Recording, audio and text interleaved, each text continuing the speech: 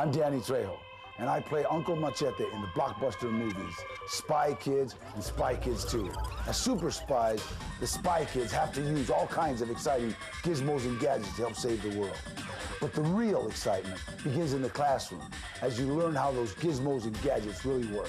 So you won't want to miss the next big adventure as the Treehouse detectives use science, math, and technology to reveal the secrets of simple machines in order to help Jacob back in the treehouse. You can see it all in this episode of NASA Sci-Files, the case of the powerful pulleys.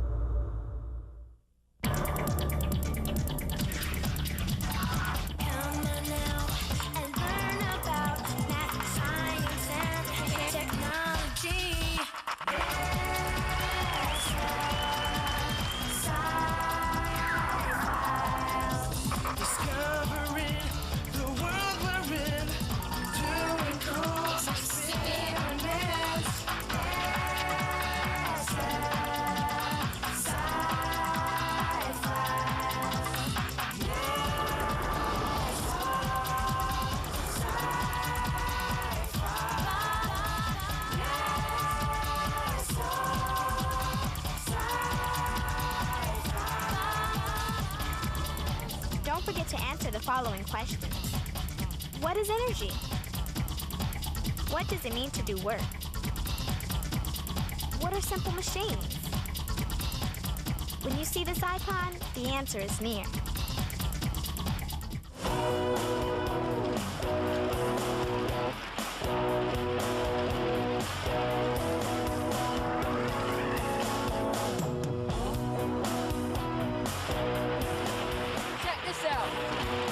Jacob, watch out!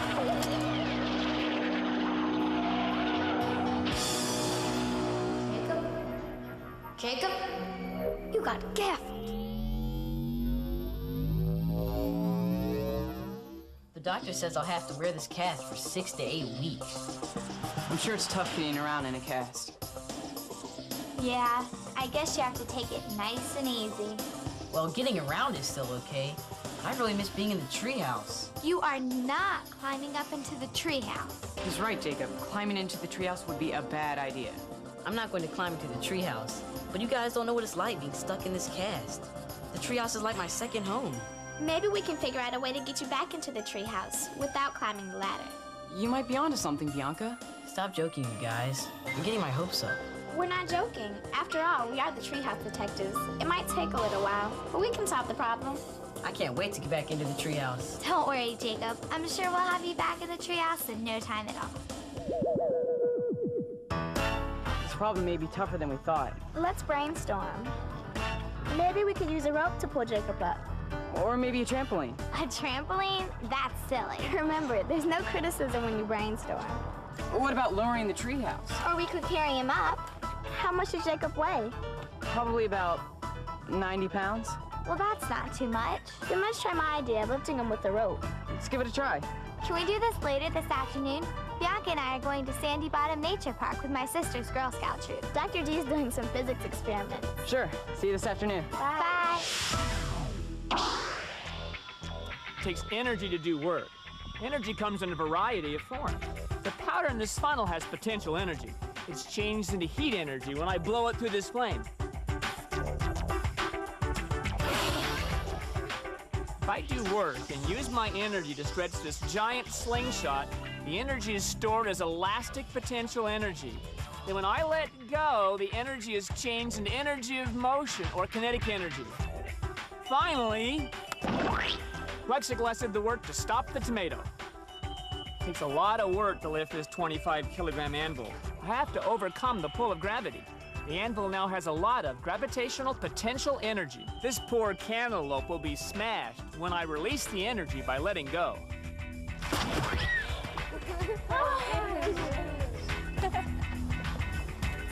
Hi, Dr. D. That was a great show. I really liked the experiment. Thanks. By the way, are you working on any projects? Well, Jacob has broken his foot, so we're trying to figure out a way to get him back into the treehouse. We think we can lift him with a rope, if we all work together. Let's talk a little bit about work. First, you have to have a force, a push or a pull. But force alone is not enough. To To do work, the force must be applied through a distance. Here, hold on to this anvil for me. Sure, but why?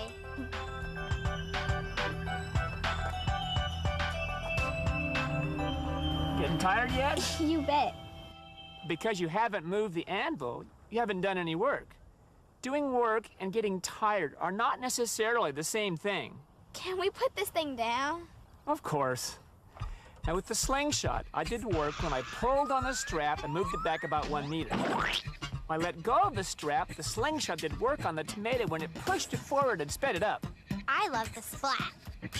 Now with the 25-kilogram anvil, I had to supply a force of about 55 pounds, going against gravity as I picked it up. The higher I lifted the anvil, the more work I did, and the more gravitational energy the anvil had. Then the anvil must have had a lot of energy, because it sure crushed the cantaloupe. But Jacob is heavier than 55 pounds. Does that mean it would take more work to lift him? Yes, that's right. Since work is equal to force times distance, increasing either the force or the distance will require more work.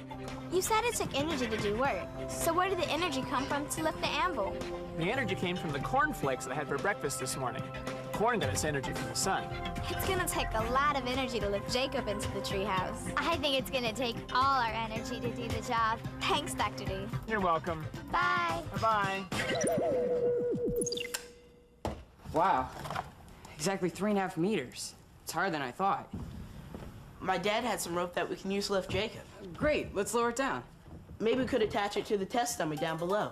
KSNN is coming on. Good morning, everyone. I'm Ted Toon.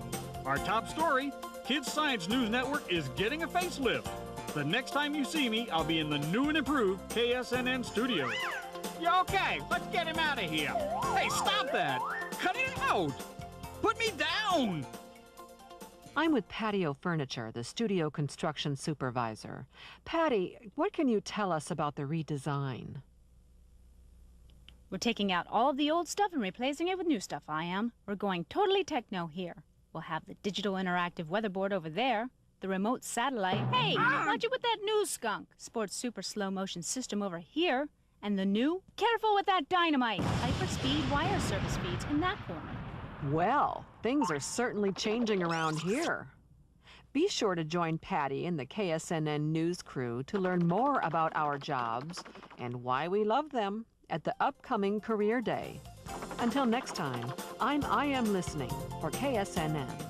The new studio should be awesome. You bet. Is anyone going to Career Day? Actually, I'm working on a presentation for Career Day. Aren't you a little young to be thinking about a career? You're never too young to do research. That's true. My mom works for SWE. I've always been interested in engineering. What's sweet? SWE stands for the Society of Women Engineers. I don't know what I want to be when I grow up, but it's important to know what's out there. You're right. Maybe we can help you with your presentation. Don't forget, we have an engineering problem of our own. That's true. I've been thinking about our hypothesis. We could use a rope to pull Jacob back into the treehouse. Well, I better go attach the rope to our test dummy. We were wondering what all the sandbags were doing at the bottom of the tree. They look heavy. Are you sure you can lift them? It weighs about 90 pounds, which is almost 41 kilograms. If we can lift it, Jacob should be no problem. Okay, we're all set down below. Well, let's get started. Are you ready to pull? Yep, on the count of 3. 1, 2, 3. Can you two give us a hand? Thanks. Wow, it's still hard to pull. Are you sure this is only 41 kilograms? This isn't working. Okay, let's lower him down. That didn't work like I thought it would. We need a new hypothesis. You're right. We didn't think through the problem very carefully. I guess we jumped to a conclusion too quickly. We can do this. We just need to get organized and get back to the basics. The problem board. Okay, what do we know? We know we need to get Jacob into the treehouse. And that it's too hard to pull him up with a rope. Dr. G told us that work requires force applied over a distance, and that takes energy. So, what do we need to know? We need to know an easier way to get Jacob up into the treehouse. Right. There must be a machine that could help, like an elevator or a crane. An elevator sounds great. I'm not sure what the power source is, but they are made to lift people. Maybe we could build a small elevator in the treehouse. If we found a way to power the elevator, we could easily lift Jacob. I think we need to learn more about elevators. I'll check the internet. I'll see if I have something in my book bag.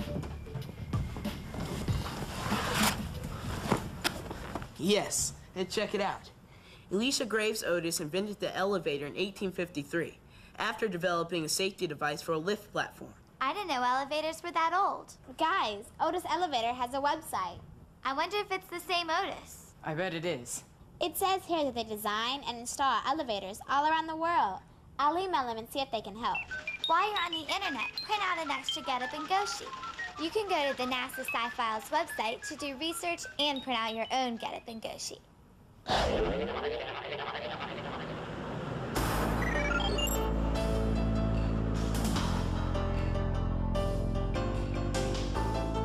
Hello, we're the Treehouse Detectives, and we need to learn more about elevators.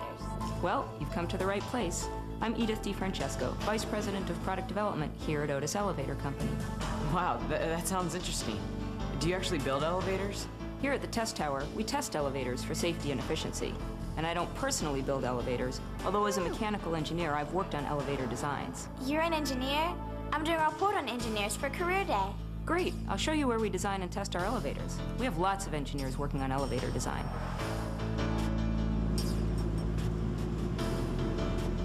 This is our test tower. After we design the elevators, we bring them here to test them, to see how they will work when they're installed. How do elevators work? Elevators are driven by electric motors, and on the motor shaft is a pulley called a sheave. Over the sheave hang steel cables. It's basically a box on a rope.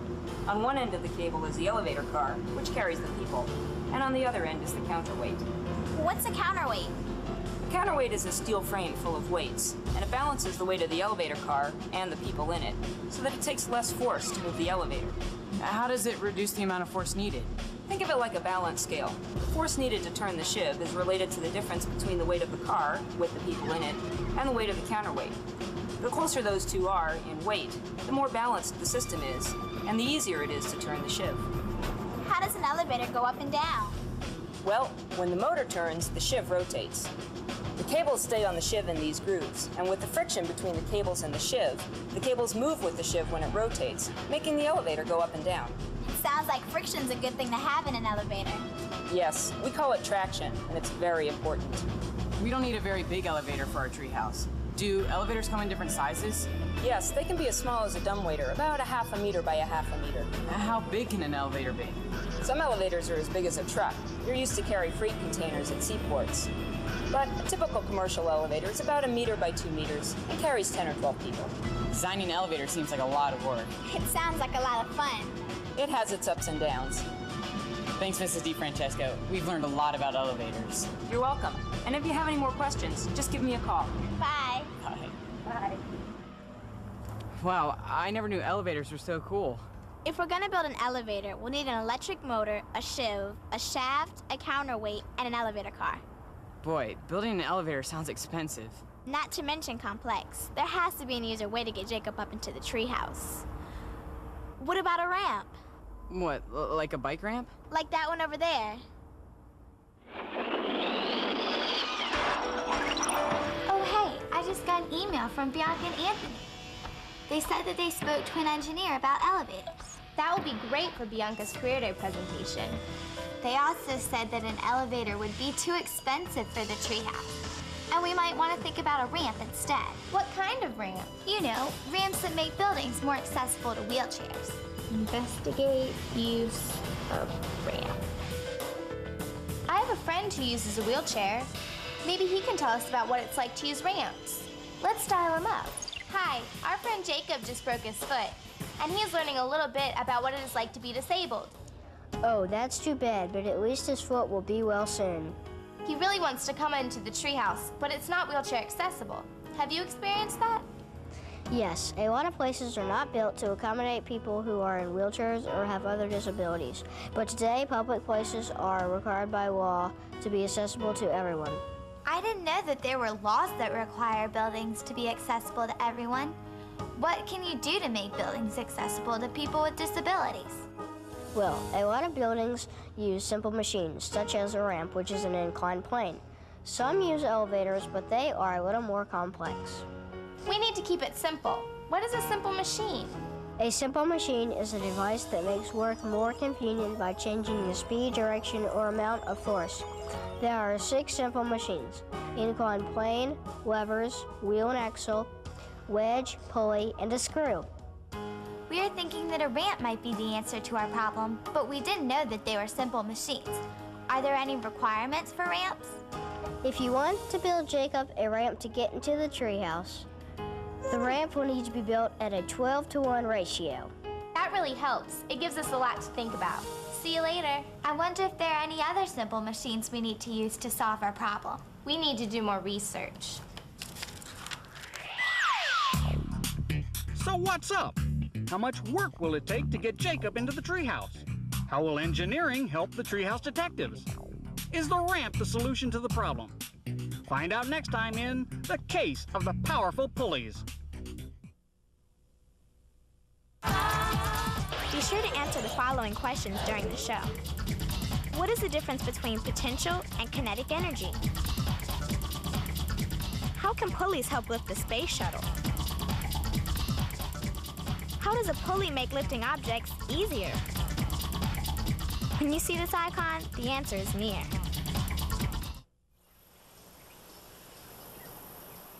Wow, 3.5 meters is much higher than I thought. Yes, this will be some incline plane. Let's see. If the incline plane is 3.5 meters high, at a 12-to-1 ratio, that would be...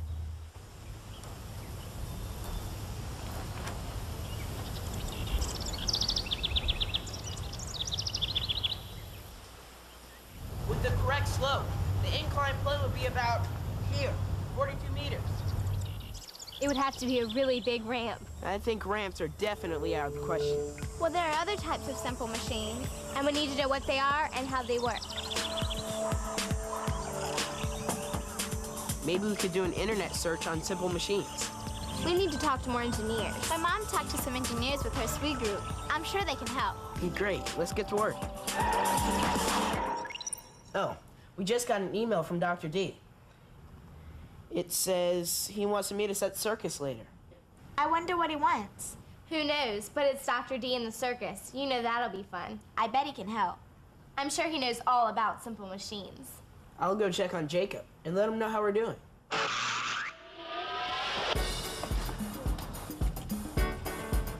Look, Dr. D's bouncing up on that big ball. I hope he doesn't fall off. Hi, Dr. D. It looks like you're having a great time. Hey, I'll be right there.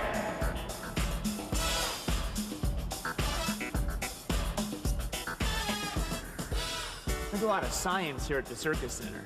Science? I never knew that there could be science at a circus. Sure there is. The circus is a great place to get some ideas to help you solve your problem. We're particularly interested in simple machines. Great. Right now they're using a teeter board, which is a lever with a fulcrum or rotational point in the middle. How does it work? Well, let's watch them.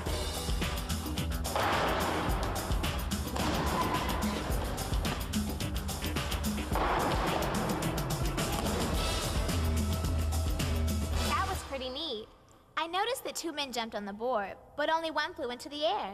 Those 2 men that jumped are called pitchers. The one that flew up in the air is called a flyer. I should have guessed that one. After the pitchers jump, they have a lot of potential energy. It looked like the flyer went at least twice as high as the pitchers. Exactly. 2 men have the same energy as 1 man twice as high. The flyer also helps by pushing off the board. So the lever didn't create any energy. That's right.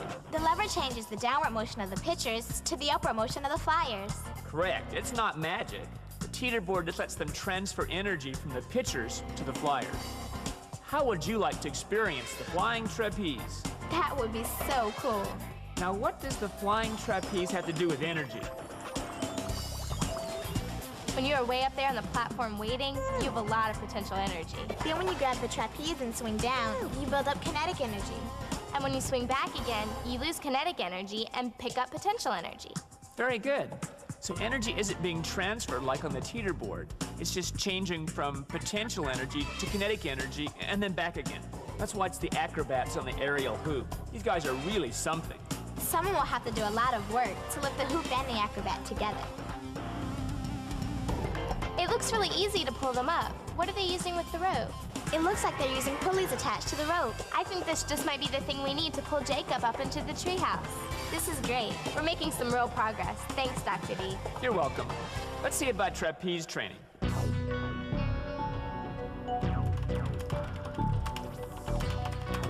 Let's summarize what we know. We know the work is force times distance, and that it takes energy to do work. We know that levers change a downward motion to an upward motion. And that energy changes from potential energy to kinetic energy.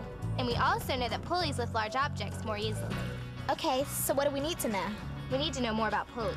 I'll bet NASA uses pulleys. I'll email my mom and see if she's found any engineers that we can talk to. And don't forget to email Anthony and tell him what we've learned. We're making progress. That's a great idea. And we gotta go because we don't want to miss our trapeze class. For the board, and I'm gonna pretend like this is lying here. Let it go.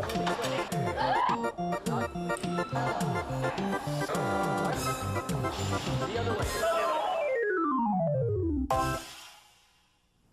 Hi, guys. How's the project going?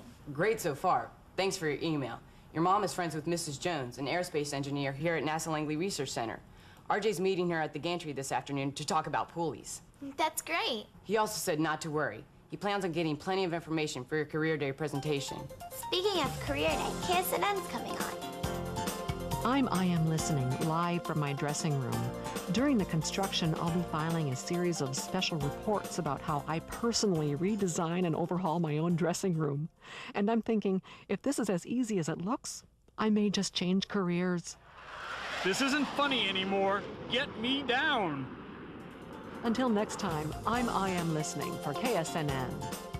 IM's presentation should be interesting. How's your report coming, Bianca? So far, so good. I've researched engineering in general, and the engineer at Otis Elevator was very helpful. In a way, we're engineers for our pulley project. Right, but we still have a long way to go. Have you found anything on the internet about pulleys? There's lots of information on the NASA website. It looks like Miss Inix from Dryden can help us with pulleys. Let's dial her up. Hi, I'm Kimberly Inix, an aerospace engineer working here at the Propulsion and Performance Branch at NASA Dryden Flight Research Center. Wow, an aerospace engineer. What does an aerospace engineer do? I do flight test research on different types of planes. We actually put our experiments on real jet engines, install the engines in experimental planes, and then we go out and fly them. That sounds really cool. Add that to the career list. We're doing a project, and we need to learn more about pulleys.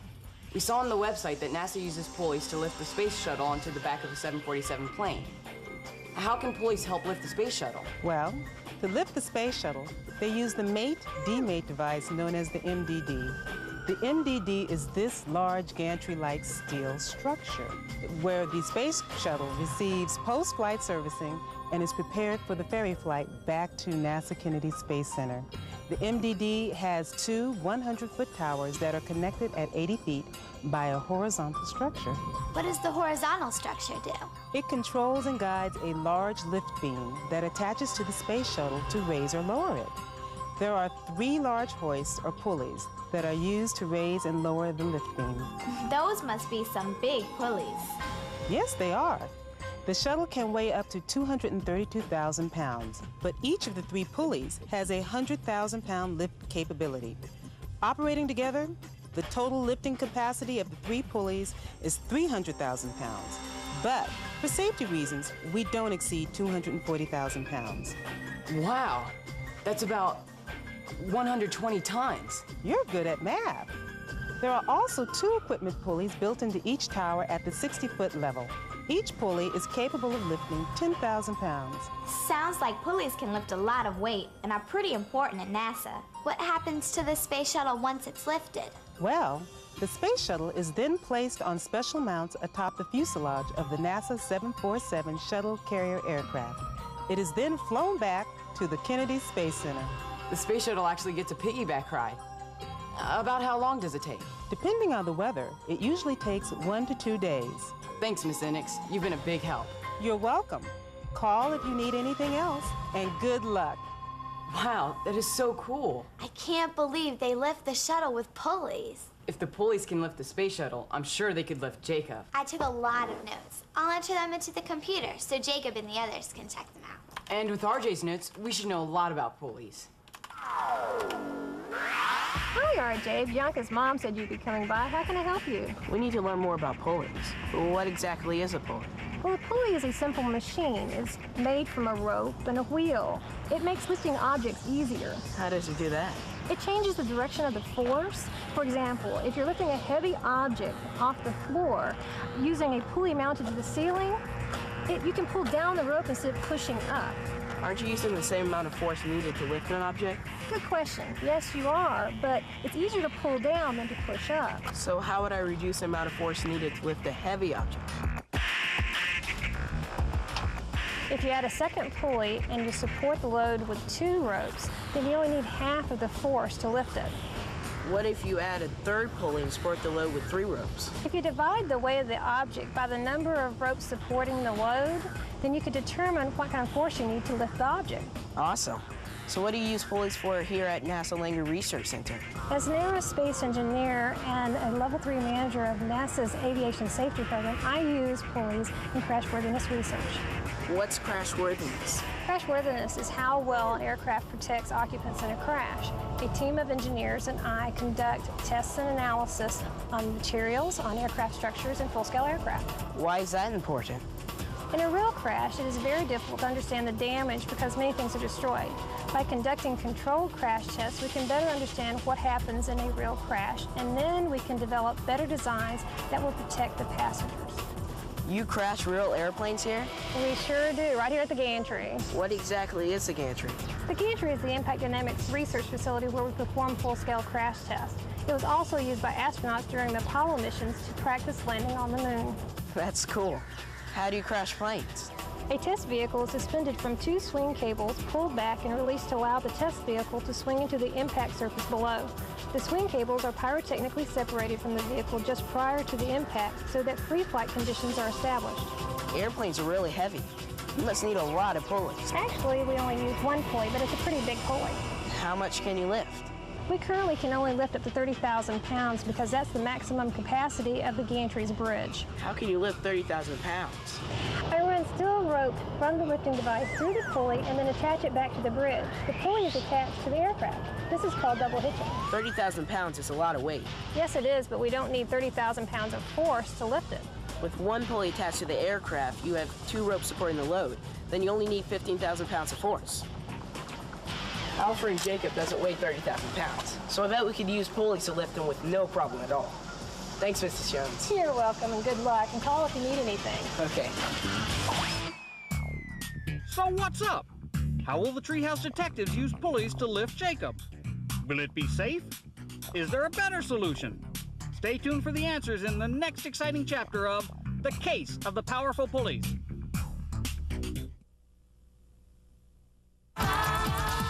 Look for the answers to the following questions. How can you determine how much mass is needed to lift a load? What should the Treehouse detectives consider to safely lift Jacob? What are human factors? When you see this icon, the answer is near.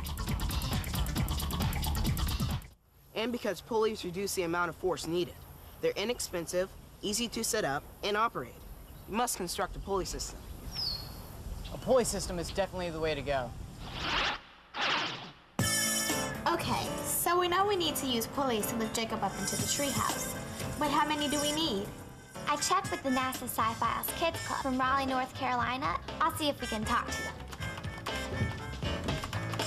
Don't forget, we have to design the entire apparatus. I don't know about an apparatus, but a lift chair and a pulley system should be nice. Okay, fine. But seriously, you still need to design and build the lift chair. And the pulley system. Right, but we need to test both before we try and lift Jacob. Guys, the Sci-Files Kids Club, check it out. Hi, I'm Katie, in Mrs. Nowell's 4th grade class at A.B. Combs Elementary School in Raleigh, North Carolina. Hi, how may I help you? Hi, we heard that you were working on an experiment to learn more about pulleys. That's right, we wanted to find out how pulleys work. Can you tell us about your experiment? Sure. First, each group was given 500-gram mass, 2 double pulleys, a cup, some string, and some pennies. We hooked the 500-gram mass to the bottom of the pulley system that we constructed. Their combined mass is called a load. what did you do with the pennies? We kept adding pennies to the cup until the load was lifted. We then placed our cup on a balance to find the total mass that it took to lift the load. Once we collected our data from 2 strings, we repeated with 3 and 4 strings. Did each group in the class get the same data? Not exactly, so we shared our data and took the class average of the total mass that it took to lift the load for each number of strings. When you analyzed your data, were you able to come to any conclusions? Yes, after putting the class averages up on the board, it was pretty obvious that the more strings we used, the less mass we needed to lift the load. How did you calculate how much mass you needed for each string? We counted the number of strings that supported the load and divided the combined mass by the string count. We saw right away that there was a problem when we did our first calculation. What was the problem? Our mass being lifted was 545 grams when we had only 1 string. It should have taken 545 grams to lift it. Instead, it took an average of 571 grams. We also found the same thing in each of our other calculations. Could you have collected your data incorrectly? That's what we thought at first, or that we had made an error in our arithmetic. Our teacher gave us a hint. We realized that there was friction in our pulley system. Friction slows things down and makes it more difficult to lift. That's why you needed more mass to lift the load. Right. We concluded that you can find approximately how much mass is needed to lift the load by dividing by the number of strings, but you definitely have to consider friction. Thanks so much for your help. We won't forget about friction. You're welcome, and good luck on your project. I really like that experiment, but another way of looking at it is to say that the pulley multiplies in force. What? Look at it this way. If we have a load supported by 4 strings, the pulleys will allow us to lift something 4 times heavier than the force we apply. Oh, I get it. If I apply 10 pounds of force, then I can lift 40 pounds. Exactly. Mr. Jones said that we divide the total weight by the number of ropes supporting the load. The Kids Club showed us how to do that too. So if the total weight is 120 pounds or 54 kilograms, and we had 6 ropes supporting the load, then that's about 20 pounds of pulling force. And with friction, maybe a little more. That would take about 6 pulleys. Wow, with my 20 pounds of force, I can lift 120 pounds. I've multiplied my force by 6 times. That's our new hypothesis. If we use rope, pulleys, and a lift chair, we can lift Jacob back into the treehouse. But what if I wanted to lift Jacob by myself? 20 pounds still seems like a lot to me. Maybe we can multiply our force even more by adding more rope and pulleys. It looks like we have some work to do.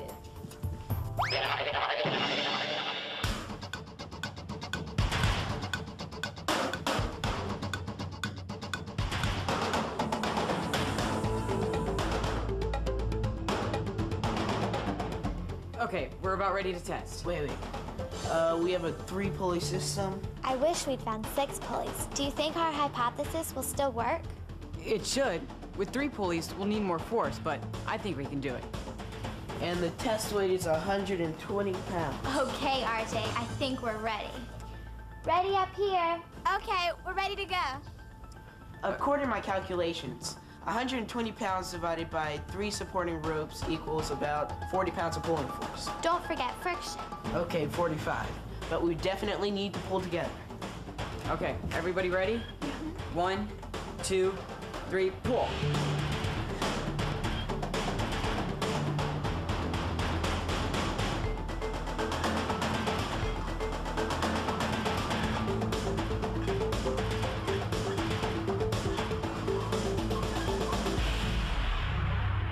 Where's Jacob? Oops. Treehouse, we have a problem. We need to do more research. We need to go to the problem board. Yeah. All right, we know that work is a force applied over a distance, and that it takes energy to do work. We also know that a lever can change the direction of a force, and potential and kinetic energy can change back and forth. And pulleys reduce the amount of force needed to lift an object. First, we need to know how to make the lift chair safer. And we also need to know if there's anything else we can do to use less rope. Since we don't have any more pulleys, I think we need to find out if there's another simple machine that we can use to make it easier to lift Jacob.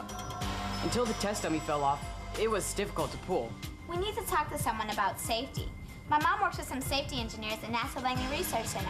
I'll email her. Maybe she can help us. I'll go see Dr. D. Maybe he could help us figure out how to use less rope. We've still got some work to do before we let the real Jacob get anywhere near the treehouse. Great. My mom wrote back. Miss Ryan is a safety engineer, and she's going to meet with us this afternoon. Great. Let's get up and go. Hi, we're the treehouse detectives. Are you Miss Ryan? Yes, how can I help you today? We're designing a lift chair and a pulley system to help get our friend with the broken foot up into the treehouse. And we want to make sure that it is safe to use. Well, you've come to the right place. I am a safety engineer here at NASA Langley Research Center. What does a safety engineer do? Well, we do lots of things, like evaluating projects or jobs to identify potential hazards or risks. We also develop safety plans and guidelines that help prevent harmful accidents, incidents, or mishaps. Wow, that sounds like a cool job and lots of responsibility. Yes, and we're doing more than developing rules. We're actually protecting people, property, and the environment. And we need to protect Jacob. What are some things that we should consider? How much will you be lifting? About 120 pounds. You'll need to know if there's a load limit on the ropes, pulleys, or anything else you will be using in the lifting process. We hadn't thought of that. How do you figure out the load limit? Most of the time, it's printed on the packaging of a product. If not, look for the manufacturer and contact them directly. We will definitely do that. Is there a safety catch on your pulley system? No, I don't think so. A safety catch or a locking mechanism of some kind are very important in case the people pulling the rope lose their grip. It would catch and stop the fall of the chair. We have a lot to check out and to research. Also, make sure your equipment is in good working order. You don't want to use worn or broken equipment. And don't forget that we have to make sure the tree limb is strong enough to support Jacob, the lift chair, and the pulley system. Now you're getting it. And don't forget about testing your equipment before you lift anyone. We will be sure to test everything. You'll also need to consider human factors. While you're here at the center, you should talk to Dr. LaVergne37086. She's a human factors engineer. Great. I'll give her a call and let her know you're coming. Thanks. You're welcome. And good luck with your project.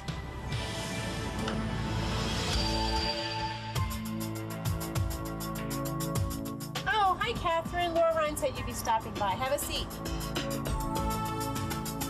How may I help you? Our friend Jacob broke his foot, and we've designed a lift chair to help him to get into the treehouse. Miss Ryan gave us some good suggestions on how to make the chair safer, but she said that we should also consider the science of human factors. She said that you could help us with human factors. I sure can. Human factors is the design of things, spaces, and processes so they fit better with people in terms of how people are designed physically and how we process information. Why is it important? Well, when things or processes or areas are designed without considering human factors, they may be really difficult to use, and so they may not be used at all. So where do you start? Well, we start with standards and guidelines that are based on scientific principles. And for example, they help us understand how the eye works, which would help us understand what colors to use in our displays. Oh, I get it. Then we use what we know is good for human operators, and we get real operators involved in the process. This is called user-centered design. What are you working on now? Well, here at NASA Langley Research Center, we design displays and aiding technologies for airplane cockpits. We do user-centered design of these concepts by involving real pilots and testing them in aircraft simulators like this one, the IFD.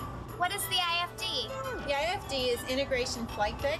The IFD is a copy of the flight deck on the NASA Boeing 757. We learned that in designing, you have to use the iterative process, where you test, evaluate, and redesign. Human factors is sort of like that. Yes, that's right. The iterative design process is an important part of user-centered design. You want to involve users all the way through the process, from concept formation all the way through to testing in a real environment. What kind of human factors should we consider for our lift chair? Well, first you need to define your user population. Will Jacob be the only one using the chair, or will other friends use it as well? We hadn't thought of other users. It would be nice to have for other people who might need to be lifted. Well, you need to consider your user's requirements, the design goals, too. So they may be safety, comfort, usability. Anything else? You need to consider the anthropometric characteristics of your users. Anthropometric? What is that? Anthropometry is the study of measuring people. There's static measurements, such as arm length and height, and then there's functional measurements, such as viewing angle and reach. Wow, we have a lot to consider. Thanks, Dr. LaVergne37086. Oh, you're welcome. Let me know how your chair works out. Hi, guys. Hi, Dr. D. What have you been doing? Just went for a bike ride to get a little exercise. How's your project coming? We're excited about using pulleys to lift Jacob into the treehouse. But we ended up with a lot of excess rope. Are we doing something wrong? I figured you'd have some questions about pulleys, so I set up a model over here. Let's try it out.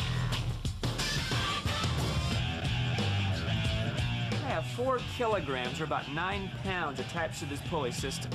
Go ahead and pull on the string. That's really easy. Why don't you lift the weight, which we call the load, 1 meter. We'll call this the load distance.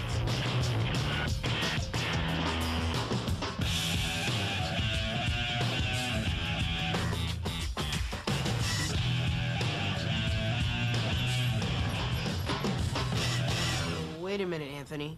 Where did all this string come from? I don't know. What's wrong? Nothing's wrong. Let me explain. Simple machines allow you to multiply your force. In this case, you can lift an object 8 times as heavy as your force. Right.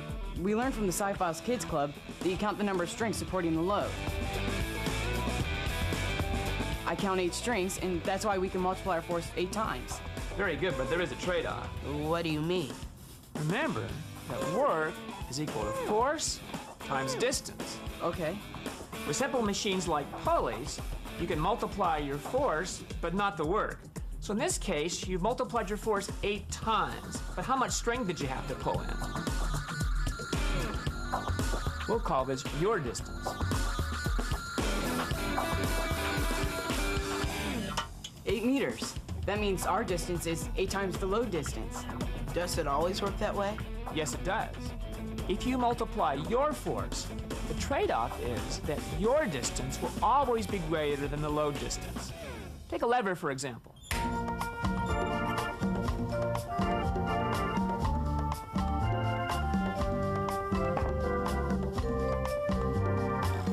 Why don't I stand over here and have you try to lift me up by pushing over there. Try it with just one hand. Okay.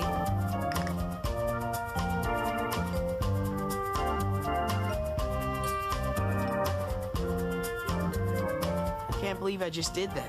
That was easy. Well, if your force is 5 times further from the fulcrum or rotational point than the load, you will multiply your force by 5 times. But your distance, how far you push down, will also be 5 times greater than the load distance, how far I move up.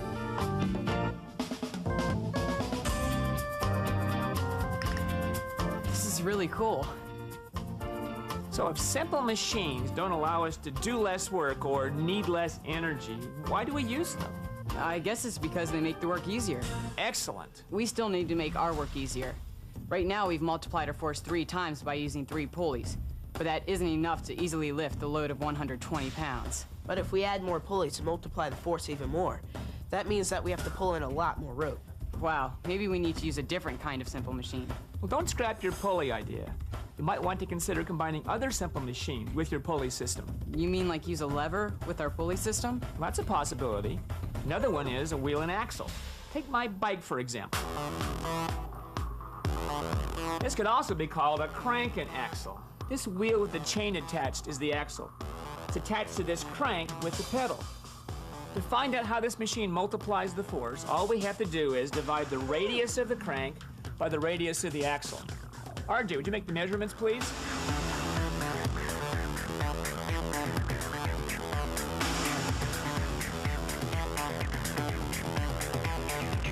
The crank is 16 centimeters, and the axle is 8 centimeters. So that means the machine multiplies the force by 2. That's great. Another possibility you may want to explore is gears. I'm going to visit my grandparents in San Diego. We're planning on going to Legoland. I bet there are a lot of gears in Legoland. I'll send them an email and see if I can speak with someone about gears. Great. Bye, Dr. D. Thanks. Bye. So what's up? Will the Treehouse Detectives be able to make the lift chair safe? How will human factors change the design of the lift chair? What other simple machines can the Treehouse Detectives use to help them lift Jacob? Find out in the conclusion of The Case of the Powerful Pulleys. Answer these final questions and help solve the case of the powerful pulleys. How does a gear work?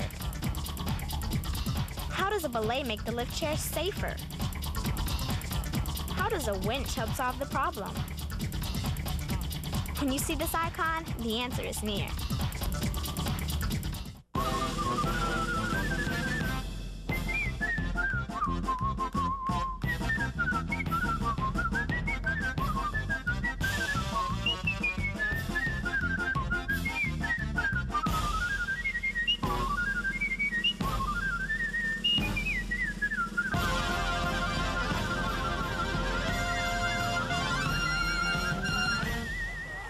Hello, Mrs. Savell. Hi, you must be one of the treehouse detectives. I understand you need to learn about gears. We sure do. What exactly is a gear? A gear is one of the oldest simple machines invented. In fact, it's a wheel and an axle, but with teeth. Teeth? What kind of teeth? I'll use these Lego gears to show you. That's cool. Gears work when the teeth of one gear mesh with the teeth of another. The first gear is called the driver, or the primary gear. Notice when I turn it, the next gear, or the follower gear, rotates in the opposite direction, but at the same rotational speed. What happens when you put two gears together that aren't the same size? Let's see. Notice that the follower gear is 2 times larger and has twice as many teeth as the driving gear. Give it a try. The follower only rotates half as much as the driver. That's right. It has half the rotational speed of the driver. Changing rotational speed is one of the reasons we use gears. Another reason is to multiply the force on the axle of the follower gear. We definitely need more force, but how do you use gears to multiply force? It's simple. If you double the size of the follower gear, the force on the axle is twice what it used to be. Is it always that easy? You can actually calculate the increase in force by simply dividing the number of teeth on the follower with the number of teeth on the driver. So in this case, the follower has 40 teeth, and the driver has 24. 40 divided by 24 is about 1.7. That means that the force is multiplied about 2 times. That's right. You're really good with numbers. What if they're 3 gears? Let's try it. Here we have a driver with 8 teeth, a follower with 24 teeth, and another follower with 40 teeth. It looks like the driver gear goes around 5 times for every 1 time that the largest follower gear goes around. Good observation. To find the force multiplier, you divide the 40 teeth of the follower by the 8 teeth of the driver. That would be 5. But what about the middle gear? The middle gear doesn't make a difference, except for the fact that it changes the direction of rotation. Let's verify our results to see if the force is really multiplied by 5. I'll place 5 bricks on this lever arm and place 1 brick the same distance out on the lever arm on the driver gear. It balances, so we were correct. We've multiplied the force by 5, but the follower doesn't move very much at all. It's just like a pulley system. Whenever you multiply the force, you have to pull in a lot of rope to move the load a short distance. Right. Whenever you use simple machines, there's always a trade-off. Dr. D said the same thing. He also said that you could combine simple machines in order to get a greater multiplication of force. Check out this bicycle, for example. The crank works as a lever. We have a gear system. In this gear system, the teeth don't mesh together directly. They are connected by a chain.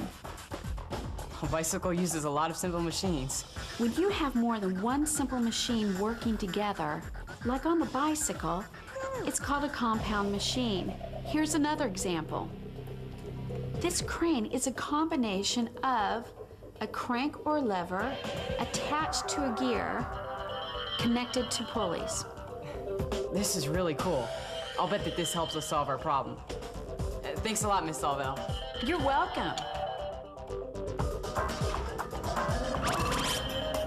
I think this is our new hypothesis.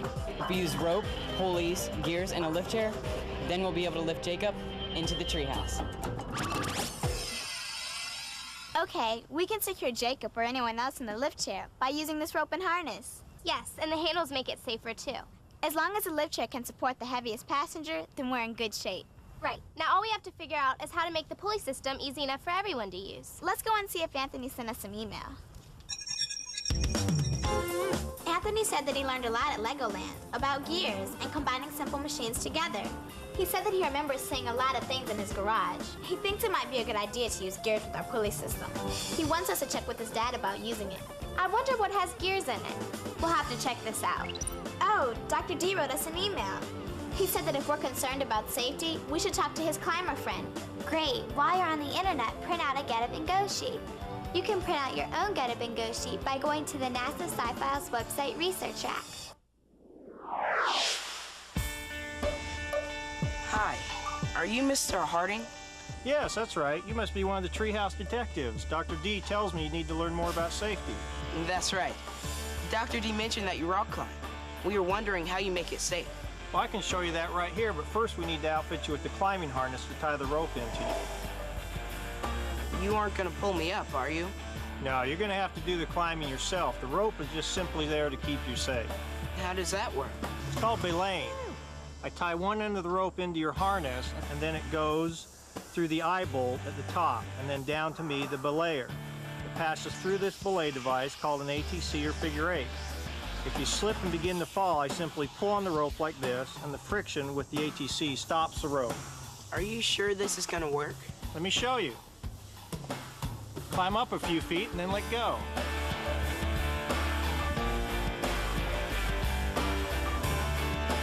Okay. Wow, it stopped me right away. I told you it would. Another important safety feature is the type of rope we're using. It's called a dynamic rope because it has stretch to it. That way you don't stop too suddenly. You want to try some rappelling? What's that? Well, let me have my son demonstrate.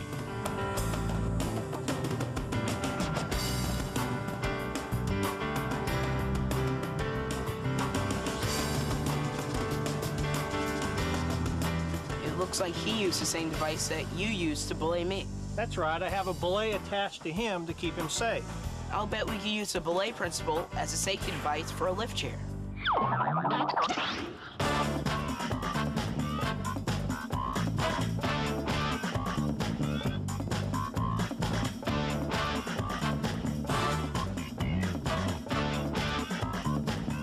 Boy, Jacob sure is heavy. Simple machines sure help. I'm glad we don't have to lift all this weight alone. Hey, here comes Dr. D. I'll take off the dummy while you can lower the chair. Okay.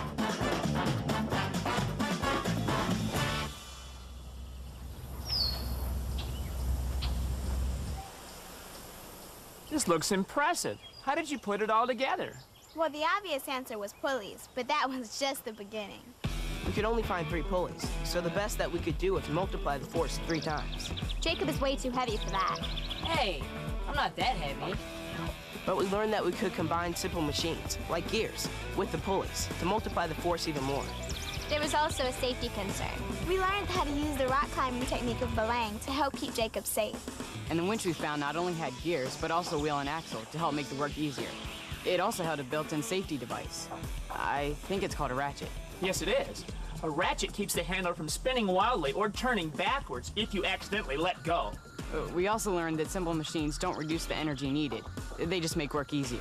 Instead of using a very big force for the distance of 3.5 meters up into the treehouse, we can use a very small force on the crank. That means that we'll have to turn the crank a lot of times. Right, and we can all use the system by ourselves to lift up any one of us. Right, we know the force needed is small, but did we ever figure it out exactly? No. Dr. D, can you help us with that? Sure. How much do the pulleys multiply the force?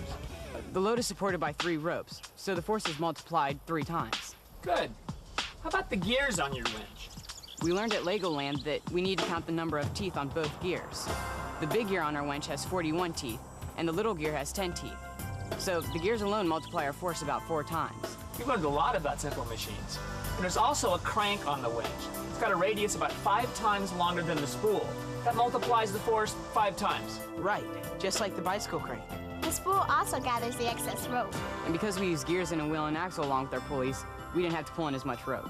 We multiplied the force 3 times for the pulleys, 4 times for the gears, and 5 times for the wheel and axle. But how do those go together? All you have to do is multiply the 3 numbers together. That's easy. Let's see. 3 times 4 is 12, and 12 times 5 is 60. So our compound machine multiplies our force 60 times. Since 2 times 60 is equal to 120, that means that we'll only need about 2 pounds of force to lift 120 pounds. So is it true that your force will actually be multiplied 60 times? Isn't that what the math says? You can always trust math. Wait a minute. When we were measuring the force on our spring scale, when we were testing the pulley system, it read 5 pounds, not 2. I don't get it. Well, don't forget what you learned from the Sci-Files Kids Club. Yes, there's always some friction. Don't forget about the trade-off. Right. If our force is multiplied by 60 times, then the distance will be 60 times more. Wow, 60 times 3.5 meters up to the treehouse. That's about 210 meters. That's a lot of cranking. Yes, but it's certainly easier than just pulling him in. And it's safer, too. Yeah, but it takes a lot longer. Let's try it out. We have tested it. We know it'll be easy and safe. Let's do it. Let's not move too fast. Remember, I already have one broken foot. I don't want another. Don't worry, we'll take good care of you.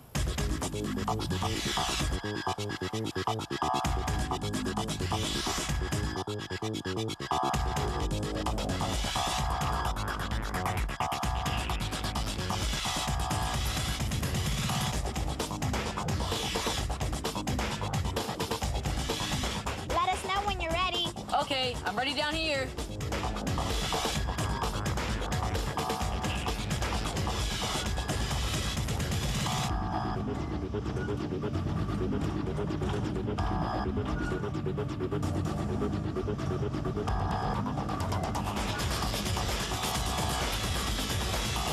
Wow, you guys did it.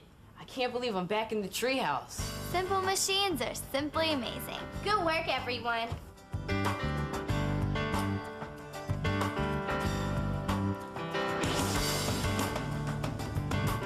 It worked perfectly, Dr. D. Thanks for your help. You're welcome, kids. Keep up the excellent work. See ya. Bye, Dr. D. Another successful project. And this time you guys didn't need my help. I am ToonBot3000. Welcome to the news. Top story, Career Day. We go live to I am listening. Thanks, ToonBot. Well, folks, I discovered that I am no expert on renovations or construction, and I will not be changing careers. If you want to talk to some real experts and learn about some great career fields, come down to Career Day tomorrow. Back to you, ToonBot. Thank. Hi, folks. One last little renovation to take care of. I'm Ted Toon with KSNN. That's right. You're doing a presentation tomorrow. How's it coming? Well, thanks to the treehouse detectives, NASA engineers, and SWE, I think it's going to turn out great. This pulley system and lift chair makes you a first-class treehouse engineer. We're all engineers. You guys are the best. One question, though. Does this pulley system work as well going down? Uh-oh. We didn't think about getting you back down. Dr. D!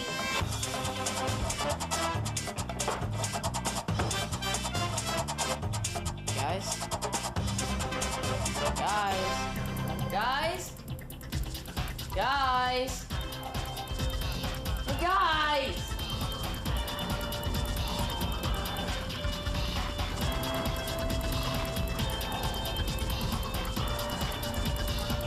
The NASA Science Files is made possible through the generous support of Busch Gardens, SeaWorld, and NASA Langley Research Center's Aerospace Vehicle System Technology Office. Captioning provided by NEC Foundation of America.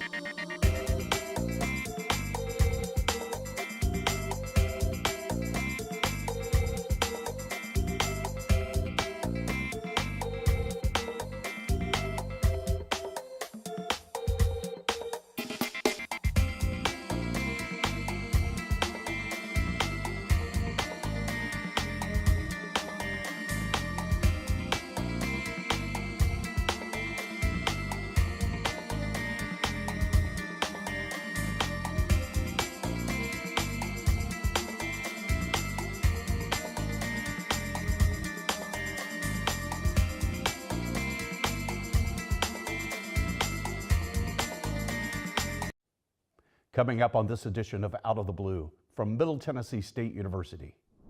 Looking for a scholarship? Apply to MTSU by December 1st, and if you meet the criteria, you could qualify for a guaranteed academic scholarship. Tony Strode from our undergraduate recruiting office gives us all the details. Dr. Sam Zaza of the Jones College of Business is a leader, not only in information technology, but the importance of diversity, equity, and inclusion in helping Nashville fill its tech jobs. She shares her insights and ideas. And remember this major at MTSU, Child Development and Family Studies. Dr. Rebecca Oldham talks to us about how it's a great fit for students interested in what individuals and families need to find for wellness across the life space. I'm Andrew Ottman, and this is Out of the Blue.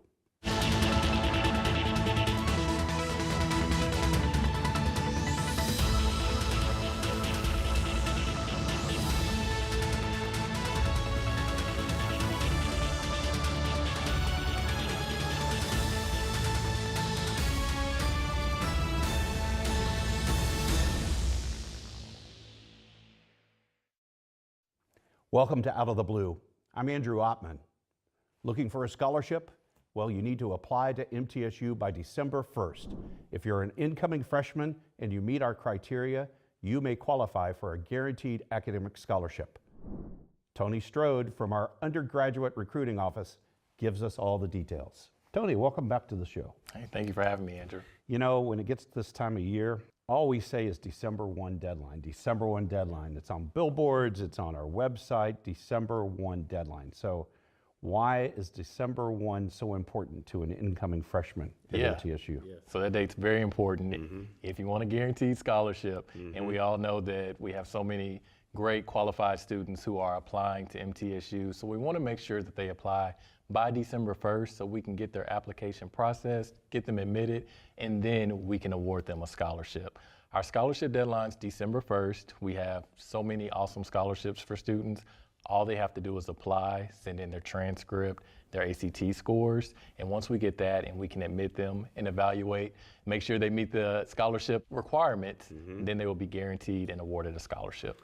Now, you can apply to MTSU and be admitted beyond December 1st. Absolutely. And when we talk about a guaranteed academic scholarship, that's different than me just applying for a scholarship and I write an essay and all these things. It's a whole different kind of critter. What does a guarantee mean? Yeah, so if you meet any one of those scholarship thresholds with the ACT and the GPA, you're going to get that scholarship. Period. Automatic. There's no extra application, there's no scholarship essay, anything like that. You just have to apply, send in your transcript, your ACT scores. Once we get that and we evaluate it and see that you meet the requirements, you'll be awarded that scholarship. There's a whole range of these scholarships, and I want to talk them through a little bit, but we're really excited about the new enhancement of the True Blue Scholarship. Yes. And it's because it begins at an ACT score of 22. Absolutely. That's pretty cool, right? Yeah, that's awesome. I mean, it's the most money awarded to a student with the 22 to a 24 on the ACT, combined with that 3.5 GPA, gets them $3,500 a year. That's $14,000. That's $14,000 for 4 years, which is awesome. I mean, that's pretty much taking care of, maybe most of your tuition, depending on how many classes you're taking and things like that. And the great thing about that is that it's stackable too. So if you qualify for the Hope Scholarship, which if you're a Tennessee resident and you have that 22 or higher, you're going to get that. You've Hope got it, Scholarship. right. Absolutely. So you're stacking that on top of any federal money that you're getting, any outside scholarships that you may receive as well. You can stack that True Blue Scholarship on top of that too. You may even get some money back at the end of the year. It really is amazing, and it's the largest of its kind in the state. We're really proud of that. I love the fact that we're making these scholarships accessible to these great students in the 22 to 24 band. I also love the fact, like you mentioned, the Hope. The state recently expanded the benefit on the Hope. So combined with that, you talked about that plus the Hope. Yeah. It is almost tuition free. It's very, very close to it, very close, right? very close. And every student is different depending on how much money you're receiving in scholarship. And that's just, the starting band. So if you get higher on the ACT and still that 3.5 GPA, you'll get more money in a guaranteed scholarship. You are all about segues. That's good. So okay, the presidential scholarship, what is that? So that one is $4,500, and that same as the previously True Blue, you'll get that over all 4 years. And once again, stack it with the Hope Scholarship, with any Pell Grant, with any outside scholarships as well. All that combined together. And that one is an ACT band of a 25 to a 29. And for sure, that benefit plus the Hope really does cover your tuition costs. Absolutely, that And will that's cover your tuition. just a fantastic thing. Then 30 and up, we've got the trustee scholarship. Yes, sir. And that one is $5,000 a year. And for those students in the trustee scholarship band that are at the very high end of the ACT, we've got another bonus for them. Absolutely. What's that? We're really excited about this one too. This is our new Centennial Scholarship. So from a 34 to a 36 on the ACT, that's giving you a total of $8,000 per year. So that definitely is taking care of your tuition. It really is. It really is. Just with that scholarship. And as we said, with the Hope Scholarship, anything else that you get, I mean, you're off to the races with that amount of money that you're getting. So many people don't do the math on this because you're right, because they're stackable. There's also other scholarships you can get from private sources, foundations, and things like that. But stacking on top of all that, suddenly you've got enough that covers your tuition. Then you can start chipping into like room and board. Yeah. And then you start chipping into money in your pocket after the semester is over. Absolutely. I know several great students who have managed their scholarship budgets such that when they leave with money in their pocket to go into the real world. Absolutely. And I don't think enough people talk about that. No, I mean, I don't think they do either. And then just being able to graduate debt-free. Right. I know here at MTSU, we already have students graduating with very low debt, but even just getting out of, your bachelor's degree with no debt and actually making money, being paid to go to college, I mean, you can't get any better than that here. Tony, there's so many scenarios where you can go to MTSU for tuition free. Where can I find out about this? Yeah, so if you just go to our website, mtsu.edu/mtfree, it will take you to that webpage, and you'll see so many different, like you said, scenarios where students can qualify to be tuition free. And then you'll see how you can actually get money back. Well, Tony, you and your team do a fantastic job of welcoming these students to campus, the outreach throughout the state of Tennessee, and plus Alabama, Kentucky, Georgia. I mean, we are just all over. Absolutely, yeah. And that's just a few. We're national. We get applications from all over the country and international too. So we're excited about it. Tony, thanks for all you do. Yeah, thank you. And we'll be right back. I am True Blue.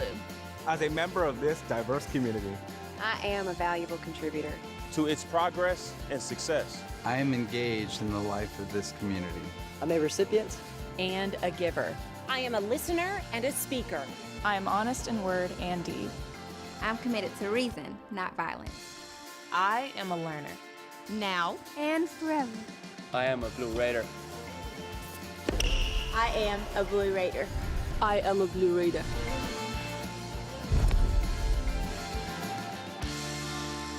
True Blue. Do you want more from your college experience? At Middle Tennessee State University, that's exactly what you get. More majors, more opportunities, more guaranteed scholarships. Up to $32,000 over 4 years. MTSU, Tennessee's University of Opportunities.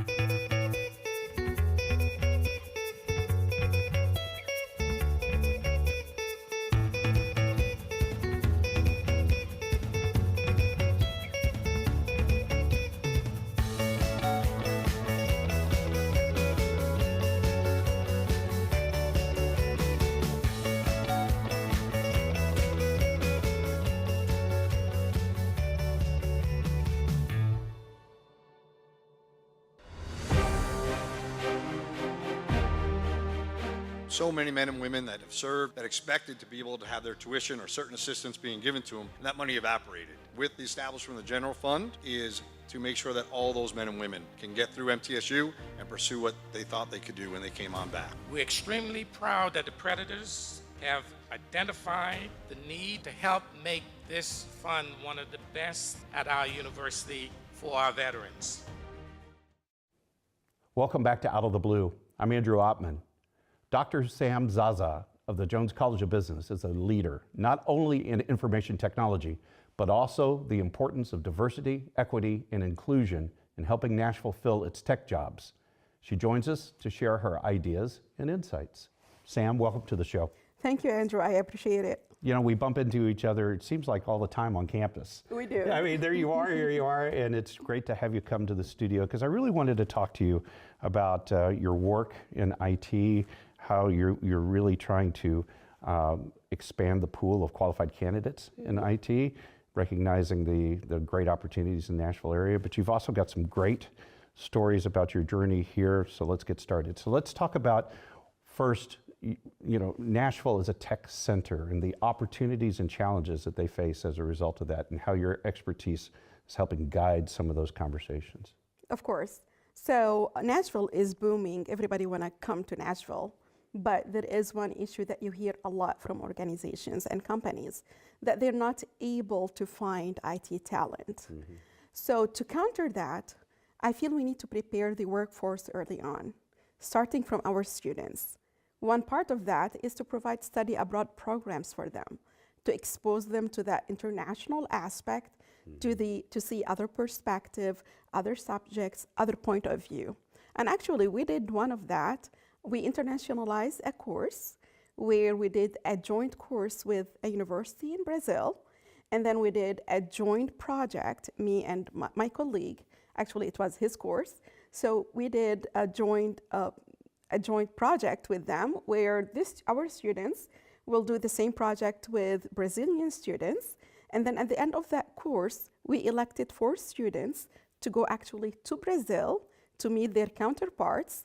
And then we did a paper about what we did, the internationalization, and we presented at a conference. Such a great priority at our university about study abroad and international opportunities. Dr. Robert Summers, who I know is one of your colleagues, our Vice Provost for International Affairs, such an advocate for those things.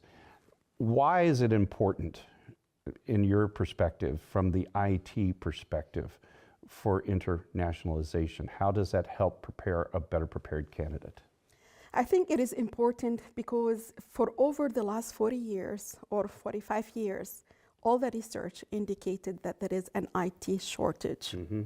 So for 40 years till now, we were not able to solve this. Mm-hmm. A ton of research has been done. But nowadays, DEI, diversity, equity, and inclusion, is a big thing for employees, specifically for IT professionals. They want to be hired, yes, but also they want to be included in the culture of the organization. Right. So one thing that I advise organizations and companies is to have their environment as inclusive as possible. There are a lot of remedies to create such environment, but this is one way of really attracting IT talent. Mm-hmm. We as higher education institutions, we are doing our part of trying to internationalize our courses, to expose our students to that aspect, to tell them that, hey, listen, there are other people who are also in the same domain. So having that exposure to other people will help them build that skill to really be cognizant of other people, other culture, other beliefs, and all of that. So this is key, actually, because if you look now, employees before COVID are different than the people after COVID. COVID changed people. Employees and IT professionals are thinking about their priorities. Yes, they want a good pay, they want a job, but they want quality of life too. Mm-hmm. And inclusion and diversity and equity actually help. While diversity is something that you can see and you can easily report it, inclusion is invisible. Mm. So unless you make dedicated practices and policies and intentional practices to make the perception of inclusion at your company visible and understood and well communicated among employees, it's gonna be hard for organizations to really retain, not just hire, to retain the IT talent that they have. We talked off camera briefly and you talked about, yes, there's a lot of IT vacancies in the national market. And it's easy to think, well, gosh, that means folks are just going to rush to fill those jobs. But there's such a competition for that talent, that experience. And one of the points you made to me about the international studies is that that helps give some of our students that might be just entering into that job market at least a little bit of a boost up from a resume standpoint and a perspective standpoint that might allow them to compete against someone that maybe had a little bit more time and grade and job. Correct. So one thing is that I do believe that I encourage every student to take study abroad. Because if I'm an employer and I have the same CV, but I see somebody who really took a step outside the US to meet other people and spend some time in an educational setting as an employer, I'll choose that person because I know that person dealt with uncharted water for that person and he was able to gain something. That is something very essential in today's industry, today's market, that students need to have, and also fresh graduates need to have that international aspect and experience. Now, while organizations are really looking for IT talent, they always ask for at least like 3 years of experience. I encourage students to do the internship, but also to add that international aspect to their resume. It really helps. Professor, thank you for coming on the show, and thank you and congratulations for all you're doing for our students in our university. Thank you, it's a pleasure, thank you. And we'll be right back. Do you want more from your college experience? At Middle Tennessee State University, that's exactly what you get. More majors, more opportunities, more guaranteed scholarships. Up to $32,000 over 4 years. MTSU, Tennessee's University of Opportunities.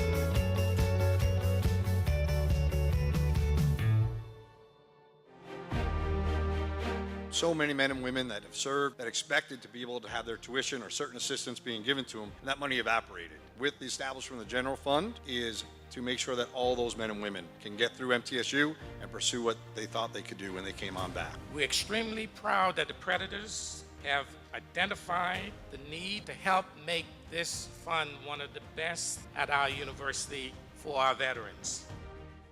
Do you want more from your college experience? At Middle Tennessee State University, that's exactly what you get. More majors, more opportunities, more guaranteed scholarships. Up to $32,000 over 4 years. MTSU, Tennessee's University of Opportunities.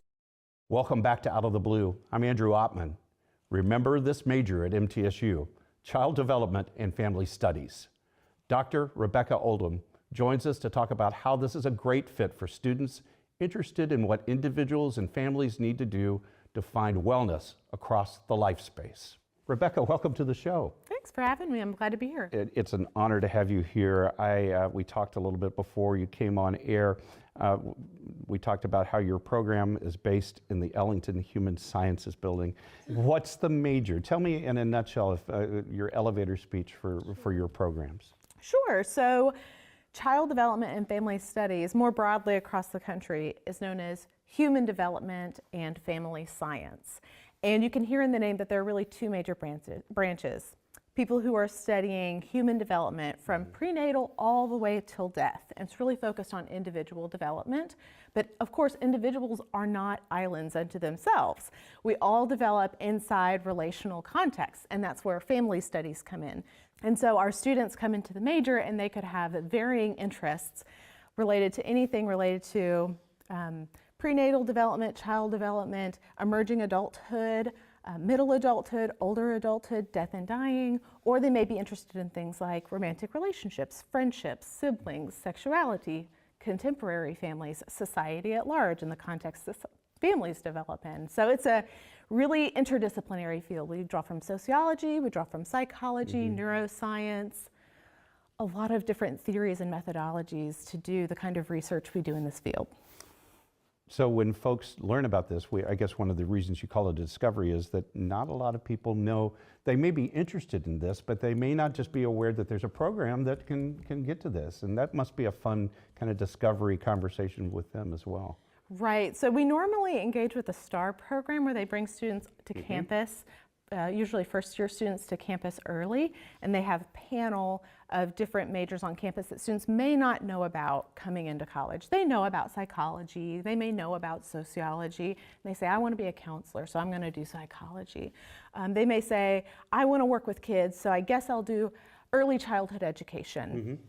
But a lot of our students, when they come to us, they say, you know, I started in psychology and the classes, I just noticed I really gravitated toward classes about communication or about child development. Or maybe I was an early education major and I realized I didn't want to be a teacher, but I do want to work with kids. And so in that process and talking with their advisors, they usually find us toward the end of their sophomore year, the beginning of their junior year, and we're trying to work their classes in. So what we'd really like is to increase our presence on campus so that students find us earlier in the process, because when they do come to us, they love it there. Right. They feel a sense of belonging. They feel like this is where I should have been all along. Our classes are super interesting, and it's about things that are relevant to really all of our lives. When we chatted a little bit, we talked about some aspects of your program that you're very proud of, and one of which was support and belonging. Can you give me that kind of nutshell of that? Yes, so I like to say that we have some of the best students on campus because our students care so much about people, and a major value and ethic that we have in our discipline is just that people matter. People matter a lot. So we have students who care about people and we have faculty who care about students. And so we practice that ethic in our classroom. We know all of our students by name. We're following what they're doing. We're checking in on their well-being and saying like, hey, I noticed that you seem to be struggling. Is anything going on? Do you need more support? Do you need more resources? And we also create classroom environments where students get to interact with one another a lot. And so they create social networks in the program that help them feel like they belong and feel like they find a home in our program that goes beyond just being a student in a classroom, but being seen as a whole person. And that's something that we're really proud of in our program and something that our students comment on a lot when they come become CDFS majors after a few years. It seems like there are a lot of opportunities in the job market for the skills that you teach, but what are some of the jobs that you're familiar that your graduates have gone on to? Right, so I think first I want to say that there's a very common misconception. I think because right now the name of our particular program is Child Development and Family Studies, like people kind of forget the family studies and they say, oh, these people just must want to work in daycares. And certainly some of them do, but one of the challenges that our majors face is realizing when they get into our program is the absolute wide range of diverse work environments and types of jobs they can have after just a BS in this degree. So, like I said, they may work with children, but they can also work in any kind of environment, profit or nonprofit, government agencies, private companies, where they are serving families or individuals in terms of their wellness in some way. So we see people go on to work in assisted living facilities. We see people do community education in nonprofits. They may work in child and foster care systems. They may work with people who experience trauma and abuse. A lot of our students are really interested in helping specific populations. So people who have disabilities is another really popular group that our students enjoy working with. They may even work in the medical system, like hospital systems. A child life specialist is someone who works with children who have chronic illness just to improve their quality of life in the hospital and to work with their families. So that's a good application of this major. So the types of spaces they can work in is very, very diverse. And there are also lots of different graduate school options afterward, but you don't even need to go to graduate school to be able to find gainful employment in this field. All right, we want everybody to remember Child Development and Family Studies. That's right. Look, going into the university. That's right. Don't discover us after you've been here. Find it going in. Find it going in. Professor, thanks for sharing all this with us. Thank you. I've been so happy to talk about our program. We really love what we do, and we really love our students, and we just want more people to find the joy of being a CDFSA major sooner. And it shows. Thank you. Thank you. And this does wrap up this edition of Out of the Blue. A reminder, you can find news about the campus 24 hours a day by going to our website, mtsunews.com. You can also find additional special content on our social platforms, Twitter, Facebook, Instagram, and TikTok. Broadcasting from the Center for Educational Media, I'm Andrew Oppman. Stay safe, stay on course, and remain true blue.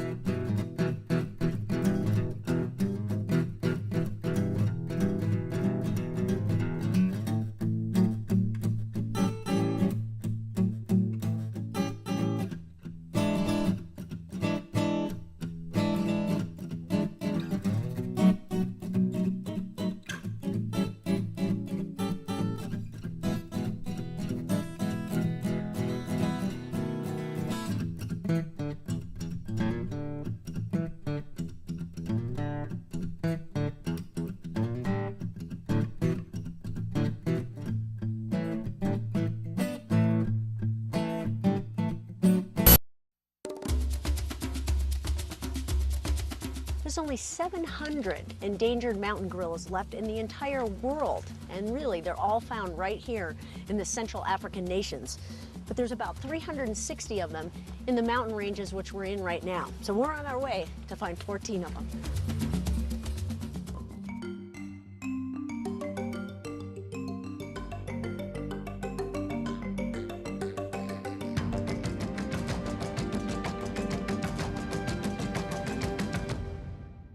Hi everyone, I'm Julie Scardina here at Busch Gardens, Tampa. And this is Mayombe Reserve, home to 7 western lowland gorillas, one of which was discovered pregnant soon before I left for an African adventure to view gorillas in the wild. Back in 1999, I visited the Central African Republic in search of lowland gorillas. And even though we discovered footprints and food, I never actually saw the gorillas. So recently, when I had the opportunity to visit Rwanda, I jumped at the chance to return to Africa, this time to visit the very endangered mountain gorillas. In the next 30 minutes, you'll witness several life-changing events as we follow the emotional story of Kashina through her pregnancy and explore all that it takes to prepare for a new baby at Mayombe. And you'll join me on my journey deep into the Rwandan forest to see if I'm successful on my second attempt to find gorillas. All this and a whole lot more coming up right now in this episode of Saving a Species, The Gorilla Story.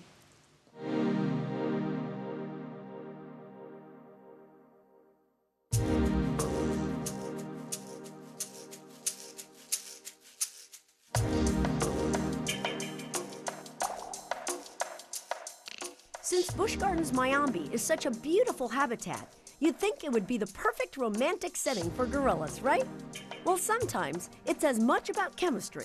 And it wasn't until a gorilla named Senzu arrived from the Denver Zoo that things really started to get exciting. Sure, the possibility of a gorilla baby at Busch Gardens is thrilling, but the staff knows it's so much more than that.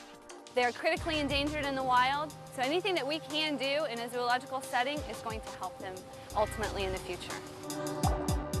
So there are reasons to celebrate. It marks a step forward in gorilla conservation, and it will be the first gorilla birth ever in Busch Gardens' 46-year history. That is, if everything goes smoothly.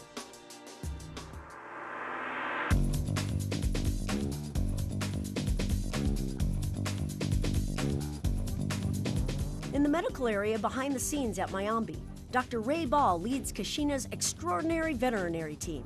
They're all aware that a gorilla birth in a zoological park is quite remarkable. It's not a very common event at all, so it's quite noteworthy in general for the species, and it is our first here at Busch Gardens, so we're all very excited and anxious to see this come out well. The gestation period, or length of pregnancy for a gorilla, lasts 8 to 8.5 months. Adult female gorillas, although smaller than males, are still big, weighing on the average of around 200 pounds. Plus, they're strong. From the very beginning, Kashina and her keepers work with each other to make sure Kashina stays healthy and comfortable, while both she and the staff remain safe. We first saw some breeding with Kashina around April 11th, and 2 weeks after that we followed up with an over-the-counter pregnancy test that you would find at just a regular local pharmacy. After that, we verified it a couple more times, and then we started the ultrasound training. Kashina's ultrasounds are done on a completely voluntary basis. On cue, she climbs the mesh and presents herself for these important medical exams. One thing Dr. Ball may be able to tell from the ultrasound is whether or not Kashina will be able to deliver the baby naturally. If there are complications, she might need a surgical operation to deliver the baby. And just like in humans, it's called a cesarean or C-section.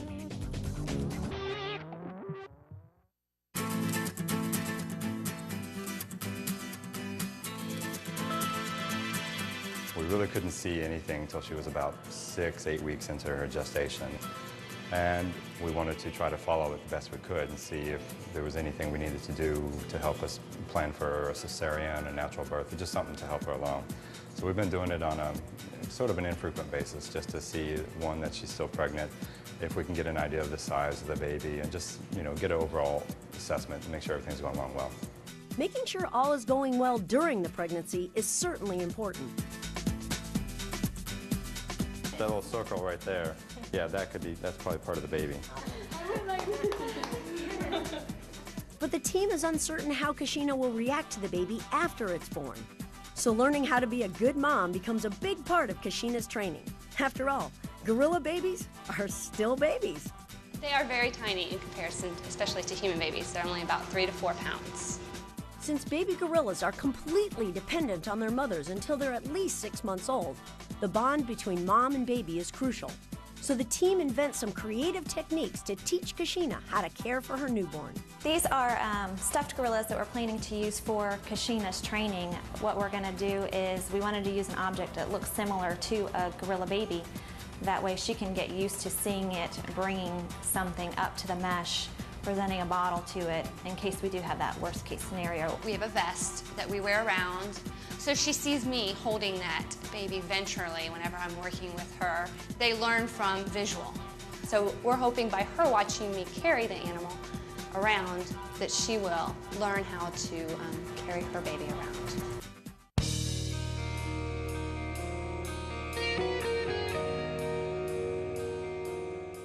But what if Kashina doesn't respond to her baby? Then the team would switch to plan B. Of course, we would hope that Kashina is a great mom and does everything that she needs to do and raises it wonderfully. Worst case scenario would be she's not interested in it at all, and then we would have to step in and start caring for it until we were able to put it back with her. There's a lot of preparation for after the baby's born, but first we have to get through the pregnancy.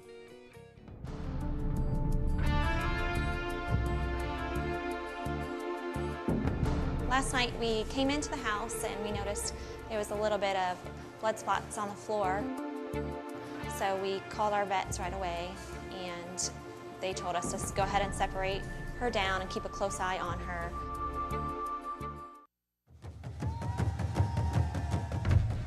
Well, we've been hiking now for about an hour.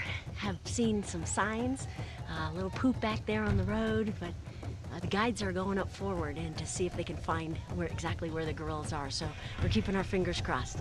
Stay with us.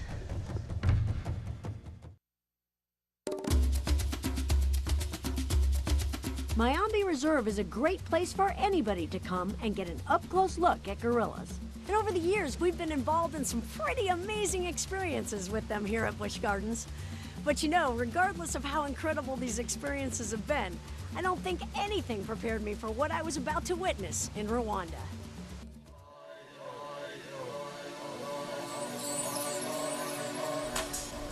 Gorilla poop. Great sign that the gorillas have been here. And definitely they're vegetarians. Gorillas are members of the great ape family, which is comprised of 2 primary species, eastern gorillas and western gorillas. The eastern gorilla is made up of 2 subspecies, the eastern lowland gorilla and the mountain gorilla. And the western gorilla's 2 subspecies are the western lowland gorilla and the cross river gorilla. Gorillas are found in rainforests, swamps, or in the case of mountain gorillas, the higher altitudes of Central Africa. Our journey starts here in Rwanda. And after my unsuccessful search for gorillas a few years ago, I'm filled with anticipation. Our guide, Anna Klett, preps us on the limited amount of time we have. The maximum time we have to spend with the gorillas is only 1 hour. This is because we want to give them time to deal with their daily or usual activities, like looking for food. If they need to populate, they will have time, because these gorillas, they are used to people. They can even stay with us the whole day. They don't mind. But staying with people the whole day will not be good for them, because they will forget what they have to do, which is not good for the conservation. So we head into the forest to look for gorillas. But I just have one minor concern.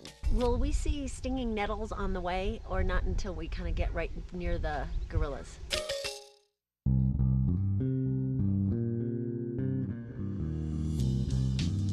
The air is cool, but as we walk, we warm up quickly.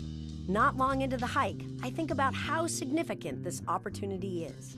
There's only 700 endangered mountain gorillas left in the entire world, and really they're all found right here in the Central African nations.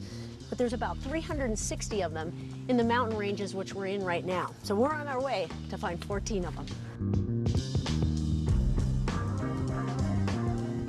And along the way, you never know what you'll run across. Buffalo feces. Very, very fresh. Watch where you step.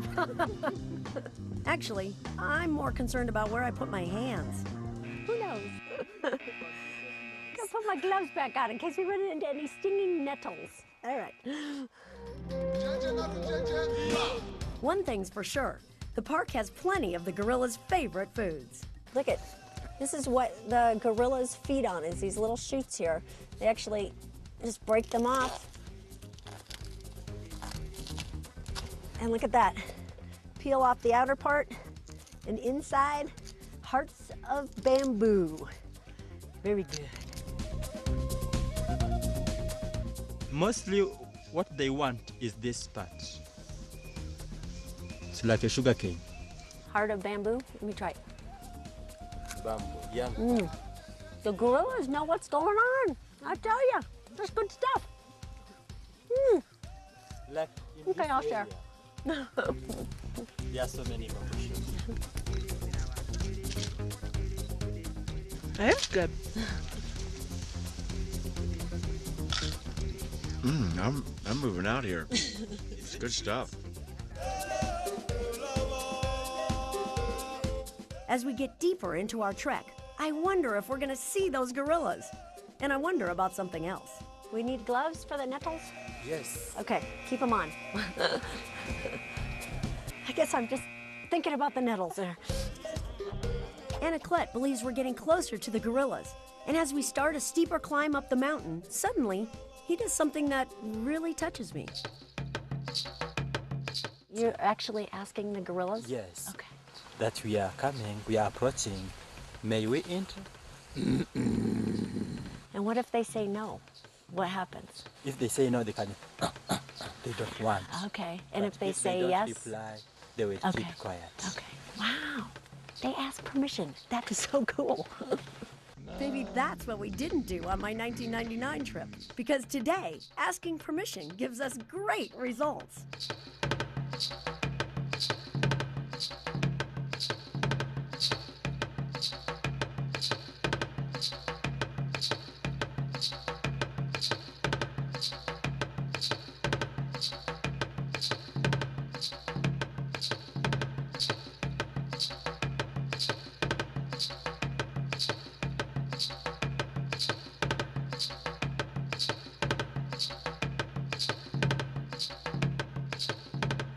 This is absolutely amazing.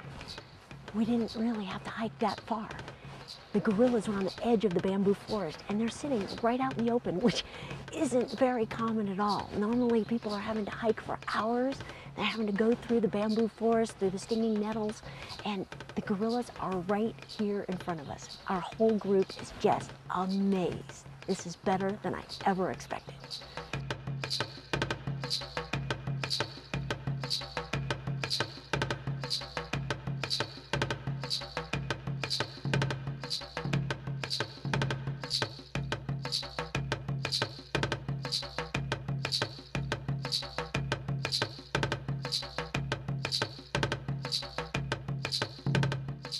The silverback is 5 yards in back of me right now. He is the largest male of this group. And look at this, the baby is crawling up right in front. I've got to move out of the way because the baby is coming right up to us. The silverback is very protective of the group, and he will actually fight to the death in order to protect them. So that's why we're staying out of the way.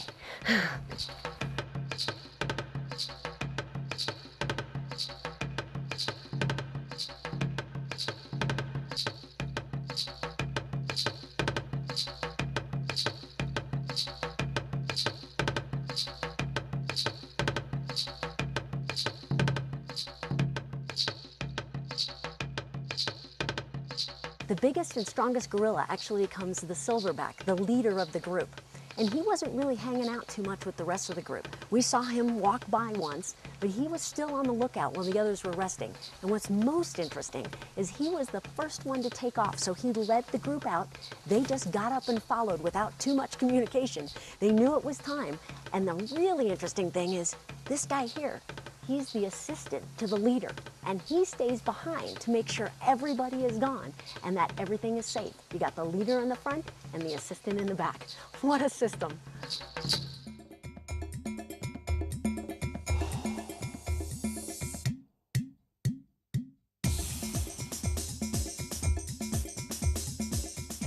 After a very quick hour, it's time to head back to camp. Thank you very much. As long as you are within the country, I'm sure you will be discovering many things from Rwanda. Thank you. Thank you. Oh my gosh, this was incredible. Never expected it to be this good. Thank you. And the rest of the group shares my enthusiasm. It's just life-changing in the sense that you have a total appreciation for wildlife and the need to conserve. As a photographer, you want to see at least an eye or nose or something like this. Heck, we come out here today and they're in broad daylight. And they were kind enough to share an hour of their lives with us. It was insane. It was absolutely insane. I never thought in a million years I'd ever get that close to a gorilla. It doesn't get any better than this. Even Anna Klett, who sees the gorillas every day, still appreciates them at the deepest level. I love animals. I love gorillas. I love them. I want them to stay there, to increase their number, so that even my children maybe have opportunity to see them in their future. I love them. I love conservation. What an incredible day. A day that none of us would trade for the world. And as it comes to an end, I remember something that struck me when I was watching the gorillas. Something back home that I have to look forward to. When I see these babies, I think of Kashina, who's pregnant right now at Busch Gardens, Tampa Bay.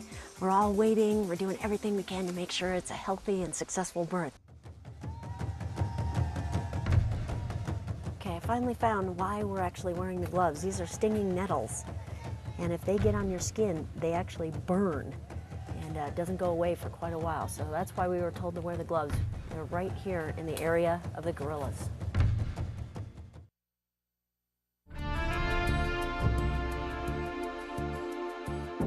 As Kashina nears her expected delivery date, the team notices signs that there may be a problem. Her veterinary staff responds immediately under the direction of Busch Gardens vet, Dr. Ball. Suddenly, the moment the team has been waiting for is now filled with apprehension and concern as the scene unfolds minute by minute.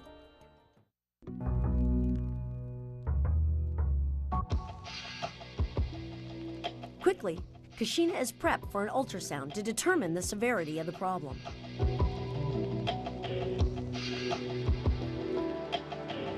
I think that's the heart. I'm not seeing any movement at all, guys. I'm not seeing the baby move.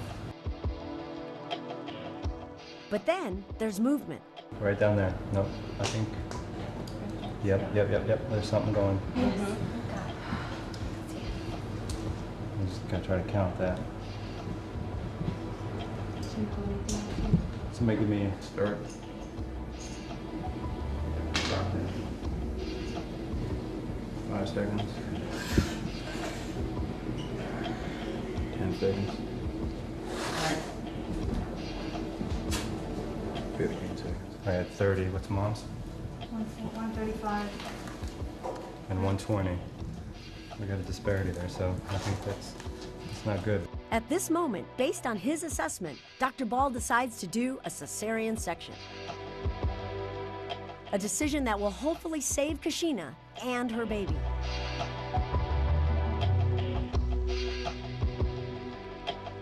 Preparations are made to do surgery in the OR.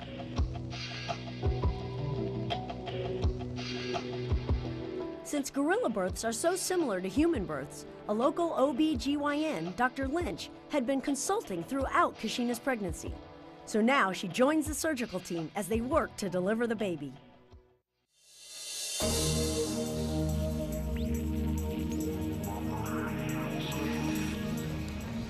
She's good. And then the moment we have all waited for. A healthy, hefty baby boy. Baby Belingo has finally arrived.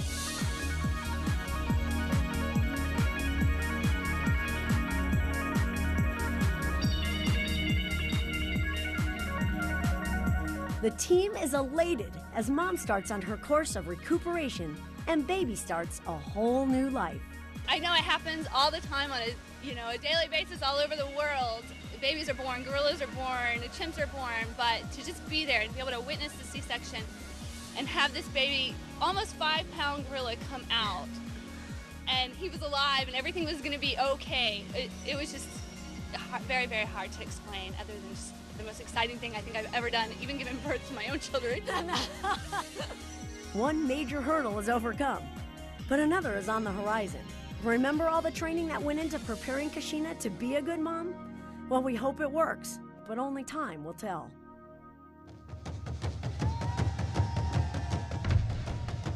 For the last 8 years, we've actually supported a program in the Congo called Mbeli Bai.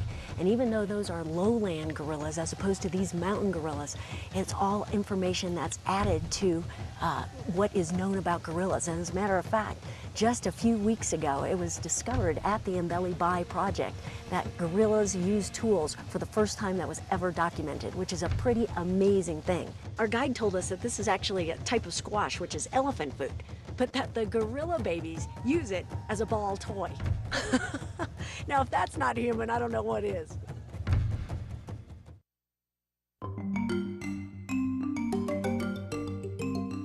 So just how big is it to have baby Belingo born at Busch Gardens? Absolutely huge for us. This is the first gorilla birth at Busch Gardens in Tampa, so we've been waiting for this for quite a long time. So as you can tell, everybody's really pumped up. We've had the veterinary staff and the zoological keeping staff, the animal care staff probably involved with it the whole time. So finally, we get to see the baby, and the baby's here, and it's nice and healthy, and we couldn't be happier.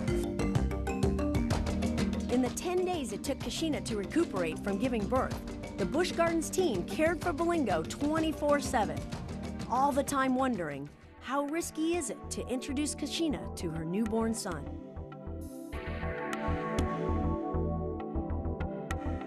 We felt it was definitely important to take that chance, because that is the most important thing, that he is raised by her and not by us, even for a few months. Knowing how significant the mother-baby bond is, it was important to reunite Kashina with Belingo. This introduction was thought through as carefully as every other step of this entire process. We fed him a bottle. We had the black fur vest that he was used to clinging onto. He was quite content. He didn't cry at all. We secured the bedroom, and then we opened the door, and she immediately, without any hesitation, came over, kind of picked him up off that rug, threw that rug aside, and she took off into a corner with him and was holding him and kissing him and grumbling and happy singing with him immediately. And we just did the observations, and she's not put him down since.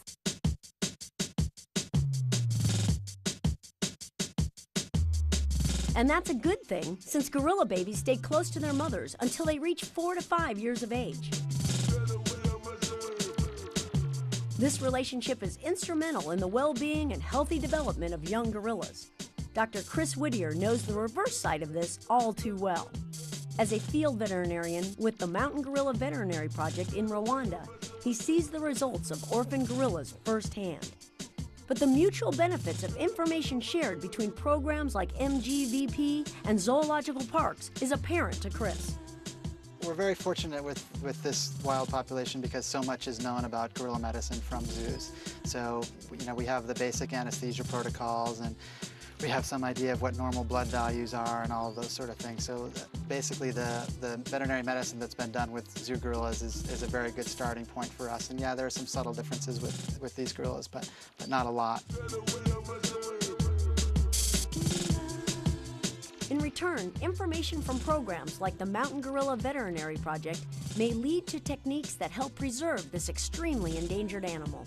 Threats such as habitat loss, hunting them for bushmeat, or poaching the parents in order to abduct the babies remains a challenge. Believe it or not, snares like this are still being used to trap wild gorillas. orphans are still found. And that's how Chris came to know this eastern lowland gorilla, a 3-year-old male that had been taken from his family and was malnourished and traumatized. Chris hopes to rehabilitate him and return him to a family group when he's older. But there are some bumps in the road. You know, a lot of people imagine that it must be, you know, great to have a baby gorilla in the yard. And yeah, sometimes it's great, but it's also, you know, it's an animal that shouldn't, you know, be living in the yard. And he's quite a handful. He's almost 70 pounds now. And he's probably stronger than I am. I liken him to, you know, a 3 to 5-year-old child that's as strong as a 30-year-old man. So he's quite a handful.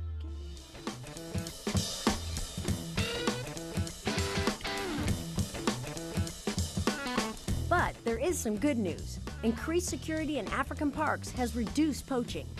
Ecotourism, native education, and government support have all helped to increase awareness of the gorilla's plight. And as people become more aware, they become more involved. And that's the answer to saving endangered species.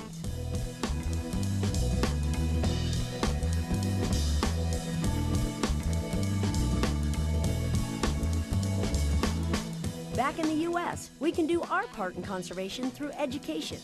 And today, Kashina and Bolingo are doing great and can be seen at Mayombe Reserve. Kashina is a doting and caring mother, and Bolingo is exploring his new environment from a perfect vantage point. They play a big role in educating guests about gorillas, and what we learned from Bolingo's success story can be shared to help other zoological parks. I am in the middle of working on a paper to hopefully present at the AZA conference, and we want to talk about what worked for us with Kashina. So hopefully other facilities can take what we've used with her, and maybe if they need the same situation, they can use some of the same things. From Africa to America, we work together to save one species, because all of them are crucial to the health of our planet. I think it's safe to say that if the gorillas weren't part of this forest, there would be much less interest in protecting it for the other animals, and the whole ecosystem would suffer.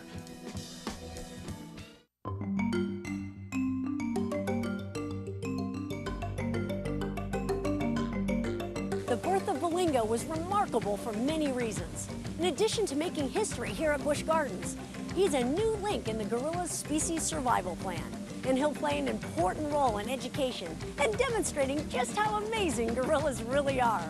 From Busch Gardens and SeaWorld, I'm Julie Scardina. Thanks for watching The Gorilla Story. Hi, I'm Jenny Bush, Conservation Ambassador for the Anheuser-Busch Adventure Parks. SeaWorld, Busch Gardens, and Discovery Cove are dedicated to the conservation and preservation of wildlife. And we believe the stories like the one you just experienced need to be told. The primates featured in this program are just a few of the many species that benefit from the SeaWorld and Busch Gardens Conservation Fund, a nonprofit charitable organization dedicated to habitat protection, wildlife research, animal rescue, and conservation education. Your support for the continued viewing of programs like this is appreciated. I encourage you to learn all you can about animals and their environment. Remember, we're all interconnected. What happens to them eventually happens to us, so we need to protect them and their habitats. Together, we can make a difference.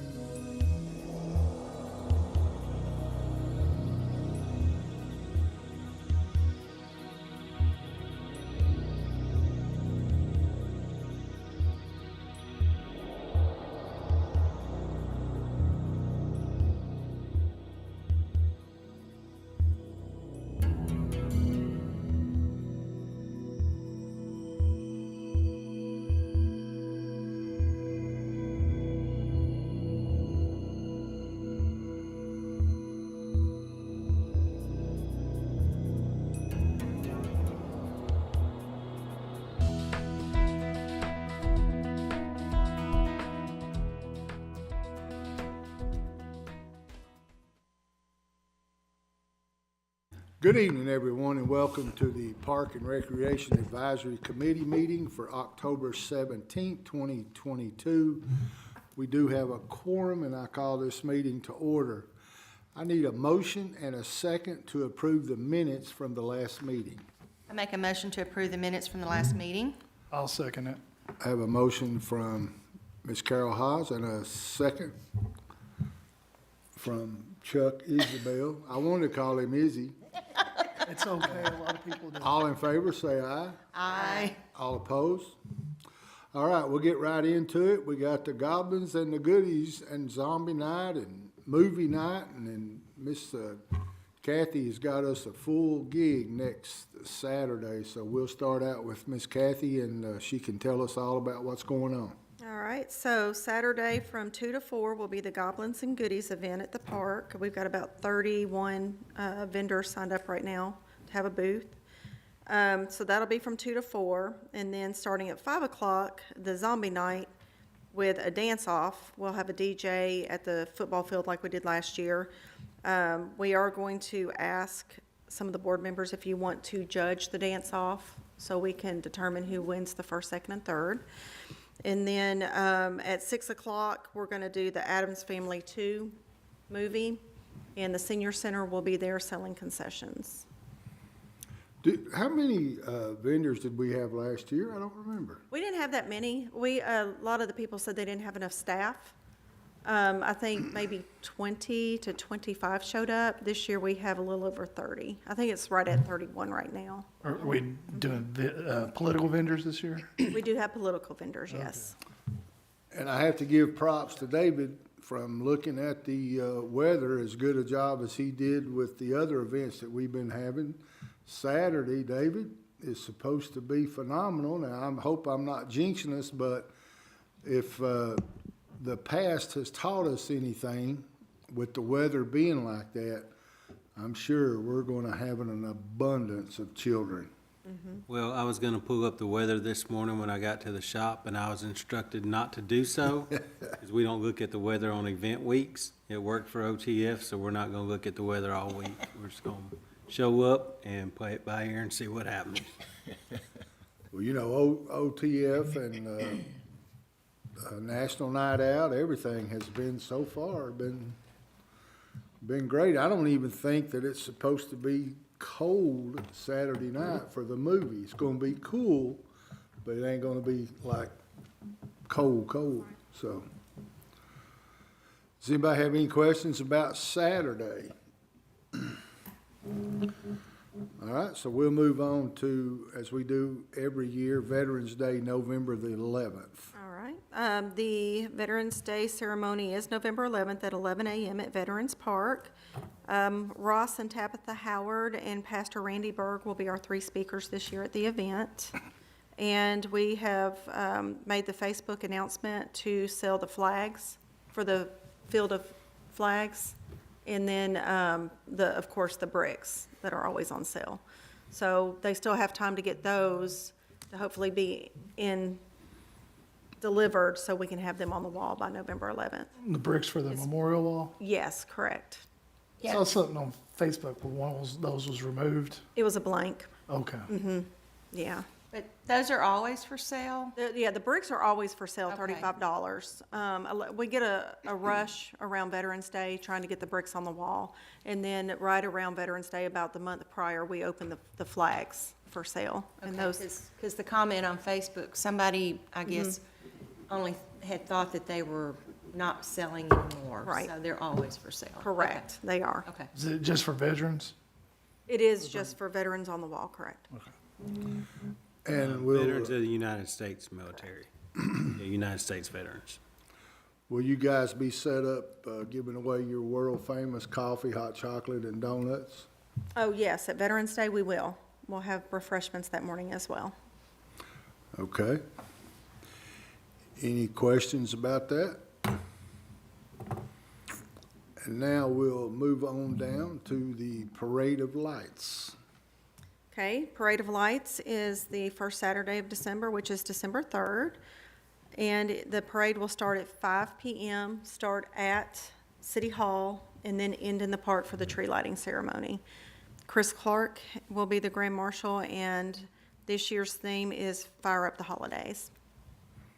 And anybody that's happens to be watching this on YouTube that may not be familiar, who is Chris Clark? He Or you want me to answer that? was, I believe he was the prior interim fire chief.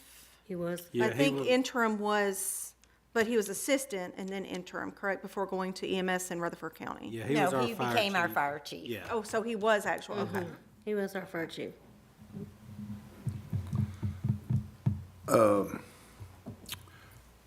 It's not on here, David, but I want to interject with it, just so I'll know, and maybe you got it planned for next month, but I just want to, because of the parade of lights and the lighting of the tree, what's the status with the ice rink this year? Am I jumping the gun? Yeah, we're actually gonna try to install that the week of Thanksgiving, we think. And then, do you have the dates? I didn't bring the dates with me on that. December 1st would be the employee skate, and then it'll go December 2nd through December 17th. And it'll be available to the public, well, available Thursday, Friday, Saturday, and Sundays. Okay, I didn't want to jump the gun, but I just wanted to make sure that we start getting the word out there, because I think that thing's going to be a huge hit. Well, and you know, this year we're expanding, so it's gonna be 50% bigger. Last year, I think we did it Monday and Tuesday. We didn't do it on Wednesday, Thursday, Friday, Saturday, and Sunday. And we found out that the Monday and Tuesday, we really weren't getting a whole lot of traffic. So we're gonna do it Thursday, Friday, Saturday, and Sunday this year and try that out. You're gonna open it up where people can sign up when they get there? Because I know we had talked about it before. In person, we're not gonna Yeah. do the pre-registration like we did last year. Okay. The only day that really filled up was the Winter Festival Day, and that was, traffic messed with some people getting there. They didn't get there allotted times. So we're still gonna open it on the hour, so you'll get an hour rotation, but it's first come, first serve. So if you show up at 12:30 and it's already at capacity, you'll have to wait till 1. Okay. So, Is it too early, David, to put in an order for like about a 35, 40-degree night that night? Or Oh, no, we're already working on that. Actually, I think this year, we have talked about, you know, we did the Winter Festival last year and kind of put everything in the front parking lot. Well, as y'all know, last year, it was a terrible day for weather that day. Rained a bunch of our vendors out, so we had 20-some odd vendors signed up, and I think maybe 5 to 8 showed up. I think we're gonna rent a big tent, maybe a 50 by 100, and put in that front parking lot, so the vendors can actually be under the tent, and then kind of light that up. In case we do have some bad weather, at least we can still have our vendors there. away from the tree? Yes, in that, probably around that middle front, in the front parking lot, in between those two light posts. I like that idea. And hopefully, we will get a good vendor that'll show up with coffee and hot chocolate. correct. I'm sure we'll talk more about this next month, but it's on my mind, and I just wanted to, you know, because you guys worked hard last year. Y'all have any questions about the Parade of Lights? All right, we will move on to the Winter Festival. Which, December 3rd, we're gonna have it from 3 to 8. We're gonna open it before the parade starts this year and have it a little longer for the vendors. We have the horse and carriage rides. We've got 2 horse and carriage rides coming this year that will take them up through the walking trail in the back of the park and do rotations that way. And we've already opened up the registrations for the arts and craft vendors for the event. And we are currently looking for a warm snack vendor, be it hot chocolate, donuts, something of that nature. So, I'm just, is that something the senior center would do? Well, they generally do hot chocolate and cookies after the parade at the tree lighting. I think they're interested in doing that this year. I know last year they couldn't make the tree lighting, so they provided that at the employee family night skate. So I think maybe this year they may be looking at doing both nights. It's something they've generally done in the past. I think they enjoy doing it. If it fits into their schedule. I think they did mention, and I probably failed to mention it to Kathy, that that may be something they want to do. Even if we could find another vendor type, we've had several of those in the past. We had a like a mini donut here at City Hall, and the senior center was still able to provide the free stuff also. We want the mini donuts back. They were supposed to be here last year, so, Don't get me started, man. I was looking forward to it. I was just thinking, if the center's always been good about doing that, but if they could combine it to where it could be a minimal charge for a fundraiser and still, you know, good for the citizens, that it would be a win-win situation. Something just to think about, you know. But, you know, I don't want to put them in there without, you know, but just an idea. That's what we're here for, advisory, you know. Any more questions about this? All right. So we're going to talk about the fall ball clinic.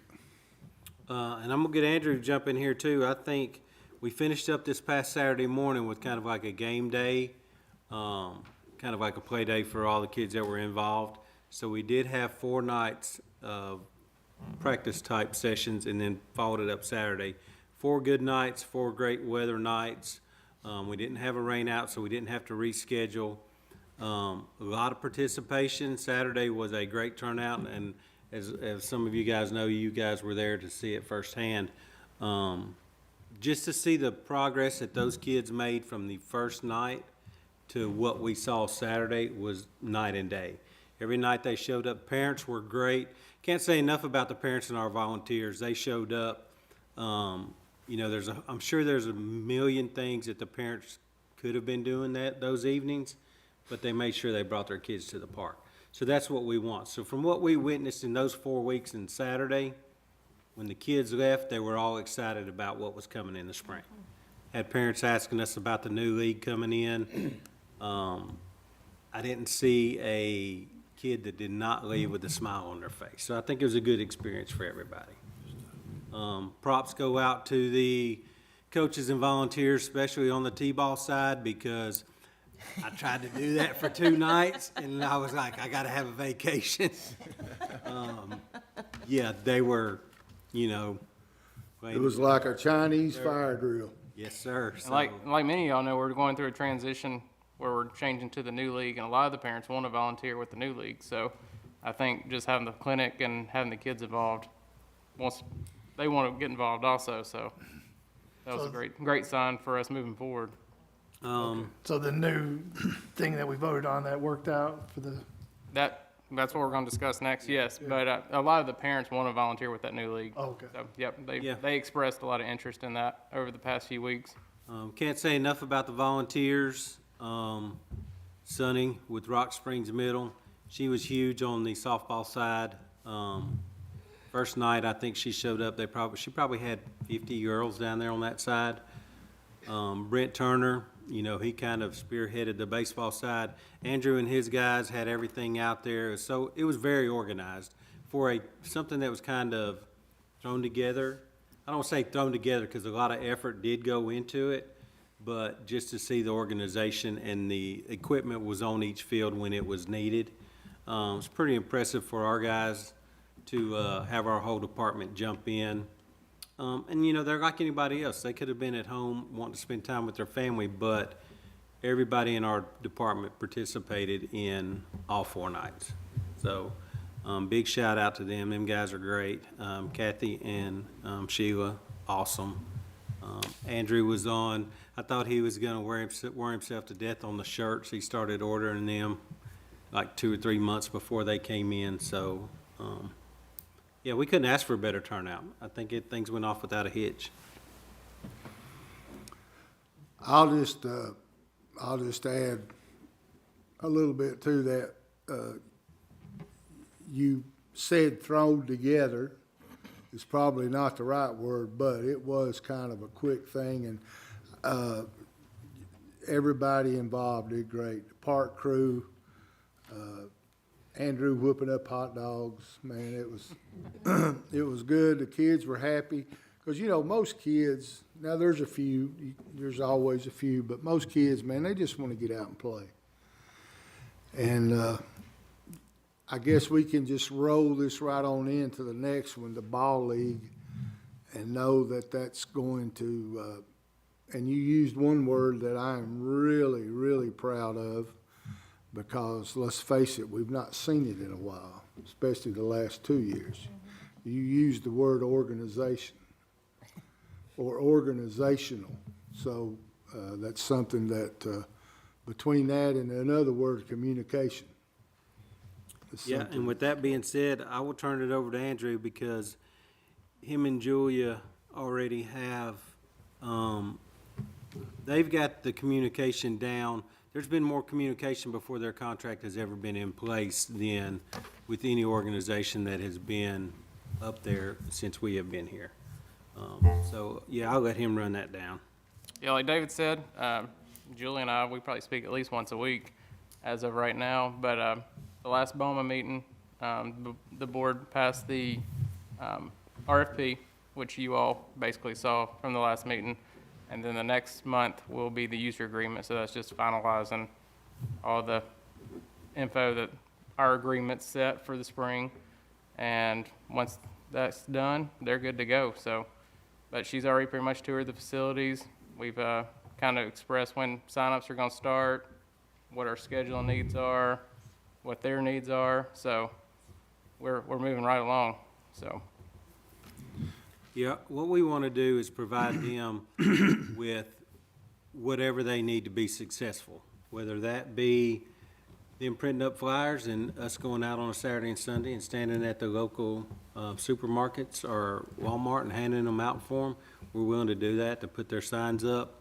I'll be honest with you, man. I've been here 12 years, and everything in our department seems like it's trending in the right direction except for that ball league. So that has been a thorn in our side. So we're ready to turn the corner, and I don't see it not being successful. I just don't, because I know their passion is there, their heart's in the right place. They're dedicated to the kids of this community, and anybody that knows her knows that the basketball league, you know, it's a success. So we want to see that spill over onto the ball league side too, and I think we're heading in the right direction. We talked to. And so far, I think she's even went ahead and scheduled her board to go ahead and meet up there. So I think they're laying plans pretty quickly to get this up and rolling. And I know you guys talked about scoreboards, you talked about the sound systems, you talked about the little tweaking things. The details that the details want to see. Yeah, that make a ball league excel. And she's, you know, I'm not going to go over expectations, but she kind of knows what we're expecting. But at the same time, we've got to stay humble and be realistic and grow it gradually. We don't want to go in there and, you know, but now if it happens, hey, that's great. So I'm excited. The board meeting with BOMA, once we do that, we can blow this thing out of the water and start talking about it. So. Yeah, and you've referenced the scoreboards and the stuff like that. We want to make sure when they come in that they're not scrambling to figure things out. We want to make sure everything's working for them, whether that be freezers, if we have to replace some freezers. So it may take an initial investment on the city side just to make sure that stuff is up and running, but we couldn't expect an organization to come in and repair that stuff for us. So that needs to be ready for them once they come in the door. They don't need a headache of figuring out, well, I got 2 fields over here the scoreboards don't work on, you know. As a parent, if you go to a game, you want to see the scoreboards working. So, I mean, that's our goal as a department. Andrew's on top of that. Like, he's already met with Julia over, like you said, the PA system and the scoreboard. So there's no doubt in my mind that they're going to have that up and running. Now, I'm not one to kind of live in the past, but I am curious about one thing. Well, I'm curious about a lot of things. But one thing, if it happens, who would handle it, or can we help? Can we go back to the days of where we used to get sponsors and hang their banner on the fence? Now, their user agreement, they are able to go out and solicit businesses and put up sponsorships and bring in revenue that way. So that any previous user agreement we've had has had that in there. That's just up to the organization. Now, I know that she's reached out, and I know she has parents that work at different companies here in LaVergne that she's already had them reach out to. So I do know that that is in motion right now. So Is that something that just Joe Public, us, whoever can, you know? You can, if there's people you think that would sponsor a ball league, I would definitely send them either to Julia's I direction. know Giles got 2 or 3 in his hip pocket. Well, you know, Land of Frost He used to does. be a big one. They give out, the money's there. It's just the organization that had it previously, you know, never reached out to them. When the city ran it, we had Land of Frost. I think when LBSA had it, maybe they had Land of Frost. So that organization's been around here. So there is some money out there waiting. It's just making the contacts. How do you, how do we or them determine the size of the banner, how much the banner costs to make, and where do you get them made at? We can get the banners made, whether we use the front street signs in Smyrna. I don't know if the vendor, like if, say it was Land of Frost, if they have stipulations, if it has to be a 3x5. I'm not sure. Kathy, do you know? Have you dealt with them? I don't know. I think we gave out sponsorship packages that they chose. and that might be something I need to discuss with her. Maybe her board puts in place of what a sponsorship package is, like a level, and then this is what you get for that level. That's how we did it when we had it with the city. So different size banners Yeah, so is it's a different let's size. just say it's $250, you get a 3x5 banner or something like that. Okay. Something. And Yeah, because I'm like everybody else. I think everybody on this board in the city, it's got kids, you guys. I think we're all gung-ho about this league, and we want it to excel.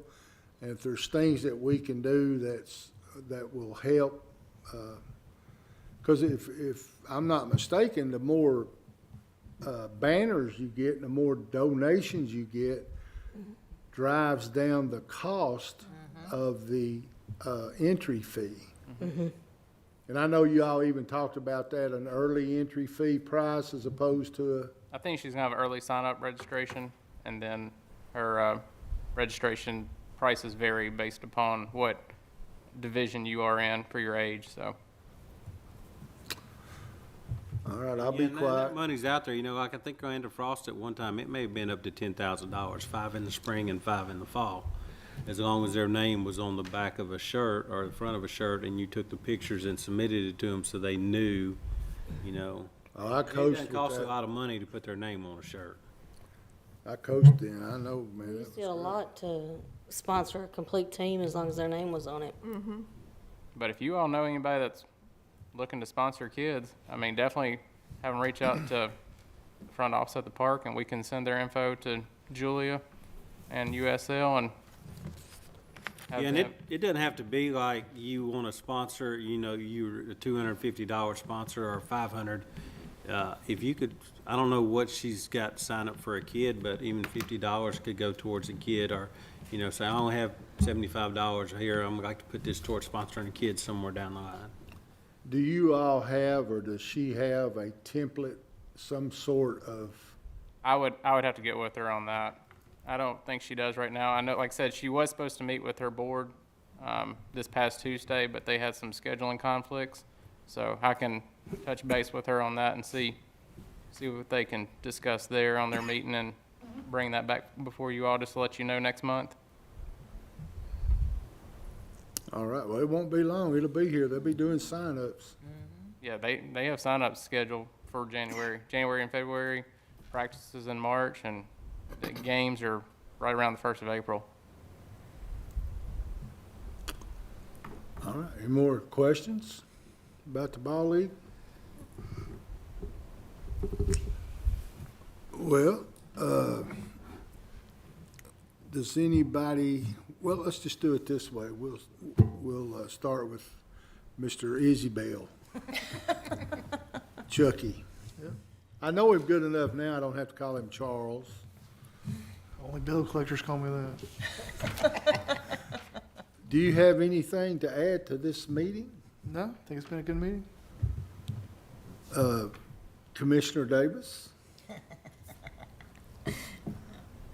So, we have some really good stuff coming up. I'm really excited about all of this. And also, every year, I'm excited to see how it's growing as well. But I also want to thank you all for all of your hard work. We help when we can, but you're pulling all the weight, and we want to thank you for everything.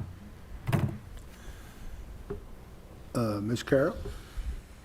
Just to, follow up with Laura, thank you to the Parks and Rec Department, the whole group. I mean, y'all are awesome. You're personable to the community, and every event has more community participation. There's more people coming out, even from surrounding communities like Smyrna, Antioch, even Old Timers Festival. I talked to some people that came in from Murfreesboro. So the word's getting out that when LaVergne has an event, it's top A #1. So thank you all very much. And again, I look forward to the events coming up for the rest of the year, and then January 1st will be around the corner and we'll be starting it again. So thank you all. Mr. Giles? Yes, I live in the Brookside community in LaVergne, and one of our HOA guys came to me this week and asked about the park that they're building over there. So just want to know the city's involvement in the park and their what they like to do with it. They're very concerned over there about that park. The Brookside Park? Yes, sir. David? It is actually it's a TDOT grant, so we have to follow their steps that they put forward. So actually today, I think they just approved the minutes from the Planning Commission when we took it to the Planning Commission 3 months ago, I think. So, we got the grant, we are awarded the grant, but they did need that step added to their history, showing that we as a city did take it to the Planning Commission. So, I mean, it's set up over there. It's gonna be a walking trail. It's a play area, a swing area. Yep, it's gonna have a parking lot, maybe 10 or 12 parking spaces. Pavilion. It will have pavilion. And the walking trail should tie into the existing walking trail that is behind the houses now. And then it's gonna have like a youth multi-purpose soccer. We call it a soccer field. It's like a U8 soccer field, but it's not gonna be lighted, so it's kind of just be a multi-purpose field. And that'll have a couple of benches. That'll be with that also. Okay. What's the time frame for opening? I think we have to use that money within 3 years. I would have to double check to see when the clock started on that. I think COVID threw everything behind, because this was actually started in 2020. But we really didn't get the go-ahead to start moving forward here until probably within the last 6 months. Is that the part that you're building? Is that the one we voted on, or is that somewhere else? That is the. I think you're talking about the Blue Cross Blue Shield grant. Yeah, that is another grant that is out there. Okay. That's totally different than this TDEC grant. That Blue Cross Blue Shield grant would be for a playground that we're proposing kind of over around the Hurricane Creek area, where the walking trail dead ends right now. But the one you're talking about, we brought before this board, I want to say in 2020, around December of 2020. Okay, thank you. Mayor Cole, did you hear the question? I did not. He was talking about he was asking about the Brookside Park. Maybe you or Mr. Graham can update us on. Sure. You want to come up with, so the Brookside Park had to go through Planning Commission and get approval through Planning Commission. Then that, as well as the minutes of the approval, had to be submitted to the state. And so that has been submitted, and we're just waiting for them to release funds, and then everything starts. So it will have a pavilion, a ADA accessible playground, a soccer field, and some parking. And it is a pocket park designed for the local community not a big Veterans Memorial Park, similar to how Manatee Park is. Well, Giles lives over there in that area, and they were asking him about it, the community. So, There was discussion with the planning commission to increase the size of the car park, but looking at the grant, we decided to leave it as it is, because it would have through money to be funded for the park as it was drawn up. Okay, thank you. And I've gotten a few emails from some residents over there about could we change out the soccer field for a pickleball court, and we actually have one over here with Veterans Memorial, so whereas we don't have soccer, really a soccer field anywhere in the city. So right now it's staying with that. Okay. But what other questions were they asking? More so just concern about the neighborhood. It's a small community over there, you know, in this last phase, it's not connected to the other side of Brookside, so they're concerned about that kind of stuff. Yes, it is designed to be pocketed, so small, something for that immediate community, not one of the larger parks. So I was just over there. I know I've spoken with Kathleen, who lives on Condor, that backs up to where the park will be, and she even had some concerns about where it's at. But this has truly been a long time coming, because this was, Brookside Park was really established under Mayor Mosley, but it was just a walking trail that ended to an open field. So there was no park, and our side of town really hasn't had anything other than the fire station. So this is the start of that. We've discussed some other uses. I know there's one piece of property that's developing where they're giving the city some land, and that will either be for police, fire, or for the parks. And so, but it's moving towards these smaller pocket parks for localized communities, rather than just have something where you would see someone from over here, or let's say McFarland Point or the Ridge. They won't be driving over to this ideally. This is just something that's again small for the local community. Awesome, thank you. question for Mr. Coates, is this going to be a lighted park? There was no lights. No lights, okay. I don't believe there was any electricity runs to the building. No. There may be regular security lights, but At some point, we may install a couple of outlets and a security light there, and possibly a water fountain. Would have to go back and look into the plan. Anything dealing with T-deck, if it's not on the front end, it's hard to get it on the back end. Because like when the mayor said, people asked if there were certain elements that we could change. I don't think we can go in there and do a big change like they're talking about, take that field and turn it into pickleball, since it wasn't proposed on the front end, because what they approved was our basic design that we submitted. Now, there may be a possibility inside those play zones to swap up some equipment, so it's not necessarily the equipment we proposed, but maybe something similar. But something as drastic as even, I think they would consider it drastic where maybe we wouldn't, is even building a bridge across that creek there to the other existing side. I don't even think we could do that, because that was mentioned, and it was like that was kind of taboo since it wasn't proposed on the front end. Kind of similar with kind of what we're going through with the help me out, Andrew. Greenway. The Greenway, where we're trying to extend it to the boat ramp. They said, anything you think you may want on there 20, 30 years from now, put it on the front side of it. If you build it on the front end, that's great. If you decide you're not going to build it on the front end, but you want to build it 15 years down the road, if it's in your initial plan, that doesn't have to come back for review. You can just go on to the next step. So that's kind of, I think, where we're at on that Brookside Park. Like the mayor said, the minutes have been submitted for the planning commission, so they're pretty much in their system. We're just waiting for the next go-ahead on the next step. Giles, do you have any more questions about it? No, sir, thank you. Gentlemen, thank you very much. Miss Felicia? Well, I would like to know when y'all find out what the sign-ups are for the children for playing ball, because I personally would like to donate And I would hope that our board. Say it again, I didn't hear you. I personally would like to donate for a child to play ball. Jerry, you got that on film? I've donated before, I just don't I tell know people. you have, but I have got to give you a But hard time. I do hope that, you know, so that if there are any children that the parents can afford it, I would like to, and I would encourage our board to Absolutely. help Yeah. with that too. Yeah, I'll reach out to Julia and get the prices on that and also talk to her about the sponsorship levels. So, and we'll have that for you next meeting. Is that it? That's it. Only thing I'm gonna do is add to what Carol and Laura and them was saying is, and we come in here every month. I mean, let's say it.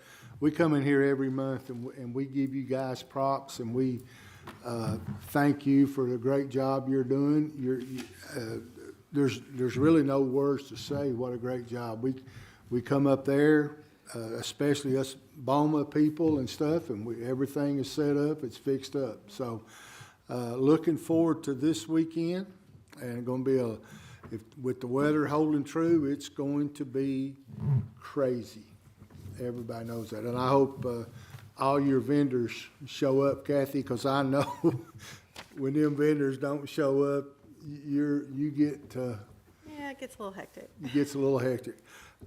So we are having a meeting next month, according to this. Is that correct? Yes, sir. Because we had We're gonna said have one something next earlier. month. I don't think we have one planned for December. Okay.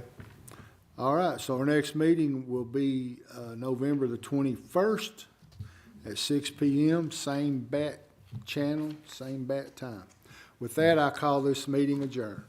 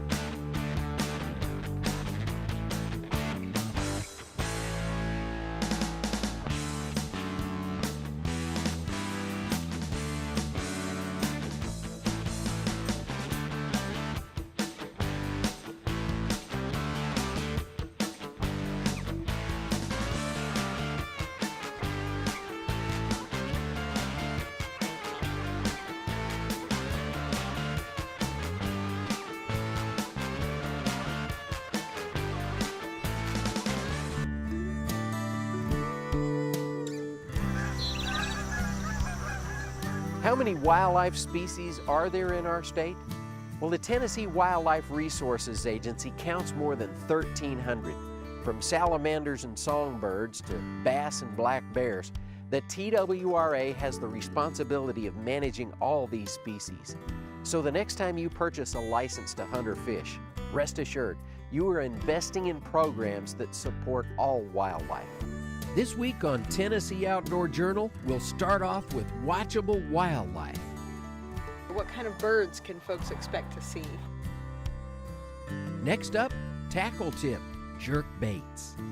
Early January, just pull this along the bluff, and this is a good bait for that time. And we'll finish off with drop the tailgate, bow fishing. Thought we had 20 or 25. We had 46. We did better than I thought we did. Tennessee Outdoor Journal is opening the cover and inviting you in for some outdoor tips, tricks, and behind-the-scenes look at the work being done by your Tennessee Wildlife Resources Agency. Let's turn the page. What kind of legacy will we leave when our days upon this earth are gone? Tell me who will carry on this work that we've begun, care enough to be the keeper of the dream. Thanks for joining us on this episode of Tennessee Outdoor Journal.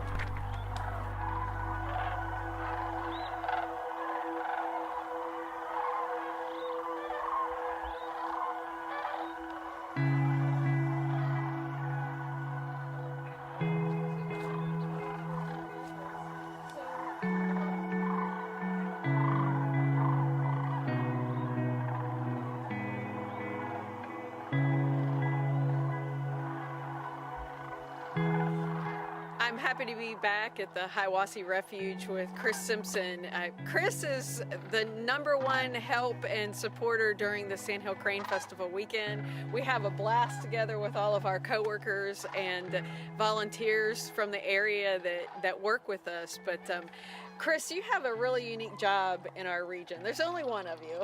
That's true. Tell me about yourself. Tell me about your job with the region. I'm Chris Simpson. I'm Region 3 Biodiversity Coordinator out of Crossville. Work the entire region. Get to work with a lot of endangered species, and one of the highlights of the year is the Crane Festival because I love waterfowl and birds. And right here, I mean, if you want to see birds in our area, this is the place to come for the Sandhill Crane Festival. And what do you help me with during the festival, Chris? Well, we start out on Thursday setting everything up. Friday we get to work at the school and usually teach all the 5th graders in the county about the refuge and waterfowl and birds and bald eagles, golden eagles, and other wildlife you'd expect to see here. And then Saturday and Sunday, of course, is all the events at the school normally and here at the refuge, and just coming out to the refuge and viewing all the birds that migrate through here through the winter. This is a major stop-off point for a lot of waterfowl, including sandhill cranes and bald eagles. How many years have you been involved with the festival? Around 16 years, pretty strong, yeah. So we have some history and longevity, which is a lot of fun. You know, that institutional knowledge really helps make it a great weekend. What's unique about this area for anyone that enjoys bird watching or just someone that enjoys being out in nature? What kind of birds can folks expect to see? Well, what's unique is we're at the confluence of the Hiawassee River and Tennessee River. And the Hiawassee River, if you don't know, drains out of the Cherokee National Forest, out of the mountains. And the land here is real fertile. So the farmland is tremendous. So there's a lot of wildlife food, including corn and different crops that are planted for wildlife. So it's a major stop-off for waterfowl. And so a lot of the waterfowl that you would see here would include mallards, of course, Canada geese, diving ducks, puddle ducks, and a whole slew of other birds. But today we have pelicans on the slough. Of course, you have all your winter bird feeder birds, of course, as well, but a lot of raptors in the area as well. And there's one raptor specifically that everybody looks for when they're here, and that's the bald eagle or even golden eagles. Yes. Can you talk a little bit about those two birds? We have a high density of bald eagles in the area. We have several bald eagle nests on the refuge here, and of course this was one of these spots that golden eagles were reintroduced through the process of hacking towers back in the 90s and early 2000s to the area. And truly, everybody comes to see the thousands of cranes that are here at the Hiawassee Refuge and in the area, but it truly is a highlight to see our national symbol fly through. Absolutely. And it usually draws a lot of oohs and ahs from the crowd. So if you're in the area, check out check out birding in the area and watch for that amazing bird along with the cranes. Chris, I can't thank you enough. Every year I say thanks, and it's never enough for all you do for the festival. Thanks for being with us here today. Well, you're welcome. It's a lot of fun.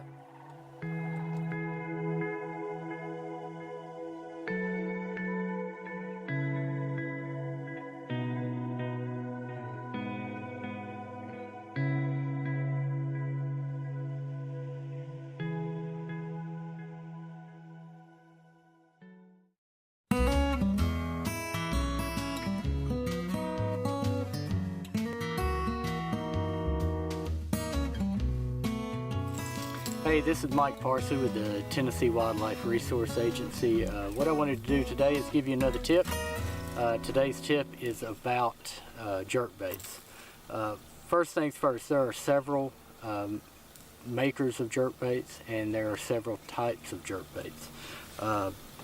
Each has its place. First of all, there's this jerkbait. This is a megabass jerkbait. I believe this is called a Leviathan, and this jerkbait is made for ultra cold water in the very late winter. So early in January, I throw this, especially on your clearer lakes like Dale Hollow, Thames Ford, and Center Hill. And what you'll want to do with your rod is just pull this bait. You don't really jerk it, even though it's called a jerkbait. You just pull this along with your rod. So you pull and wait. You can wait 30 seconds sometimes, maybe even longer, and just pull again. At some point, if you're throwing this in the right location, the line will just start going off on its own, and that's when you can set the hook. These are good baits to throw along bluff walls, little rock outcroppings on bluff walls late in the winter, early January. Just pull this along the bluff, and this is a good bait for that time of the season. So first one is an ultra cold jerk bait with a longer lip, and you pull them, you don't jerk them. After that, you can start going toward a shallower running jerk bait. This is a Megabass 110+1. It gets nowhere near as deep as that Leviathan, but it's got a more erratic action because of the water's getting warmer when you start to throw this. So you can throw this all season long, but I start throwing it a lot more when it gets mid-January all the way through really all the way through spawn. You can throw this up through April, and sometimes even past that, but this is a good bait to use all the way through April. And this gives a more erratic action, although it's still its action is deader than a jerk bait that you're going to want to throw when you get into late February into March and on into April. And this gets a little deeper than you're going to want to throw at that point. What you're going to want to throw when you get into late February, March, and April is this Megabass 110. So you'll notice that a Megabass 110+1 has a longer bill on it than the Megabass 110. That's because this bait runs shallower. That's for when the fish are shallower. So on top of that, the action with this bait is much more erratic than the 110+1, and you actually jerk these two baits. You don't pull them, so you jerk them, and so you'll jerk, and it'll do its erratic action, and don't move it. Just let it sit there, and then you would jerk it again. But you don't want any, you don't want your line taut when you stop the bait, because if it is taut, it'll continue to pull the lure, and you want the lure to be perfectly still in the water column when you stop the bait. So these two baits you jerk, and make sure you do it on slack line so the bait doesn't continue to move once you've stopped. Along that same line, this is an older jerk bait. It's called an Excalibur jerk bait. This is one of the better baits that I found when you get to a lake like Dell Hollow or Thames Ford or Center Hill that have smallmouth in it. For some reason they like that chartreuse and purple. This is a bait that's got a much more deader action than these megabass, even this megabass 110+1. So this is better when the water is a little bit cooler. So what you want to do is you match the action of the bait to the temperature of the water. So if it's a colder water, you want a deader jerk bait. And so you would jerk this one as well. In the late winter, early January, you can even pull this bait like you would this Leviathan. So if you're dealing with cold water, you can always deaden the action of a jerk bait by just pulling it instead of jerking it. Along those lines, there are a great deal more jerk baits that you can throw. Strike King, I've always found their jerk baits to be a lot more pull type jerk baits, deader action jerk baits. This is a Stay Z90. You would pull this bait just like you would this Leviathan. You see the bills, you see a bill like that, these baits are more pull type jerk baits for the cold water.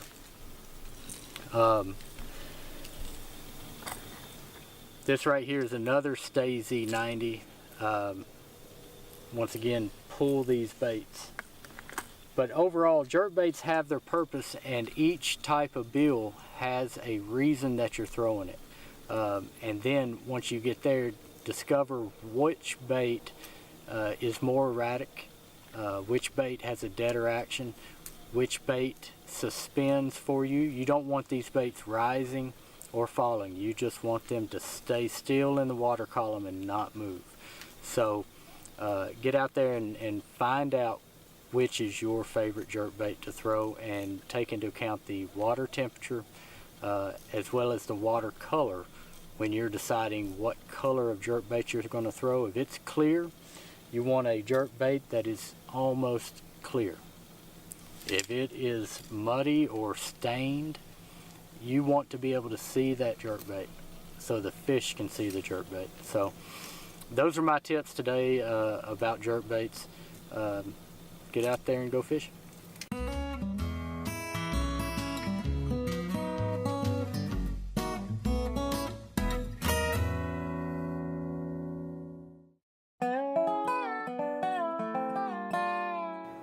Hey, I'm Jamie Feddersen. I'm TWRA's Migratory Game Bird Program Leader.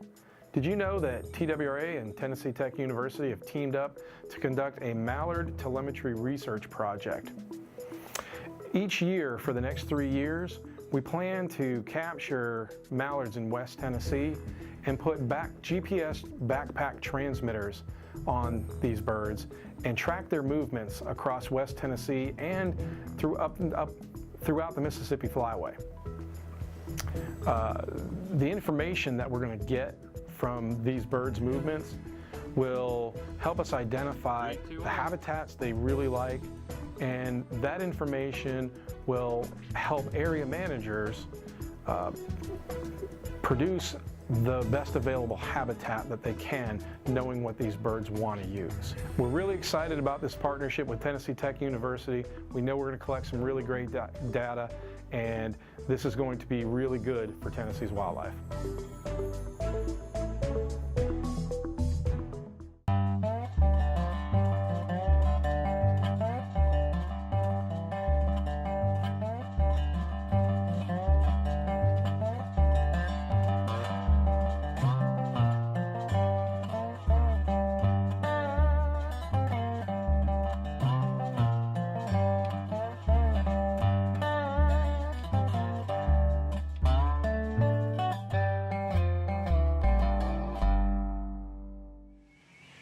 Hey guys, it's Matt Cameron, and today on Drop the Tailgate, I'm in Granger County with my good buddy Wes Jones. We're going to talk about some bow fishing.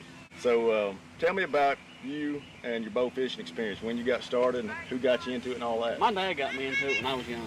I was probably 10, 11 years old, and which back then they didn't shoot of a night or anything. They'd shoot during the spawn when the fish was up rolling on the banks and stuff like that. In daytime? In the daytime. Okay. Well, 5 or 6 years ago, I got to run around with some boys from western Tennessee that got me into doing it at night. And once I done it at night, it's too hot to be out here in the daytime shooting them when you can do it at night and enjoy the coolness of the night and stuff. But I like it a whole lot better at night because you ain't got all the boat traffic and it's a lot more peaceful and it ain't 100 degrees outside. Yes, sir. Does the bugs ever get after you? Oh, they're awful. In the summertime, bugs get awful, especially if you get around grass, some grass gnats and stuff. It's awful. Okay. Well, that's something I had to consider. You know, you and I went out a couple weeks ago right here on Cherokee and got into some fish there, and weren't really any bugs to speak of that night. No, but last night they was out pretty good last night. We went out and shot some last night, and they was pretty. You can tell it's warming up. So when we went, we got into most of the common carp. And I think you stuck a buffalo. Shot a couple buffalo. Didn't get any on any gar that night. Gar was sort of scarce that night, but they're starting to show up a little bit better now. Water temperature's warming up. They're beginning to spawn. What's the water temp right now? 72. Okay. We're in mid-May here, moving towards late May. Man, it's been like almost summer-like here the past week or so. It has. And a lot of the commons have done spawn, which I mean they're still up shallow of a night. You can still find some, but. So let's talk about basic gear and kind of how you could help people that want to do this, how they can get started in it, maybe not spend an arm or leg for a nice rig like you've got here. Yeah. As far as bows-wise goes, everybody makes a bow fishing bow these days. PSE makes one, Cajun makes one, that are combos. You can get it like Bass Pro Shop, Bow Fishing Extreme, stuff like that are a couple $100. I mean, they're not going to break the bank. I mean, I shoot the Oneidas because we do a lot of tournament fishing and stuff, and I do it all the time. That's a $900 boat, bar boat. Not everybody wants to spend that. Sure, especially starting out to see if they even like it or not. See if they even like it or not. I mean, there's so many. I mean, everybody's got a combo about it now for bow fishing, and that'd be my recommendation. I mean, get you something cheap if you like it, and you want to upgrade. Then sky's the limit on that. You can spend it. This is a sport. You can spend just as little or just as much money on it as you want. I'm a firm believer that you need good gear. You may not have to be top of the line guy, but I want something decent that's reliable that I'm going to be successful with. Cajun Sucker Punch is a real good bow. I've actually got a TSC at the house that I still have that I shoot from time to time. Or if somebody new's going on the boat, I let them shoot them because I'd much rather than drop $250 bow in the water, $800 bow in the water. Speaking of dropping in the water, I knocked my camera off in the water when you and I were fishing too. Yeah, it was a fun night. It was an interesting night for sure. It was. You developed a neat little rig there on your fish pole with a gaff on the end of it and finally rescued that thing. Yeah, that was fun. I was telling my dad about that. He said, "How did you get it out?" I said, "Well, you'll just have to see." I said, "It was a fiasco for itself." All right, so let's take a look at your bows here, the reel, this stuff that you use personally, and what you would suggest to someone who's getting more serious about it. Like I said, I shoot the Oneida Ospreys. It's got a Bow Fishing Extreme shelf rest. I shoot the Cajun Spin Doctor reel. This is an extended reel cap. Jeremiah Hayes makes those. Gargod reel seat with a TJE shoot through rod. Mr. Kim Escott makes these. They're made in the USA. Okay. Same with the Gargods. G-string bowstrings and 200-pound test bow fishing braid. Okay.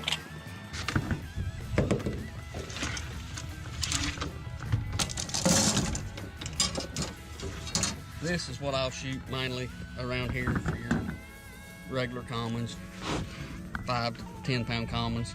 That's an Interlock Pro Point. What kind of arrows you running? That is a RPM NRG shaft. It's carbon and fiberglass mix. And what's the purpose of that? Stiffer.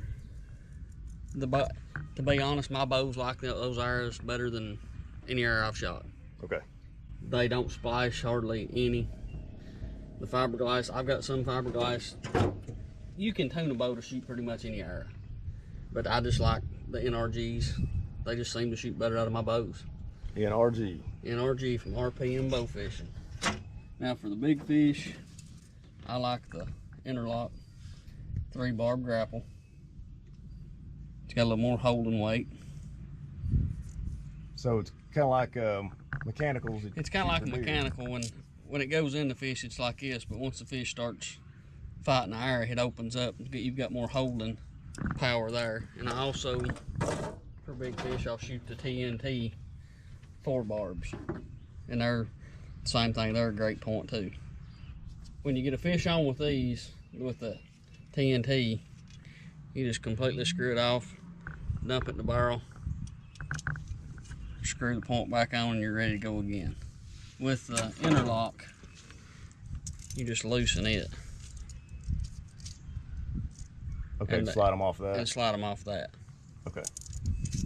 And the same thing with the pro point. The pro point, when the fish is fighting against it, the barbs will stay right there.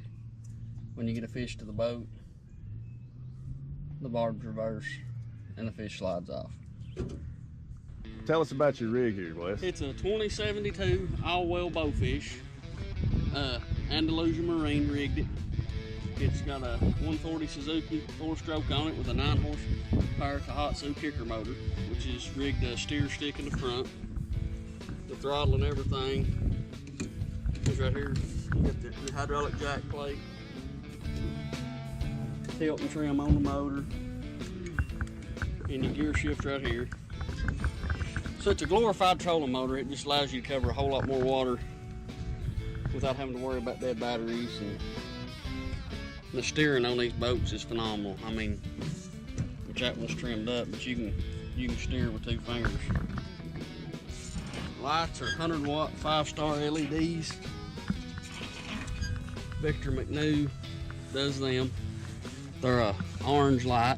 I'm high pressure sodium color, which seem to cut the muddy water a whole lot better than a wider light. The wider lights, you get more reflection than it does. It'll reflect off the water more than it will actually cut the water. Check out Scott with Copperheads Outdoors. Scott's got a bow shop down there, and he has a good selection of bow fishing gear. Bigger than most around here, to be honest, which he's right there on Gunnersville. Bow fishing, it's getting to be big around here, but it's a whole lot bigger down there than it is around here. So Wes, tell me about some other places to bow fish across the state. You know, you and I here in East Tennessee, and we know it pretty well. You know, where can folks maybe in Middle and West Tennessee go? Well, Reelfoot, West Tennessee, Reelfoot's got some real good bow fishing. You want to deal with cottonmouths. Me personally, I'm not about that. The thing about Tennessee is, I mean, most of the TWRA lakes, TVA lakes and stuff, have a public access close, and they're all good for bow fishing. I mean, that's Watts Bar, just any TVA reservoir. There's carp and gar and buffalo in the reservoirs. It's just pretty much wherever you want to drive to. So I mean, all these local waters have got carp and gar and stuff in them. So that's one thing we're blessed. I mean, with the public access and stuff TWRA has, pretty much anywhere you want to go put a boat in, you can go shoot fish. But one thing too I want to touch on is the most important thing of all this. It ain't the boat, it ain't the bows, it ain't the gear. It's $100, but it can save your life. I wire it religiously. People drown every day, you know that. You work with TWRA. Yes, sir. I mean, that's the most important piece of gear in a boat, in my opinion. It is, and it only works if you wear it. It only works if you wear it. So tell us about the bow fishing community that you're a part of. We've got a local club here on Facebook. We've got a Facebook page. It's East Cherokee Lake Bow Fishing. We post our local tournaments there. I've got guys that come up from Chattanooga and Dalton, Georgia, around Ringo and stuff, come all the way up to Tennessee to shoot tournaments. It's a good group of guys. They're the top guys that give you the shirt off the back. The bow fishing community in general is, you'll never meet another group of people like it. And is there a time of year that's better than others? Spring of the year, from now through, now dog days of summer, it'll get real slow. But then in the fall, when the water starts to cool off, they'll pull back up shallow again. So pretty much any time.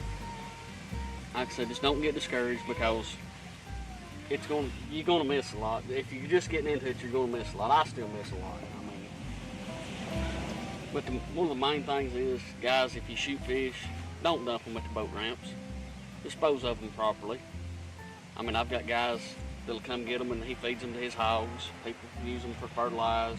So you and I fished till probably what, 2:30 in the morning that night, and that's, you know, I don't stay up all night a lot, so I was getting a little bit weary by then. So I was kind of glad to pack it up then. It's a long ride back to where I live from here. But about how many fish did we get there that Shot night? 46 that night. And that's probably twice as many as I thought we had. I don't know if it's just so fast or because I missed most of them and you hit most of them, but I probably thought we had 20 or 25. We had 46. We did better than I thought we did. Now, we shot on Friday night. We went back Saturday night and shot the same stretch of bank, killed 66. The same stretch? The same stretch. Me and a buddy of mine shot 66. That's a good point. I'm glad you said that because I thought, well, you know, maybe it's like turkeys or deer. You put too much pressure on them in one area, they're going to leave. There's so many of these blind things, man. I'm sure we put a dent in them, but not that you can actually tell. Because you can go back to the same, we could go back to the same flat nights you fish. We're trying to get the younger generation into it. I mean, I've got a little 9-year-old cousin at home. He's chomping at the bits. Every time I hook the boat, he's ready to go. And to be 9-year-old, he'll stand right there on that front deck till 2 or 3 o'clock in the morning and never say, I'm ready to go home or nothing. Shoulder to shoulder with you. Yep. Has he got his own boat? Yeah, he got his own boat. He's serious about it. Yeah, I graduated him last week actually from a AMS boller reel. He got to graduate to spinner. He thinks he's hot stuff now.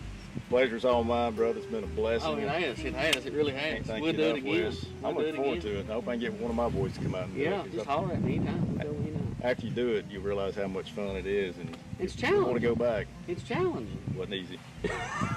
If it's easy, everybody do it. Ain't what the old saying goes. Yeah, that's what they say. But it's fun. Well, brother, thanks again. Thank you, Matt. And I'm looking forward to the next trip. We'll do it. All right. Y'all, thanks for joining us on Drop the Tailgate. Tune in next time for some more fun in the Tennessee Great Outdoors.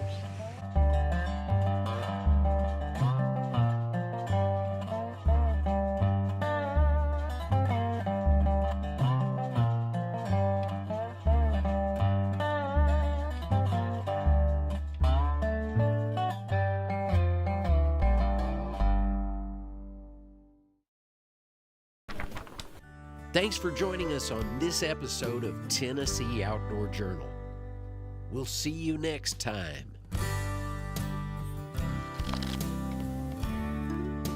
Tennessee Outdoor Journal is produced by your Tennessee Wildlife Resources Agency. Tell me who will carry on this work that we've begun. Care enough to be the keeper of the dream. This legacy.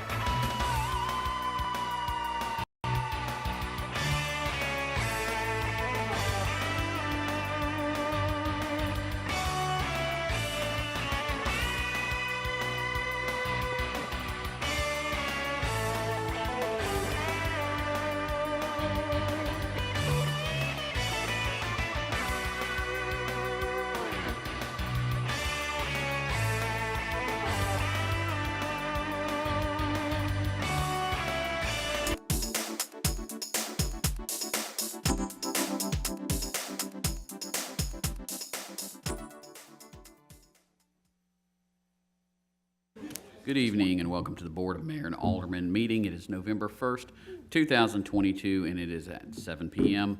Call this meeting to order. We do have a quorum. Tonight, the prayer will be with Vice Mayor No, and the Pledge of Allegiance will be with Dr. Bill Burns. If everyone will please rise for the prayer and the pledge. Let us pray. Our most graciously and heavenly Father, we come before you this evening with humble hearts, open minds, bowed heads.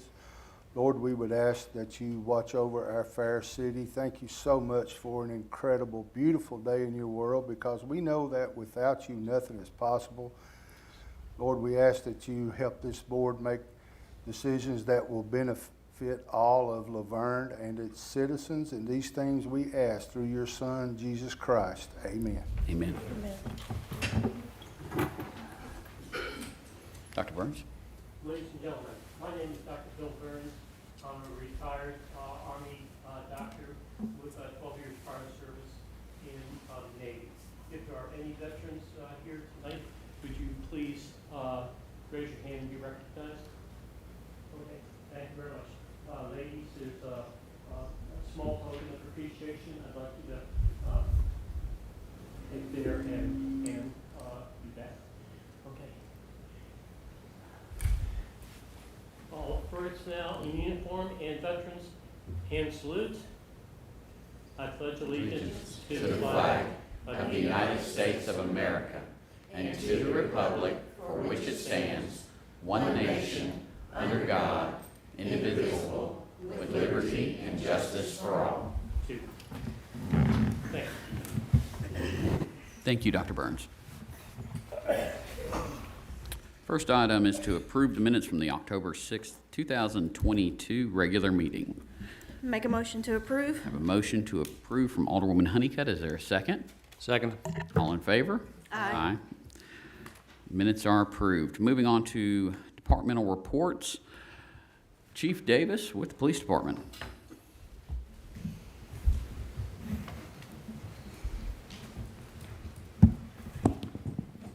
Mayor, Vice Mayor, Alderman, you have your crime summary for the month of October in your packet here. Just like a broken record here, same thing every month. This month, we had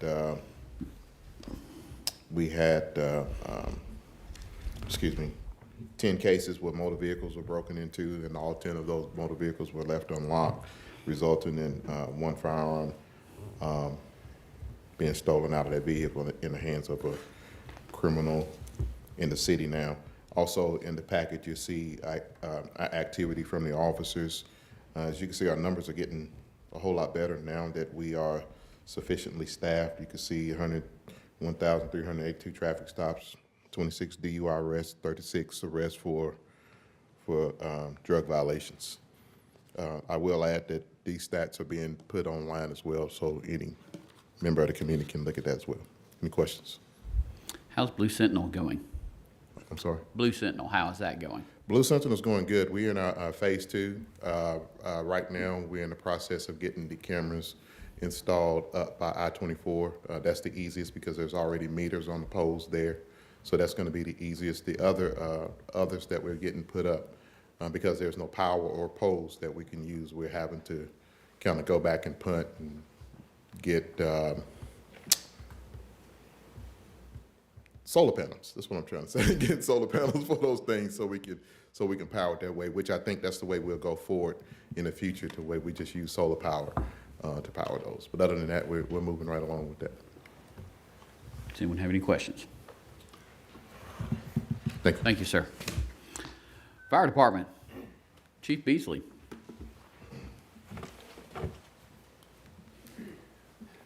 Thank you, Mayor and Vice Mayor, Alderman. I trust that y'all have had an opportunity to review the reports, and as you can see, there's no new trends. We're on par with everything that we do month to month. Nothing unusual to talk about within the reports. I do have a couple of things worth mentioning that are happening this week and next week, if y'all don't mind. Obviously, we know that there's a groundbreaking for new Fire Station 41. This week is a monumentous occasion. Obviously, it's long overdue, and thank you to the board, mayor, and aldermen for securing the funds to make that happen. Additionally, we have next week 4 recruits graduating fire school. It'll be the first time the LaVergne Fire and Rescue is invested in a fire school itself. So with these 4 people that are graduating, 4 people that have done exceptionally well. Been on campus with them multiple times in the last 10 weeks that they've been there and watched and participated in their training. Our fire instructors have been part of the recruit training, so we've not just sent somebody off to be trained, so we participated in that. It's a great partnership between Murfreesboro Fire and Rescue and Lebanon Fire Department, so it's a great product. 2 of those individuals came from our Fire Explorer program, so we've invested in this community and continue to do good work with those young people in the high school. It's great to hear. Do y'all have any questions? Thank you, sir. Parks and Recreation Department, Mr. David McGowan.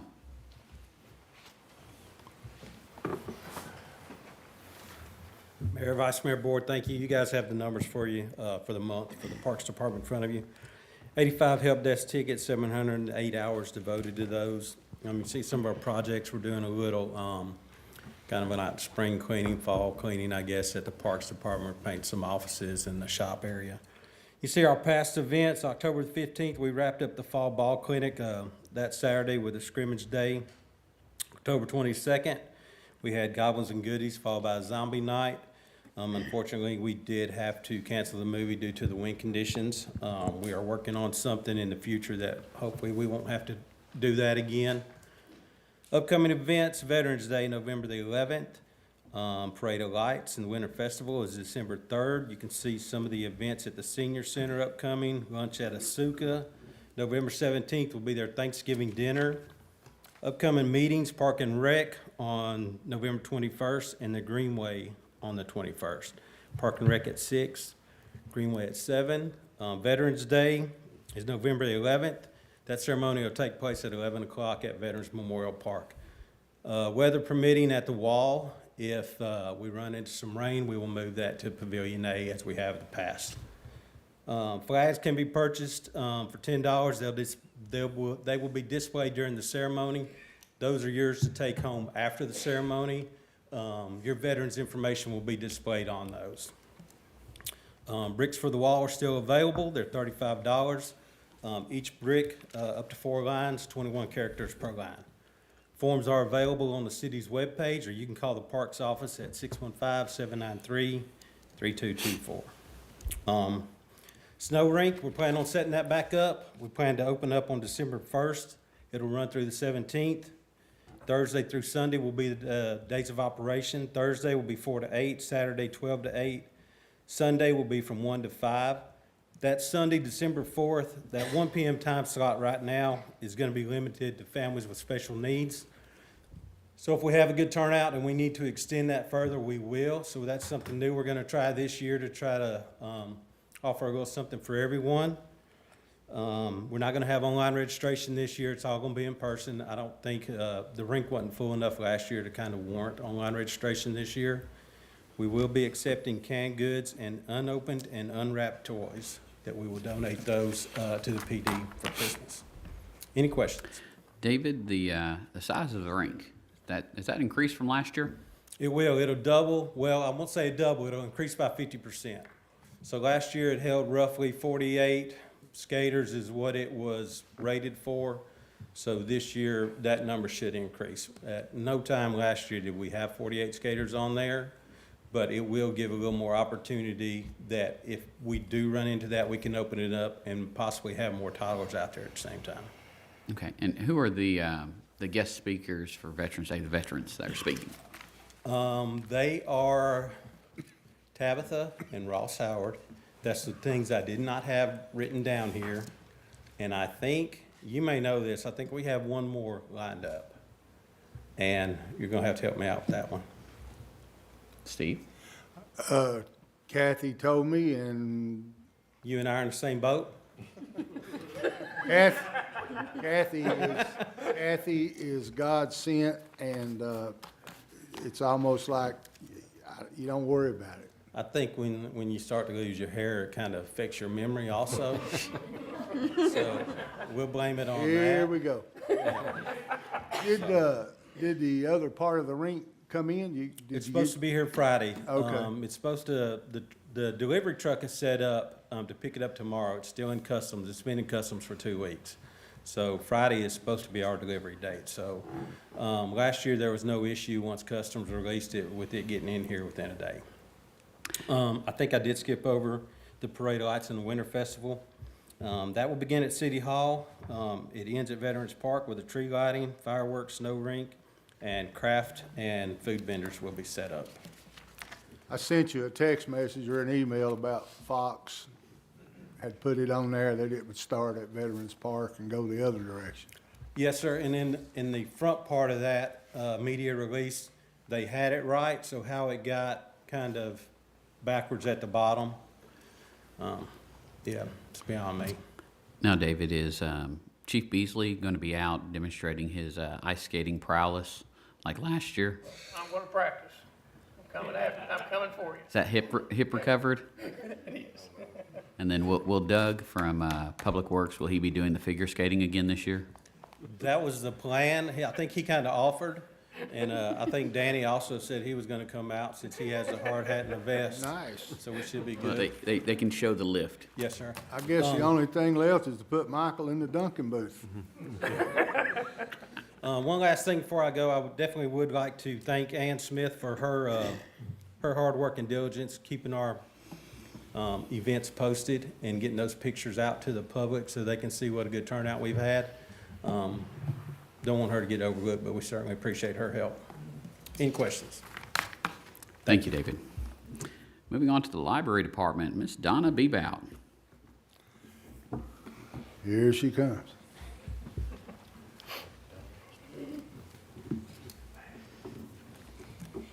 Mayor, Vice Mayor, Alderman, good evening.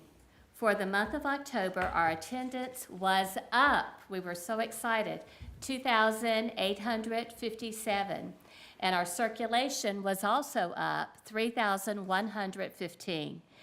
And we also issued 85 new cards. We've had a lot of people that I met at National Night Out and Old Timers Day that have come that said they've just moved to the area and needed to get a library card. So we were very happy to accommodate them. We had 19 programs for ages birth to 17 and 5 for ages 18 and up. We're building those programs back up slowly but surely. Want to talk a little bit about our Saturday movies at the library.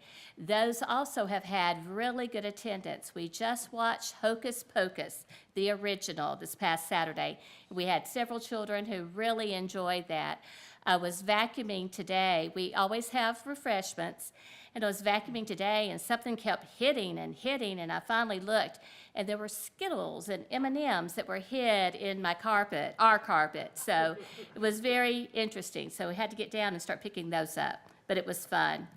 November the 12th, we're going to be having a Charlie Brown movie marathon, and of course, it can't be November without Charlie Brown's Thanksgiving. So families, come on out, enjoy the movie. We have a wonderful TV, and it's just great to get in that meeting room and watch a good movie and have good refreshments.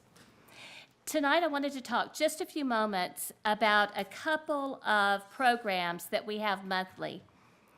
These programs, as you know, like our story times, we have ages according to what we help present in the story times.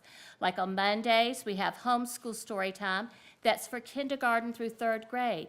Miss Janice, she teaches the children the states and the capitals and the presidents.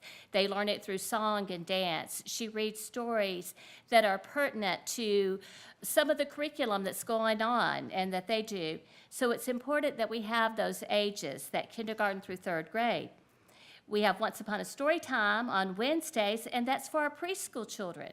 So anyone age 2 and up to about 5 years old can come to story time, and they learn early literacy through fun songs, rhymes, puppets, stories, and so much more. And of course, through the fun of sharing books.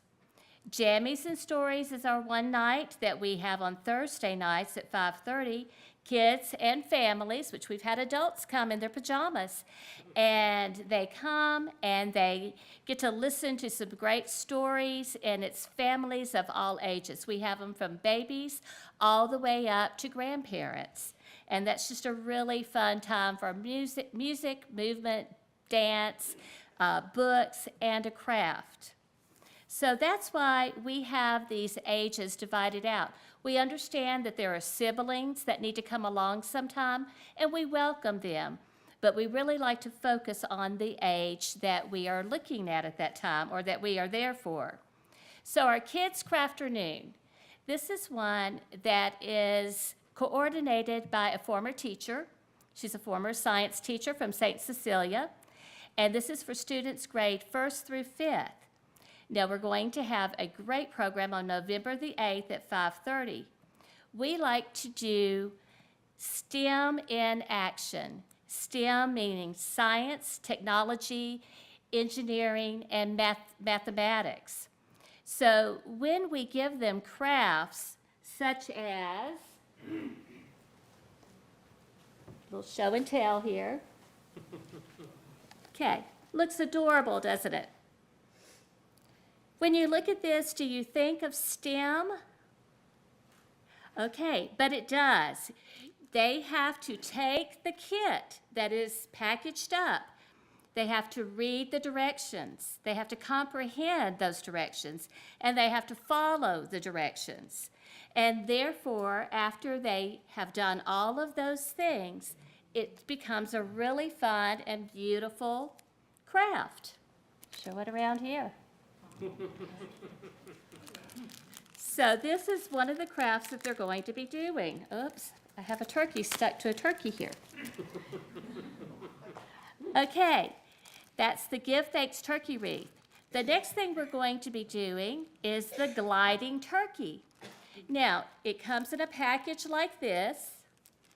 And again, they have to open the package. There's no instructions to this one. They have to use their mind and figure out how to put it together to make a glider. When they're doing this, Miss Becky's going to be talking about aerodynamics of a glider using currents of rising air called thermals. And we have a demonstration tonight, Mayor. You already did it. You are, oh. Did I miss it while I was talking? You said aerodynamics. Oh, and it came down. All right, you need to try that again. Okay, readjust the wings, readjust the tail feathers. All right.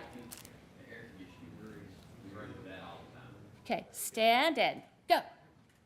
There we go, much better. So the mayor got the aerodynamics just right. And tonight, Miss Becky sent all of the mayor and the aldermen a kit to see if you guys can put this together. And we may have to have a contest sometime to see who can make their glider go very far. I'll get it out in a moment. Okay, so do you understand why we would like to have the grades 1st through 5th? Because we want to get those things, over to them. We want them to understand, but have fun while they're doing it. And again, if younger siblings come, we welcome them. We welcome the parents to sit beside the younger siblings and help them out. One more, and I know I'm taking long tonight, and I apologize. Teens and tweens, and that's ages 11 to 17. We're going to have a program November 17th at 5:30, and our invitation says, invite a friend and have fun being creative in our do-it-yourself gift workshop.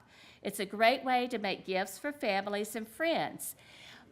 Marta and Lauren have come up with some great creative gifts that can be given away, or they can keep themselves, but they have to be very creative in it, and they have to use their imagination. Now, please note the crafts are geared for ages teens and tweens only.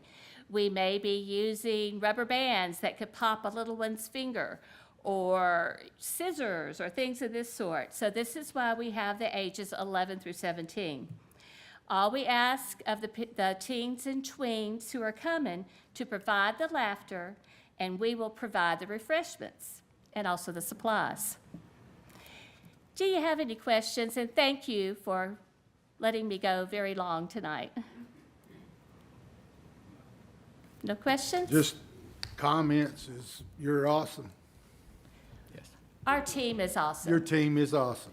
You always correct me on that, and I do apologize. No worries, but you surround yourself with great people, and you can do great things, and that team at the LaVergne Public Library is so creative, and it's so much fun to work with them, and that's what we do. We work together.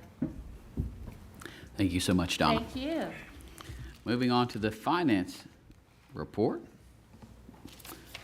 Ms. Tanya. All my stuff. It's their first time, ain't it? Welcome, welcome. Good evening, Mayor, Vice Mayor, Alderman. I just want to apologize. I have no cool show and tell. I'm sorry. I'll be doing the financial report for September 30th. In the general fund, expenditures exceeded revenue by $832,000. Just a reminder, property tax bills go out October 1st, so we're expecting that revenue to increase. Local sales tax was $969,000 above budget, also $198,000 above the prior year. State street aid revenues exceeded expenditures by $262,000. Stormwater fund expenditures exceeded revenue by $98,000. In our water and sewer fund, revenues exceeded expenditures by $723,000.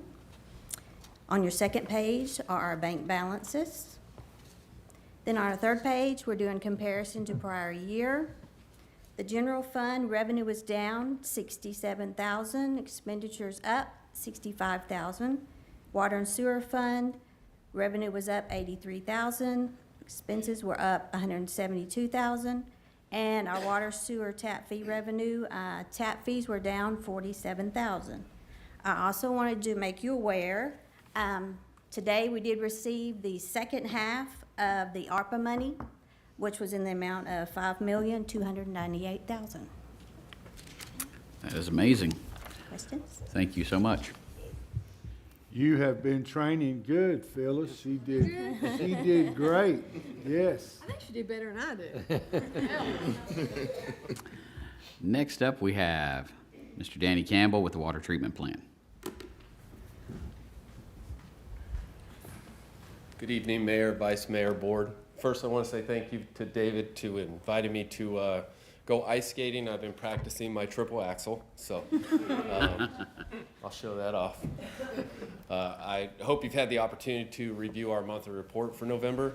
One thing I would like to mention is Infomark was able to take part in the Goblins and Goodies event on the 22nd, and we always enjoy doing the city events and taking part in that, so we appreciate the opportunity for that. Do you have any questions about our report?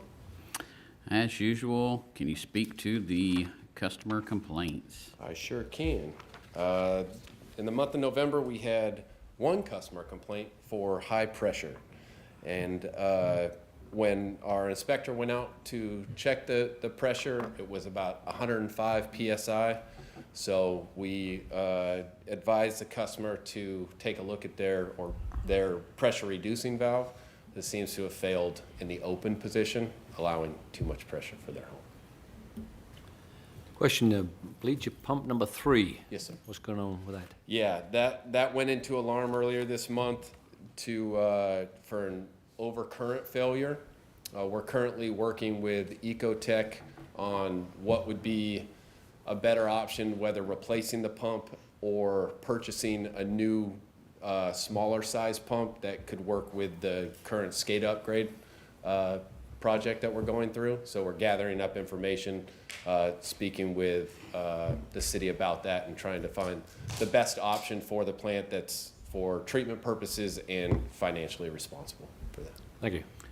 And then Danny, can you speak to the spare super pulsator vacuum pump as far as where we are? I know that was a 6-month window, but where are we with that? Yes, so there's been a delay in that, in the delivery of that, a postponement. So we're working with Walter A. Wood for that. They've keep updating us on, oh, it's been postponed, been postponed. The expected receipt date is the end of December at this point. So okay. That's just the bearings that are bad. Yes, Okay. sir. And it's our spare. So we do still have the 2 working pumps, but we're waiting on that spare so we have some redundancy. Any other questions? Thank you, sir. Thank you. Moving on to old business, second reading 2022-23, an ordinance to amend the fiscal year 2022-2023 general fund budget. Need a motion to approve or deny? Make a motion to approve. Have a motion to approve from Alderman Coates. Is there a second? I second. Second from Alderwoman Honeycutt. All in favor say aye. Aye. Opposed? Motion passes. Moving on to the consent agenda. Need a motion to approve or deny? Make a Motion to approve. Have a motion to approve from Vice Mayor No. Is there a second? I second. Second from Alderwoman Honeycutt. All in favor? Aye. Aye. Motion passes. Moving on to new business, first reading ordinance 2022-24, an ordinance to amend the fiscal year 2022-2023 fire impact fee fund budget. Need a motion to approve or deny? Make a motion to approve. I have a motion to approve from Alderman Coates. Is there a second? Second. Second from Vice Mayor No. All in favor? Aye. Motion passes. First reading ordinance 2022-25, an ordinance to amend the fiscal year 2022-2023 general fund budget. Need a motion to approve or deny? Make a motion to approve. Have a motion to approve from Alderwoman Honeycutt. Is there a second? I'll second. Second from Vice Mayor No. All in favor? Aye. Motion passes. Resolution 2022-25, a resolution to amend the employee handbook. Need a motion to approve or deny? Motion to approve. Have a motion to approve from Vice Mayor No. Is there a second? Second. Second from Alderman Coates. All in favor? Aye. Motion passes. Number 8, motion to approve a tender and completion agreement with United States Fire Insurance Company for the completion of the 24-inch water main project from the Stones River Roundabout to the water treatment plant. Need a motion to approve or deny? Make a motion to approve. Have a motion to approve from Alderman Coates. Is there a second? Second. Second from Alderwoman Honeycutt. All in favor? Aye. Motion's approved.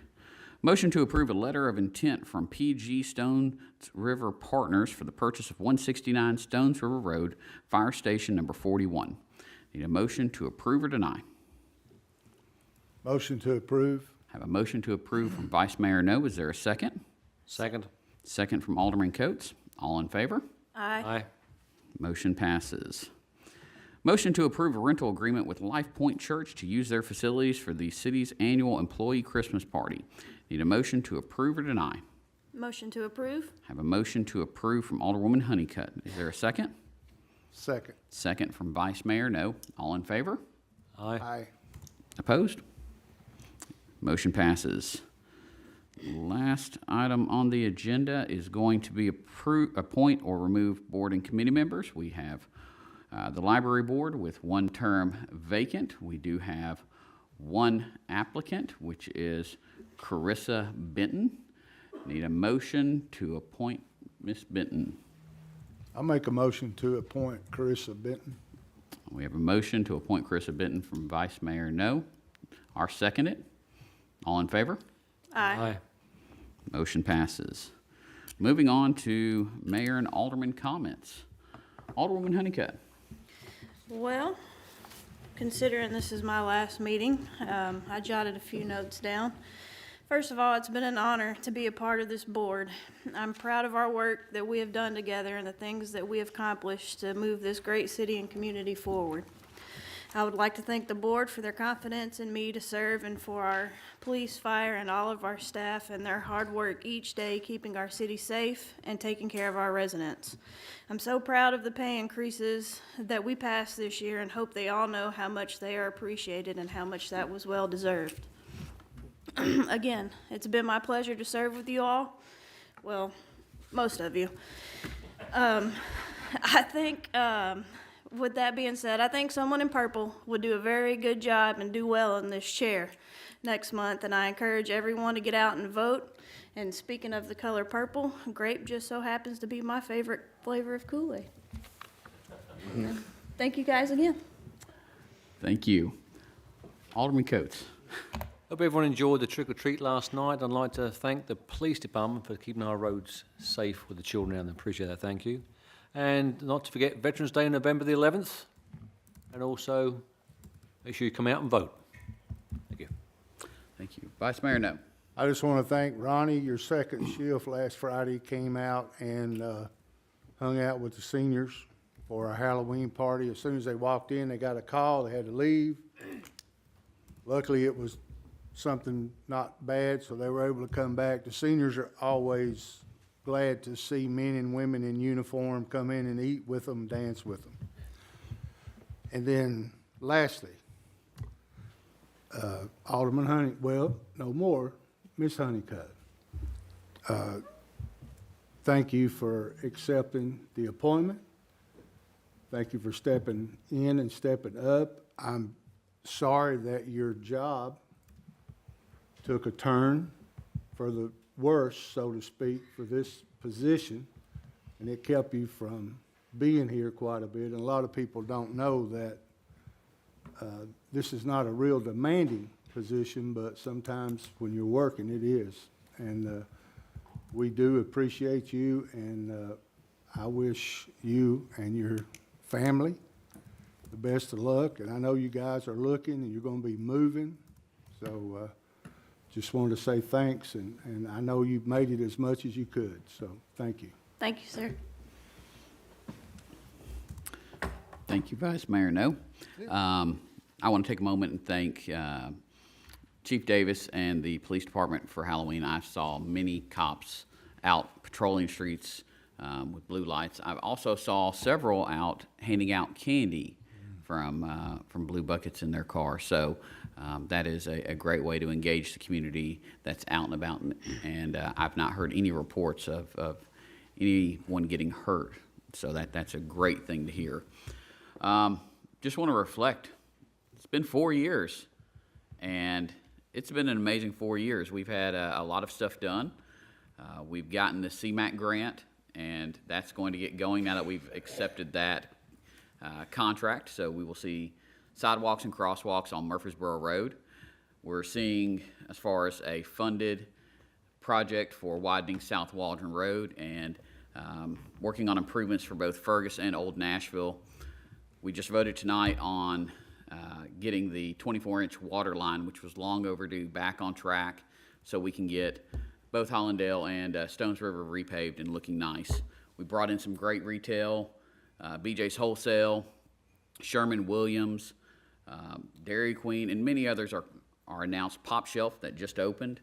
And so, as always, want to remind everybody, early voting is going on now through Thursday, 10 to 6. We've got Election Day a week from today, 7 to 7. You can vote anywhere in the county, so come out, vote, make your voices heard. That's what we want to hear. We want people engaged in this community. Too many times that doesn't happen until it's election time. So for me, let's keep the city moving forward in a positive direction that benefits everybody. With that, call this, oh, yes, we do need to mention that. Thank you because Miss Ann has been working on this diligently. So part of our 50th anniversary, we have, each month, we have different items. So this one, we have the cookbook. It is available digitally on the city's website. You can download it, you can print out your own copies if you want, or just use it on a tablet, e-reader, however you would like to. Lots of great items and recipes from our residents in the community, some from our staff, and I've even heard that Ann Smith's gonna start cooking some for us every so often. Her and Phyllis. So Bruce can greenlight that. But with that, let's have a great rest of the week. Call this meeting adjourned.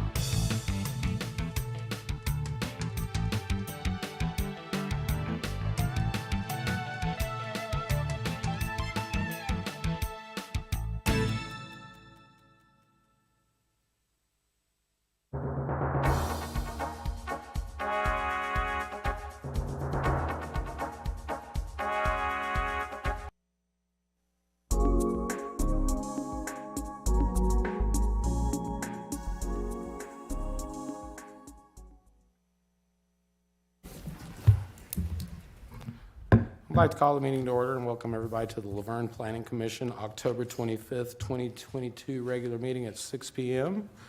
We do have a quorum. Our first item of business is to approve the meeting minutes from September 27th, 2022 regular meeting. Motion to approve. We have a motion to approve. Do we have a second? I'll second.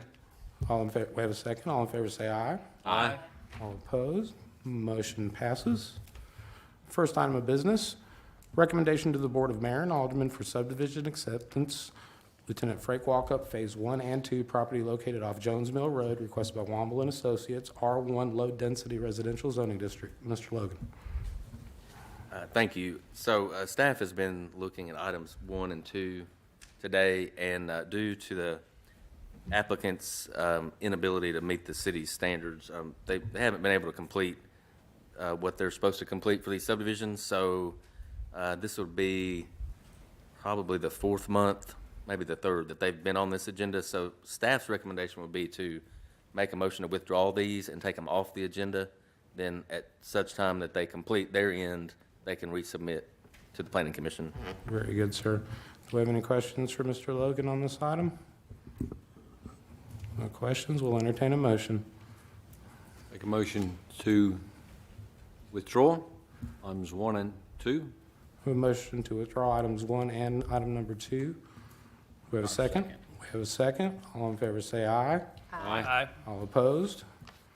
Motion passes. Just for the record, we're going to read item number 2. Recommendation, item number 2 was recommendation to the Board of Mayor and Aldermen for subdivision acceptance, Minerva Village Phase 1, property located off Hollandale Ridge Road, requested by Womble and Associates, R3 High Density Residential Zoning District, which motion to withdraw passed. And item number 3 is deferred, Mr. Logan? Yes, sir, that's correct. And so we're going to item number 4. Site plan, Palm Commodities, new building addition totaling 5,400 square feet on 4.11 acres, requested by CIA LLC, property located at 1289 Bridgestone Parkway, tax map 17, parcel 28.04, I-2 Heavy Industrial Zoning District, property owned by Fiji Strategic Realty Investors LLC. Mr. Logan. Thank you. This is a site plan request for approval for the Palm Commodities building, and this building is located at 1289 Bridgestone Parkway. And you can see here on the screen that this area outlined in blue. Of course, this lot has double frontage. It fronts Howell Quaker as well as Bridgestone Parkway. Closer look here shows the building along with the 2 roadways. They do have parking, employee parking off the Howell Quaker side. And site plan for this passed last month, which was to make some parking improvements. So that site plan did pass in September. And the other site plan was for a building addition on this southwestern side of the building. And this building addition is 5,400 square feet. And that's being added to the existing facility, which is approximately 62,800 square feet. This site is not in an overlay district. The zoning here, you can see a large area of I-2 heavy industrial zoning. So this parcel that's roughly shaped like a rectangle is the subject property. And these pictures are of the building that's existing. And shows the site with the existing employee parking. And then this is the site plan that was submitted by the applicant. And they have taken care of all of their issues from the workshop 2 weeks ago. There really were not a lot of staff comments at that workshop. They had taken care of most of the items. And that completes the report. I'll be happy to answer any questions. Thank you. Thank you. Do we have any questions for Mr. Logan or the applicant? No, I just want to confirm, I'm looking at on C2.00, looks like both entrances are 40 feet. Is that correct for staff? That is, yes. Okay, wonderful. That's good to see. I know that's the standard that we try to use, so that's good. That makes a motion, with everything been addressed, I make a motion to accept as submitted, Mr. Chairman. We have a motion to accept as submitted. Do we have a second? A second. We have a second. All in favor say aye. Aye. All opposed? Motion passes. Item number 5 has deferred as well, correct, Mr. Logan? Yes, sir, they have withdrawn. Withdrawn. Thank you, sir. And item number 6 is deferred. That's correct. On to item number 7. Site plan, Blair Ridge Phase 1, 2, and 3, townhome development totaling 141 dwelling units and 26 two-story buildings on 15.8 acres. Requested by SEC Inc., property located at 1289 Blair Road, tax map 29, PO parcel 21.01, R3 high-density residential zoning district, property owned by 303B Partners. Mr. Logan. This is a request for site plan approval at the Blair Ridge townhome development. This is phases 1, 2, and 3. So you can see this property here on the screen. It's on the north side of Blair Road, next to the High Point 24 site that's currently under construction. It's also neighboring the existing Van Winkle mobile home park. So you can see the property, it does have an existing home on the property that you'll see in the photos here in a few moments. So this is the property that's outlined in blue, again on the north side of Blair Road. So these photos are taken from the curve roughly where the ingress egress would be for this new townhome development.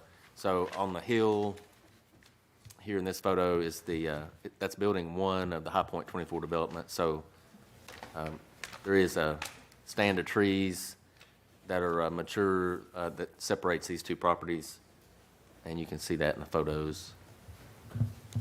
This is the driveway looking back toward the northwest, and this driveway leads up to that existing home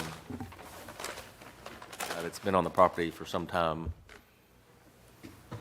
And you can sort of see it there in the distance. Again, this is the curve that would be improved, or at least it would be softened with this development as it proceeds.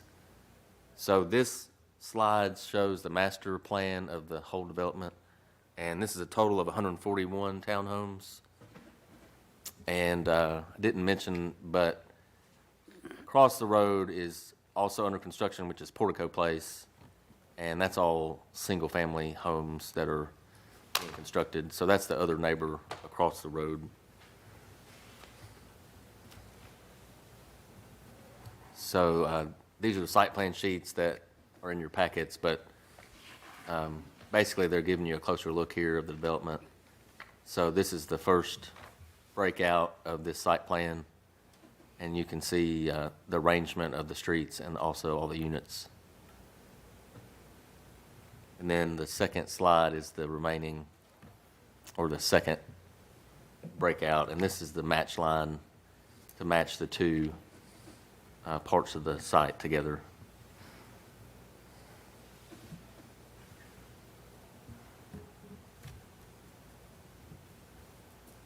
And this property also had just a few, 2 weeks ago at the workshop, and just a few technical comments, and those have also been addressed. So that completes the report.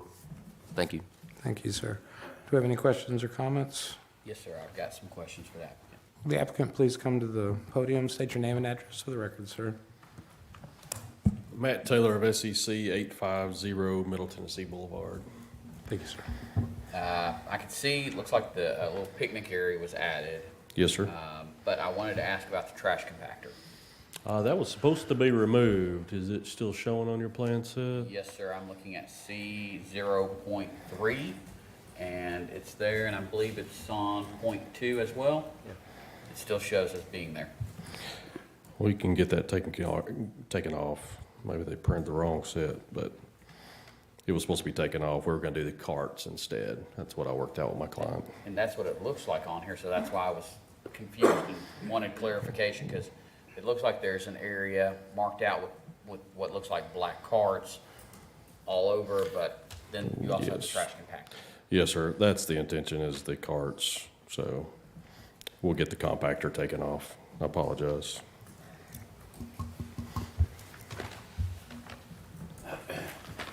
And the mail kiosk, is that the one in the middle for the whole development? Yes, sir.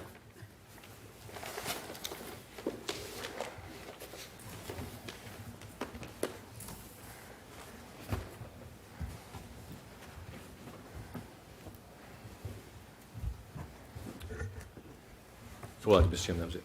Very I good. have a quick question. Please, Ms. Saunders. I know in the last meeting, we talked about an HOA for the property. Yes, ma'am. Would you be open to adding verbiage to your CCRs to limit the number of units that can be owned by rental companies and/or rented out?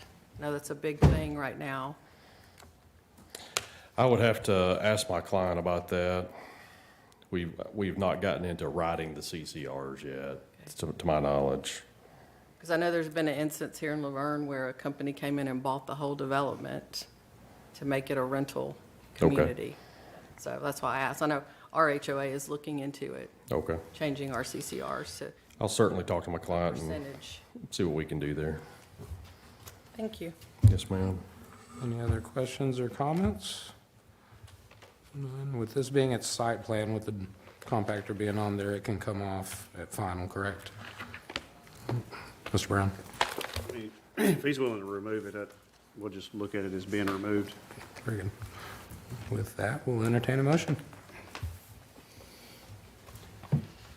Make a motion to accept, submitted. Motion to accept is submitted. With the understanding of the final comes back, the trash compactor will be removed. Very good. I will second that. A motion Well, to, please. So to accept submitted, removal of the trash compactor and qualifications from the applicant for the CCRs. Which would come out in final.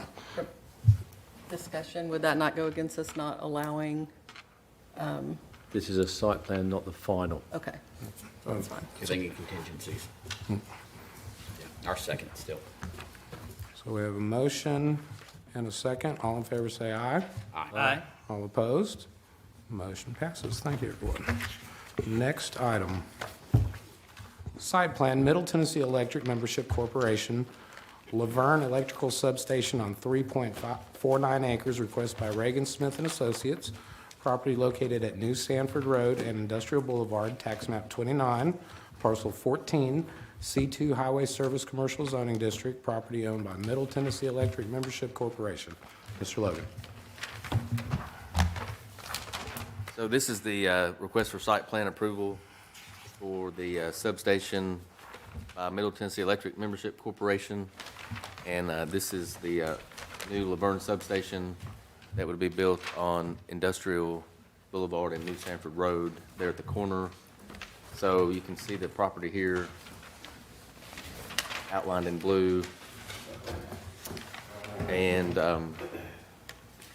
there's a closer look at this property. It is currently vacant, and I'm sure it was mentioned 2 weeks ago that this is the neighbor to the BJ's Wholesale that's currently under development in the city. So this property is about 3.5 acres, roughly. And you can see there on the zoning, it is zoned commercial C2, and the red color signifies the C2 zoning. So it is the same zoning as the BJ's Wholesale store. And this lot is not contained in the overlay district. So you can see here the frontage.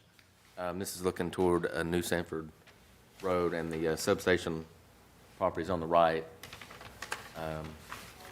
They're right at, or right before you get to the traffic signal at New Sanford and Industrial. So this is what they submitted for the workshop. that you saw 2 weeks ago. It's not vastly different, but they did submit this new one, which is on the screen now. And this is zooming into that latest plan they submitted. So you can see it's not vastly different from earlier in the month, but the detention pond's in the same place. They have noted that this screening wall would be 10 feet tall, and they're showing it now better on the perimeter.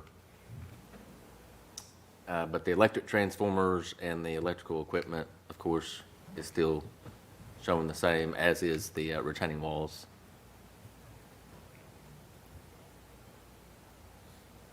And I guess that's it. There weren't many comments on this one at the workshop, so everything there was addressed, and that completes the report. Thanks. Thanks, sir. Do we have any questions or comments? Mayor Cole? Mr. Chair, I do for the applicant. Will the applicant please come to the podium? State your name and address for the record, sir.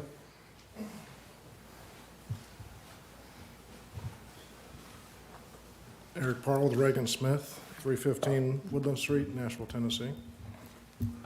First off, can you confirm the selection y'all have for the wall for us? Yeah, it was provided on the detail sheets. That was, I think, wall exhibit number 3 that was voted on in the workshop meeting. Yeah, the one that was discussed? Yeah. Okay, so Yeah. it is number 3. Yeah, and that then, image is on the detail sheet.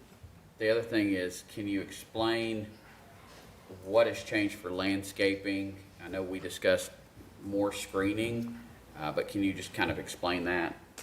Yeah, I believe you wanted additional screening and landscaping on the east side, the right side of the plan view to screen more on BJ's side, so we provided more along that wall. Okay, so it's more trees or bushes or? Yeah, exactly. It was similar to what we had, we just extended it the full length of that wall. Any questions or comments?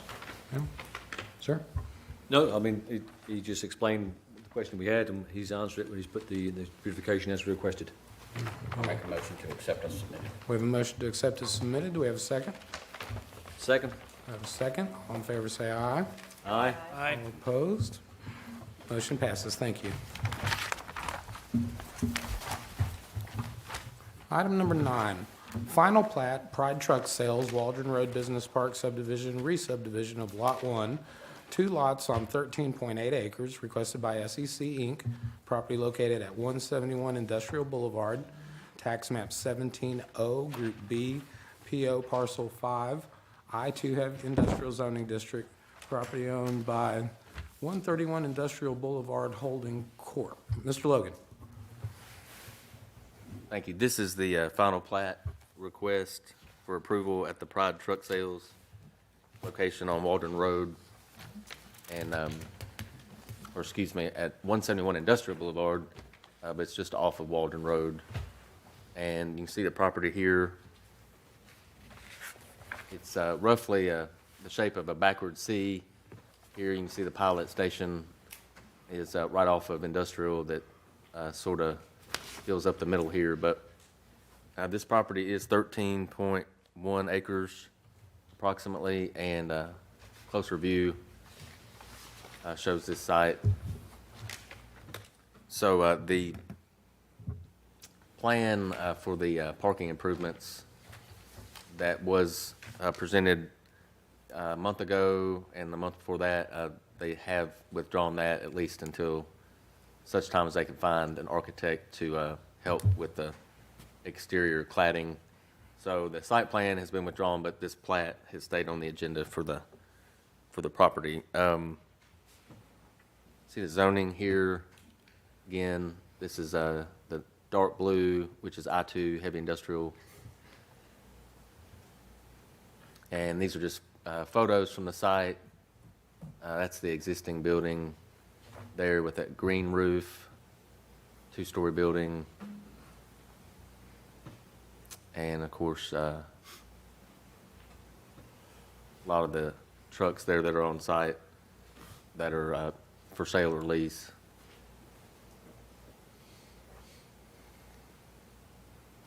So this is the plat that was submitted for this item, and they have fulfilled all of the staff's technical comments, and there's not anything left outstanding from the workshop. So I think that will complete the report unless Mr. Brown has anything to add. Thank you. Thank you. Anything, Mr. Brown? No, everything's good. Thank you, sir. Is the applicant here for this project? Name and address for the record, kind sir. Matt Taylor of SEC 850 Middle Tennessee Boulevard. Thank you, sir. I think the only question I remember from workshop was the 1 and the 3 on the lots. Yes, sir. So there is already a lot 2. I think it's to the east of us, if I remember correctly, but we did look into that. So this was a lot 1 of that plat, so we skipped over 2 because it already existed. Very good. I just had a very basic question, so just to make sure I'm understanding this right. Bless you. Yes, sir. Lot 3 is basically that whole front building and the front parking lot. Yes, sir. Lot 1 is essentially everything else. Is that fair to say? Yes, sir. Okay, that's what I just wanted to make sure of. I don't have any other questions. So where is lot 2? Just explain that, because it's a busy. I believe it was to the east. It's a bit, I went back the next day and we pulled it up. I think it was to the east, if I'm not mistaken, Alderman. But it was originally part of a larger subdivision, and so I believe it's to the east, though. No, that's the next one. East. Yes. Gotcha. Any other questions? I'll make a motion to submit, to accept as submitted. We have a motion to accept as submitted by Mayor Cole, I'll second. second by Alderman Coates. All in favor say aye. Aye. All opposed? Motion passes. Next item. Amend the site plan, High Point 24, create overall phasing plan for Lot 1 requested by Kimley Horn. Property located on Blair Road, tax map 29, parcel 20.06, I-2 Heavy Industrial Zoning District.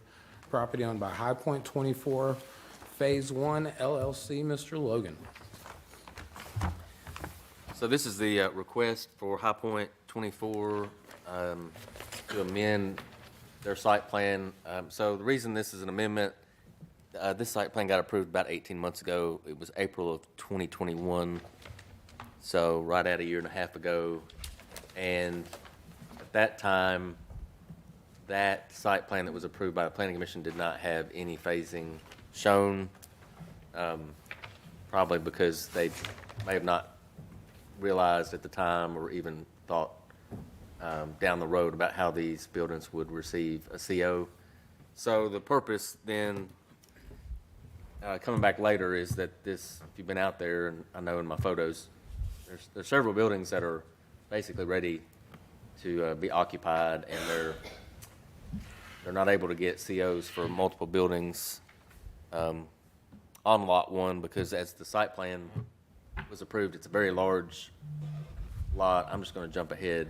Well, these are the pictures. You probably saw these 2 weeks ago, but so yeah, these buildings are constructed and almost, some of them are close to 100% finished. They've just, we went out there last week and developed a checklist for the buildings, but essentially what they're trying to do, so this is the latest that they submitted. So this is actually what's in your packet. So Lot 1, you probably remember, so this is Blair Road at the bottom of the screen, and Lot 1 is a really irregular lot that extends all the way to I-24 and then parallels 24, then wraps back around on the north side.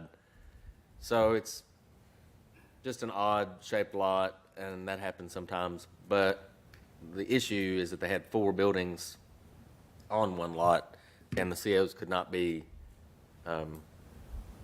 issued in that manner. So what this amendment does is it takes the entire Lot 1 and puts it into phases. So you'll have Lot 1, Phase 1, Lot 1, Phase 2, Lot 1, Phase 3, and Lot 1, Phase 4. So 1 and 2, now that you've got an idea of that, I'll go back and show. So this is Building 1. So we're on Blair Road here. So that's the building that sits up high on the hill. So that's Building 1. So that would be Lot 1, Phase 1 in the plans that you have in your packet. And then as you drive in, this building is building 2, so that would be lot 1, phase 2, and so on and so forth. So that's how this became an item, and that's how this became on the agenda the way it did.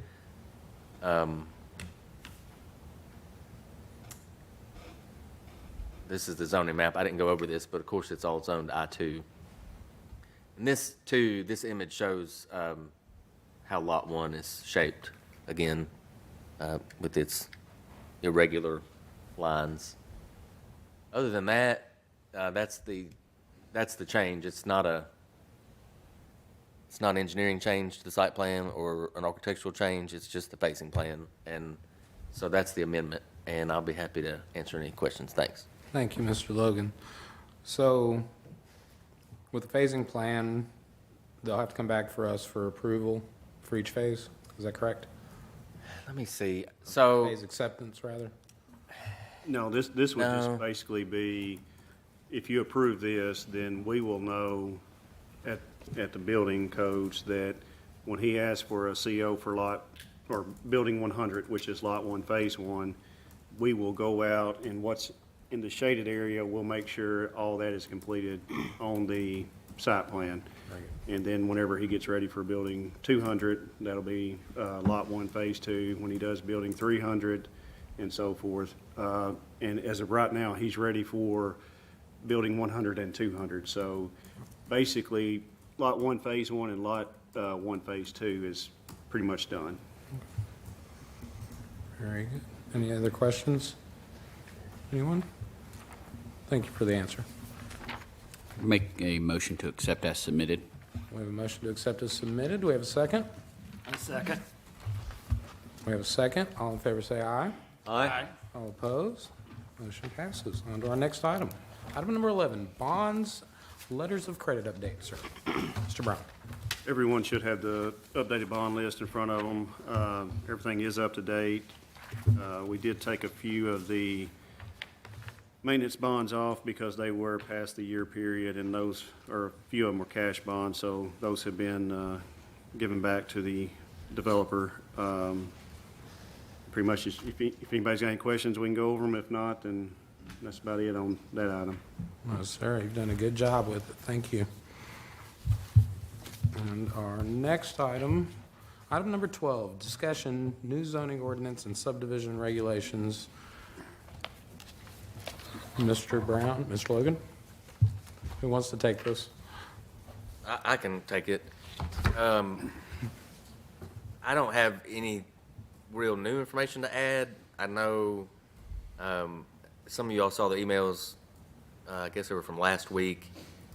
So, of course, there's a property owner area of town that is asking about their zoning. And so, I was out of town 2 weeks ago, so I don't really know what the discussion was about it at that time. But, of course, anybody that emails me, that individual asked me to share it with all of you all, so I did. I'm happy to do that. And I did invite that individual to the meeting. I don't know if they're here or not. Of course, they're not guaranteed that they can speak, but they're all welcome at any meeting anytime, so I did invite them and said that would at least put them in the same room with the decision makers, although they may or may not be able to speak at the podium depending on if the rules were suspended, whatnot. So that's all I have. I don't have structurally anything new to change or to add. I would say if there's some grammatical errors or a period missing, or I know maybe just a couple people have expressed that, that's something that could be cleaned up after this body's finished with it, and in between the time it goes to that time and the time it appears at BOMA. Very good. Thank you, sir. So with it being a discussion, let's have a discussion amongst ourselves in regards to the emails that were received. And is that something we can technically do? Okay, very good. You can. So, Ms. Sanders, if you'd like to start. We'll just go down the I've line. got a couple pages of things that I wanted to go over. I went back through and read word for word the whole document again. I did mark quite a few things that we can take care of. I had a few concerns. There's still things used in the document. This may be something Evan mentioned that can be changed regardless, but the way they refer to LaVergne Planning Department, Ordinance Administrator, Planning Director, things that we don't use the same terms here unless we're thinking of changing those positions and names of those buildings, Design Review Board, things like that. Did anyone else notice that? I remember it was in there, and we've discussed it a couple times, but. Right. And I thought that was supposed to be removed before we even got this one. I know this is a draft, but it's already marked that it's been approved by both BOMA and Planning Commission in April. Some of the other issues or questions that I had was on several pages, page 6, 7, then again on 84, it talks about compact developments, and it actually describes our traditional neighborhoods as being compact mixed use.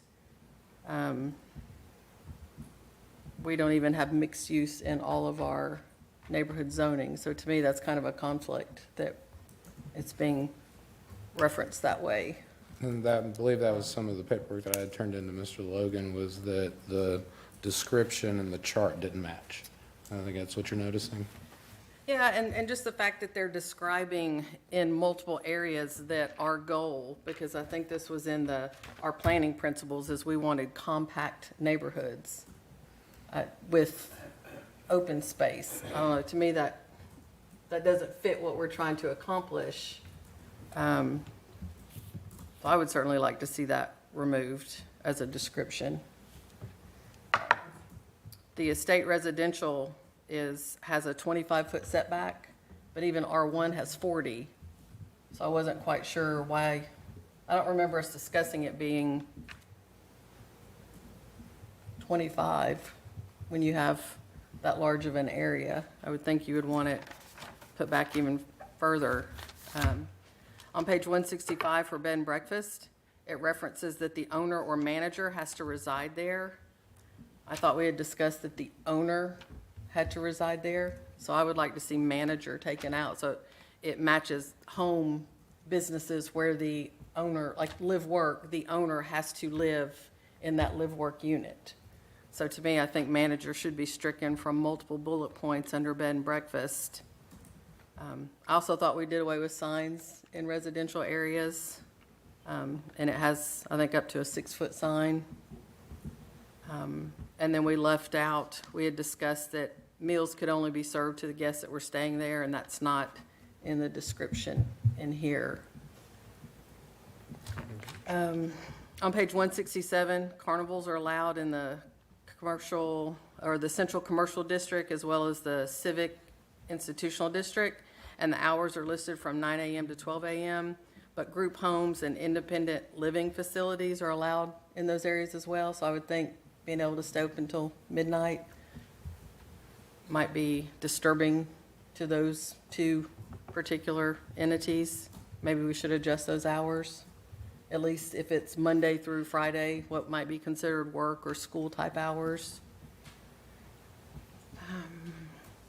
On page 173, where they go through home occupation, the last blurb, it almost is like something's missing. It says and then there's nothing else.